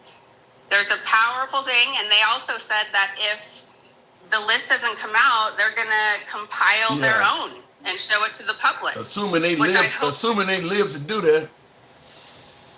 Right. So that's my thing. But what's the other topic? Because that was just my answer to the person. Well, I mean, the Supreme Court gave... What? Sorry, go ahead. The Supreme Court gave Trump a big victory today in regards to going after immigrants. Did you hear about that? I did. They paused they didn't give him a victory. They said for now, which if we've seen some of the things, they come back not necessarily in his favor. Some do come back in his favor, and that's fine. Because that's their job. I don't have to agree with it. But this is a victory, Arsha. This is the Supreme Court. I mean, they can now... It's a victory for now, and a bunch of brown people that look like they don't belong here are going to be stopped and pulled over and detained, and you're going to have to prove... Yeah. And he now, with it being the Supreme Court, he now has the ability to do that for the rest of his term. He can stop brown people. And, well, he really can do it to black people, too. We just know right now we're expecting it to happen to brown people. But as I told Twisted, once he starts deporting all of those Haitian migrants, it's going to spread to black people. Tim, I look more brown than black. I do not want to be walking down any street where ICE is. No, I don't either. I'm so glad I'm out here in Hawaii. Yeah. Do you guys have a lot of it? You don't get illegals out there, I mean, because you're an island. You don't have to deal with that, do you? No, that's not true. So, no, it's not illegals. We have documented workers. Okay. So we have a lot of coffee here on the Big Island. Kona coffee, we have because of all the volcanic soil. So they had an initiative in a lot of these coffee farms to reach out to the Latino community to come over and work on the farms, which they did. Because and this is not a racist thing. This has nothing to do with anything. Most of the landscapers and such here on the islands, or even if you were to look on the mainland, are, people southern of the border and some Latino descent. Not saying that white or Caucasians don't do it, but here it's more like Filipino Samoan, and then Hispanics or Latinos. And so they had them come, legally. They were documented. They had work visas, and ICE came and raided one of the coffee farms and took them all. In Hawaii. Wow, I didn't know that. Damn. Yeah, and it's like, I'm sorry, but I don't know if every American understands this, but none of us that are sitting here have any idea what it is to be a freaking farmer, or let alone an agricultural picker and pruner in a field. And we're not going to figure it out tomorrow. And we're not going to figure it out the next day. And when people figure out, wow, this work is really fucking hard, they're going to go back to their... Yeah. We can't replace these things. And that's a great skill to have. And so I guess what I'm trying to say is, if we're going to deport immigrants because we want to give them back those jobs back to Americans, people, you need to start going to college for agriculture. Screw business. Screw, Well, it could be a case of, just like before we had immigrants, for a time, you had free labor and sharecroppers and things like that. That might be the goal, is to replace the immigrants with, But they were still migrant workers living in worse conditions than they were now. I've seen a migrant farmer. Prisoners. Have you seen a migrant farmer? Yeah, but I'm saying prisoners. You can, as a condition of your sentence, you got to do this shit. There are dog houses that look better than a migrant house. Yeah. It's like a slave. It's like a slave's quarters. Yeah. Are we really trying to go back to that? Maybe. What do you think? What do you think the again means? Make America great. I don't know what we're trying to go back to, but the word again is obviously talking about going back to something. I don't feel great, Tim. Do you feel great? I don't see nothing happening right now that makes me jump up and down and say, "Yay, Trump!" No, I mean, like I said, I don't see where the economy's great. I only see these mass deportations hurting everyday Americans more than helping us. Like I said, if I seen something coming from, he secured the border and protected the integrity of women's sports, but that doesn't make a difference in my life at all. It's an accomplishment for Trump, but yeah, like I said, if I seen something Trump was doing that was really great and was affecting my life positively, I would give him credit for it. I'm not seeing anything though. I'm not seeing anything. And I'll say one other thing. The great thing about federal jobs that have been flourishing for the Black community since the early 80s. It was a way for them to get pensions and get nice jobs and things like that. I want people, any Black American, I don't care if you are African American, male, female, I don't care. I want you to go and look and see what the Black unemployment rate is right now, because 70% of that workforce that was released and fired by Doge were African American. I've heard that. We're now at one of the highest unemployment rates since Trump took office the first time. Yeah. So what I want to say is, how is he making those families great? I don't think people were concerned with those families. Well, if you're Black, I hope you're concerned. Well, let me rephrase it. Let me rephrase it. I think what's happening is that everybody was for the people who were for Trump. Everybody was for President Trump under the guise that, that might be bad or that might be bad. We need to do this to make America great, but do it to them. People were voting in favor of Trump doing a bunch of things because they never thought that stuff would happen to them. And that's the problem, is a whole lot of people are starting to find out, no, it's going to happen to you too. If all of the Americans where this stuff is happening to, like the federal employees that got fired and the immigrants, like the Cubanos and the Venezuelans that supported Trump and now their family, if all of those folks knew ahead of time, no, he means you too, I don't think he would have won. Right.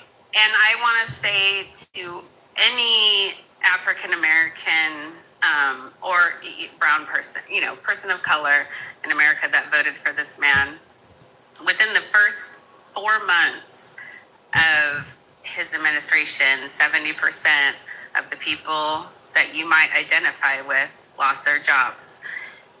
Not only that, but look who he has fired. not because they've done anything wrong, but they all happen to be either women or women of color. Or gay, or the LGBTQ community. Yeah. Or whatever. Yeah. And, you know, if you're going to actually still be like, yeah, you know, as a bro, like as an African-American male, if you still stand, he's not helping our community. He's trying to erase our history. Well, the love for President Trump, and I talk to Black MAGA often. Black MAGA is still very happy with Trump. I talk to them all the time. I haven't seen many of them waver at all. Black MAGA really thinks he's still doing a good job. So, well, they're stupid. That's all I got to say. All right, Arsha, but that is our president. Listen, at the end of the day, we all have our cross to bear. And eventually, you're going to have to choose the right way. And sometimes you're not going to have the same friends. And that's okay. So out there, people, do what's right. Well said, Arsha. Thank you for coming through. Yeah. All right. Appreciate it. In Hawaii, I need to be in Hawaii where she's at. Looking in the conversation, Miss Handsome Asian Boo says the Epstein files that came out to speak, or the Epstein women, better, the Epstein files women that came out to speak, they should do that for P. Diddy.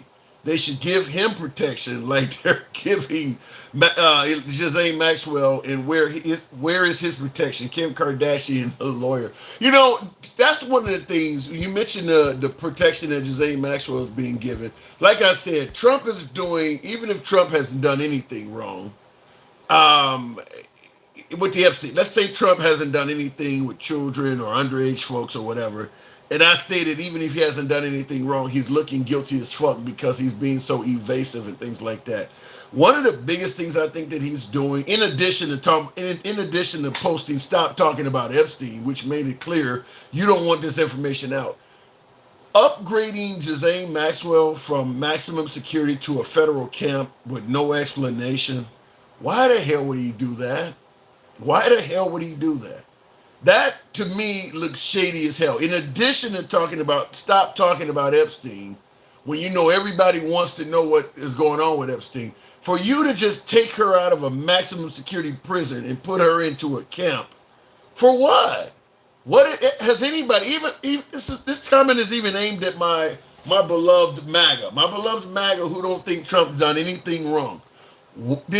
Have you heard any reason whatsoever for why he took her out of maximum security and put her in a camp? Has anyone heard any reason for why they did that? Because that's pretty fucking suspect. Not to mention when he was asked if he would pardon her, his response was, I haven't thought about it, but I could. Whatever happened to, hell no, this is a serial pedophile. I would never think about doing something like that. You're on TV talking about crime in places like DC. You're talking about this Ukrainian refugee that got stabbed on a commuter train by this gentleman on my screen, but you can't even answer whether you would pardon a serial pedophile or not. I'm just simply saying, I'm not accusing him of doing anything wrong, but it looks shady as hell, the stuff he's doing. How did this? And then when asked about everything I don't know anything about it. They're doing this on their own. Does anybody believe that? Trump is totally in control of his Justice Department. You think that guy would go and interview Ghislaine Maxwell and Trump is totally uninvolved, don't know anything about it at all? Just upgrade her from maximum security to a camp and he ain't got no part in it, nothing. He hasn't made any phone calls and said, what did she say? Did she implicate me? He did none of that. I mean, this is why I say when folks say that, well, he's being transparent. No, he's lying on that stuff. Some of that stuff is obviously not true. Obviously not true. Trump uses his Justice Department like they're his own personal lawyers. There's no way in hell that them folks are going in there interviewing him. Not to mention he sent his own former lawyer in there to interview her. And yet he's going to respond, well, I don't know what came out of it. I didn't have nothing to do with it. It's just making up stuff. So, like I say, regardless of whether you think he did anything or not, if you don't see that as looking shady, and I see in the comments, Lorene Jewett says, God bless President Trump. Well, perhaps But that ain't got nothing to do with whether he abused children or not. That ain't got nothing to do with that. It makes no sense whatsoever that he's being so shady on the Epstein stuff. And obviously, folks like Cash Patel and Dan Bongino, they don't change their tune completely. They were all gung-ho about getting this stuff. He gave them cabinet positions and just oozed all of that eagerness out of them. I lost my jobs. I lost my jobs, plural, under Biden, says Zero. Well, here's the difference, though. If you lost your job under Biden, it's because of, I suppose you're blaming him for poor economic performance, and that cost you your job. If you lost your job under Trump, it may be because he fired you directly. That's a big difference. That's a big difference because Biden didn't intend for the economy to get fucked up. Maybe he made bad decisions and it happened. Trump intended to fire you. So it's a big difference. If you get fired under Trump as opposed to getting fired under Biden, that's a big difference. He intended to fire you. Not only that, but then he sent letters to these people by way of Elon Musk suggesting that they got fired for performance, and many of them never even had a performance review. Just made up some shit and fired them. Just made up some shit. And I see Cal says, shut the fuck up. Shut the hell up. STHU. I haven't seen that one before. He saw the problems and wants to correct the issues. So is he correcting the issues by sending Ghislaine Maxwell to minimum security? Is that what he's doing? Okay, he sent a serial pedophile to minimum security, a camp, did not explain to anybody why he did that. So far, nothing of value, literally nothing of value, has come out of the interview he gave with her. Why did she get upgraded like that? Is that not something to ask questions about? Is that Trump derangement syndrome to ask why the hell did you upgrade this serial pedophile? Has he stated, have you seen any indication that anything of value came out of that interview with her? Why is she in minimum security? Why is that? Or is that wrong to ask that? You Democrats make shit up all the time. He never messed with kids. The Democrats made the Epstein files a grenade. They took out what they needed and altered it. Okay, look, Timothy Langham says, you Democrats make shit up all the time. He concludes by saying he never messed with kids. The Democrats made the Epstein files a grenade. They took out what they needed and altered it. You're skipping over a bunch of things. First of all, there's a whole lot of Republicans that were all over the Epstein file stuff before Trump became president. So it wasn't. In fact, this time last year, most of the people talking about the Epstein files were Republicans. This time last year, before Biden left office, your Dan Bonginos, your Cass Patels, your Megyn Kellys, your Candace Owens, your Ben Shapiro, most of the folks talking about the Epstein list lean right. So your idea that the Democrats made it a grenade doesn't resonate with reality. You think about this time last year. How many Democrats you heard talking about the Epstein files? They were certainly being mentioned. Everybody from Tom Hanks to Oprah Winfrey were on the list. You guys were saying all of that shit. You were coming on the program talking about it. Tom Hanks was on it. Will Smith was on it. Obviously, Bill Clinton. It was a list full of liberals. That's what you guys were saying this time last year. Trump gets in office and suddenly it's time to stop talking about it. So, no, it ain't the Democrats ain't the ones that made it a grenade. The right is the ones that brought it up. And then when Trump got in there and started acting shaky, the Democrats piled on. Once Trump became president and he reneged on what folks thought was his promise to release the files, the Democrats saw the opportunity, and then that's when they made it a grenade. But the right was the ones that originally pulled the pin on that shit. The Democrats just seized on the opportunity. And the right would do the same thing if everything was in reverse. If Bill Clinton was coming to office and it was acting like Trump, the right would be piling on him as well. That's just how politics work. Trump created that opening by acting the way he's acted.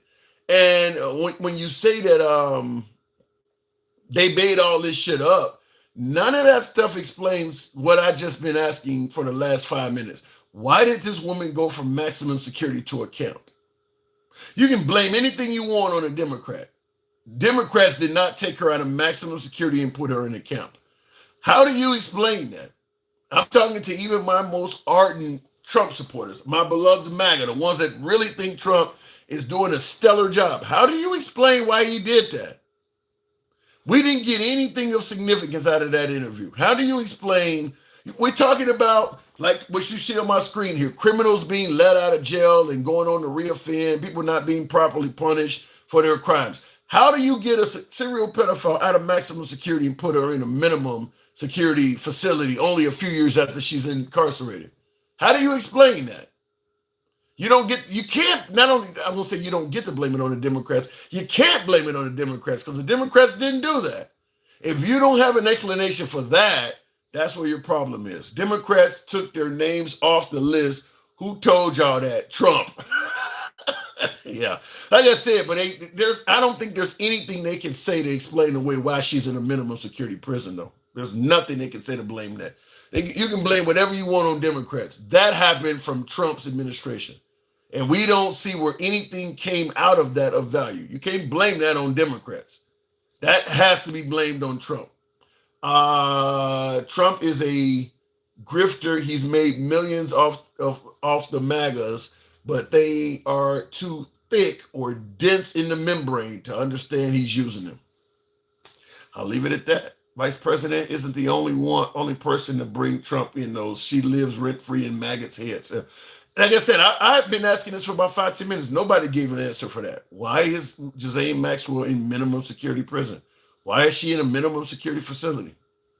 If you don't have an answer for that, it is what it is. Anyway, I do appreciate the 140,000. I do got to step away real quick before I do the Lewis. They can't give a reason, Tim. No, they can't. No, they can't. That looks like a quid pro quo. She got put in minimum security for some reason. That didn't just happen for nothing. Lewis, good evening. I think we lost Lewis to sleep time. Why were the Tate brothers brought back to the U.S. and freed? I don't know. I know who you're talking about. I don't know what's behind that. But like I said, why is Ghislaine Maxwell sitting in minimum security when we got nothing out of that? Nothing. She is helping Trump. Yeah, she's helping Trump, Jen. I bet she is helping Trump. And Trump can't tell you how she's helping him because then she would be actually convicting him. It's your boy, Tim, the handsome liberal. I appreciate the 140,000. We don't block, ban, or censor anyone for their commentary. It's a rough show sometimes. I know the right don't like to hear Trump criticized, same way the left don't always like to hear folks on the left criticize, but right now we have a right-wing president, so most of the attention is going to go in that direction. So if you favor dialogue like this from all sides of the aisle, what do I always say? Follow the program if you're watching on Clapper or TikTok. Give your boy a sub if you're watching on YouTube. We're here most weekdays, Monday through Friday. By the way, I've been working on getting another camera to get this up, but we are on Rumble, X, and Truth Social. I want to start doing live streams on either Truth or X. Rumble, I'm not a big fan of. Rumble also leans right, but I don't think anybody uses that shit that much anymore. Somebody let me know if you use Rumble at all. But there's plenty of MAGA on X and Truth Social. So I do want to start doing live streams, probably on X, for the simple fact that I think the censorship coming from the Trump administration is pretty strong. I don't think Trump tolerates criticism very much. So I do believe if I were to do live streams on Truth Social, I might start encountering problems. I appreciate the hat and mustache. Somebody showing your boy some love. Help me reach that goal. Thank you there, Daniel. Appreciate that. Not hat and mustache, but the TikTok cap. Thank you there. Appreciate that, Daniel. All right. I only had a small goal up there, but thanks some of you folks that show your boy some love. Tim, I can tell you it goes deep with Ghislaine Maxwell, just like P. Diddy has. It's plain and simple to the dark web. I'm sure it goes deep, but to reward her out in the open like Trump did, Jesus. I mean, he ain't even hide it. I mean, he gave her a huge reward out in the open. I mean, you couldn't have snuck some money on her books or something. I mean, you paid her in front of everybody. Everybody knows she's in minimum security. You didn't take her from maximum to medium. You went all the way to a camp. I mean, she basically is like at a college dormitory now. I mean, you paid her out in the fucking open. And MAGA's like totally silent on that. And MAGA's not really complaining about that at all. I don't know why. Because they were the main ones complaining about children being abused. And when they thought Tom Hanks and Oprah Winfrey and Hillary Clinton and all them were on the list, they were gung-ho about getting to the bottom of it. Trump pops up and rewards the pedophile, and suddenly they're silent. Well, why didn't Biden release it all of a sudden now?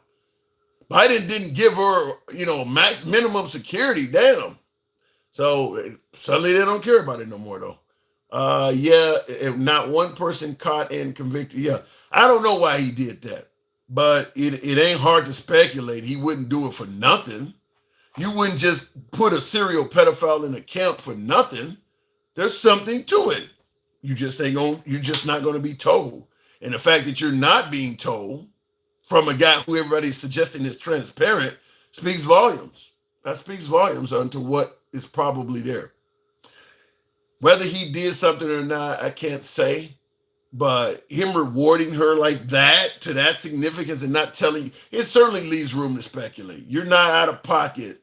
You're not, that ain't derangement syndrome to speculate that there is something there for him to do that. He didn't do it out of the kindness of his heart. So there's probably something there. I'm not saying he did it, but he might know somebody that is on that list. See, Osby, thank you for the TikTok cap. Appreciate that. Me and my group, we going in circles. Okay, I don't know what he's protecting his friends on it. Yes, either he himself violated children or he knows someone that did and he's protecting them. One or the other. It's one or the other. You wouldn't put her in minimum security for no reason at all. And that whole notion that the government just did it on its own and you don't know nothing about it, that's a flat out lie that nobody is believing. Nobody's believing that. His Department of Justice, using one of his own former lawyers, that's decided to put this woman in minimum security, and he ain't got nothing to do with it, don't know nothing about it, ain't talked to nobody. I mean, some of the lies he tell are not even elementary. Like, is there anybody, even his supporters, anybody believe that? Even his supporters are like, no, I don't believe it. So why protect her, but not the victims? No, because the victims may be victims of him too. Charlie says, so why protect Jazane, but not the victims, no survivors, not the victim survivors? Well, because maybe he don't care about the victims. I mean, if the victims are trying to suggest that he was part of it or his friends were part of it, he don't care about them. Just like he don't care about E. Jean Carroll or anybody else that's claiming he victimized them. He don't care about them. Minimum security might be more dangerous for her. Prisoners don't like, minimum security ain't more dangerous than maximum security. And by the way, the goal of what he was doing, listen, nobody gives a shit about the quality or comfort for a pedo. He seemed to have done it. I don't know why. But now you don't take somebody at a maximum security, put them in a minimum security camp and claim that that's more dangerous. You get a lot of freedom in minimum security camps. And also, while I agree nobody likes pedos, the freedoms you get in minimum security are not something you want to fuck up. You don't want to get in ridiculous fights and skirmishes and have them bump your ass up to medium or maximum security. You get a lot of freedoms in minimum security. They not trying to get in drama in minimum security. That's a Martha Stewart type shit. I mean, that's just like a dorm. You ain't trying to fuck that up to attack a pedophile and have them bump you up to maximum security. They ain't fucking that up like that.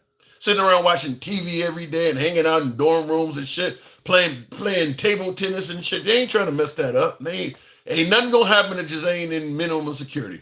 Ain't nobody trying to mess that ride up. He said, you know why? Yeah, I tend to think I do know why, but it is what it is. Minimum or maximum, she's in PC regardless. Whatever, but the freedoms you get in being in minimum security is shit to some people is not actually that bad. It's not, I mean, like I said, you may have your own TV and radio, all the books you want. You got freedom to move around, walk around outside on the yard. I mean, you got a lot of freedoms. It's like being locked on a college campus. It's a big difference between minimum security and maximum security. Your ass might not even come outside but an hour a day or something like that. It's a Big difference, big difference. He really upgraded the quality of her life. There's no denying that. Anyhow, I do got to step away. I appreciate 140. Wow. Thank you, folks. Thank you for tapping the screen. Thank you for you folks who have followed. And certainly for those who have subscribed on YouTube. I will see you folks tomorrow. Unfortunately, I have a day job just like every damn body else. You guys take care. Stay safe. Catch you on the next show. It's your boy Tim, the handsome liberal.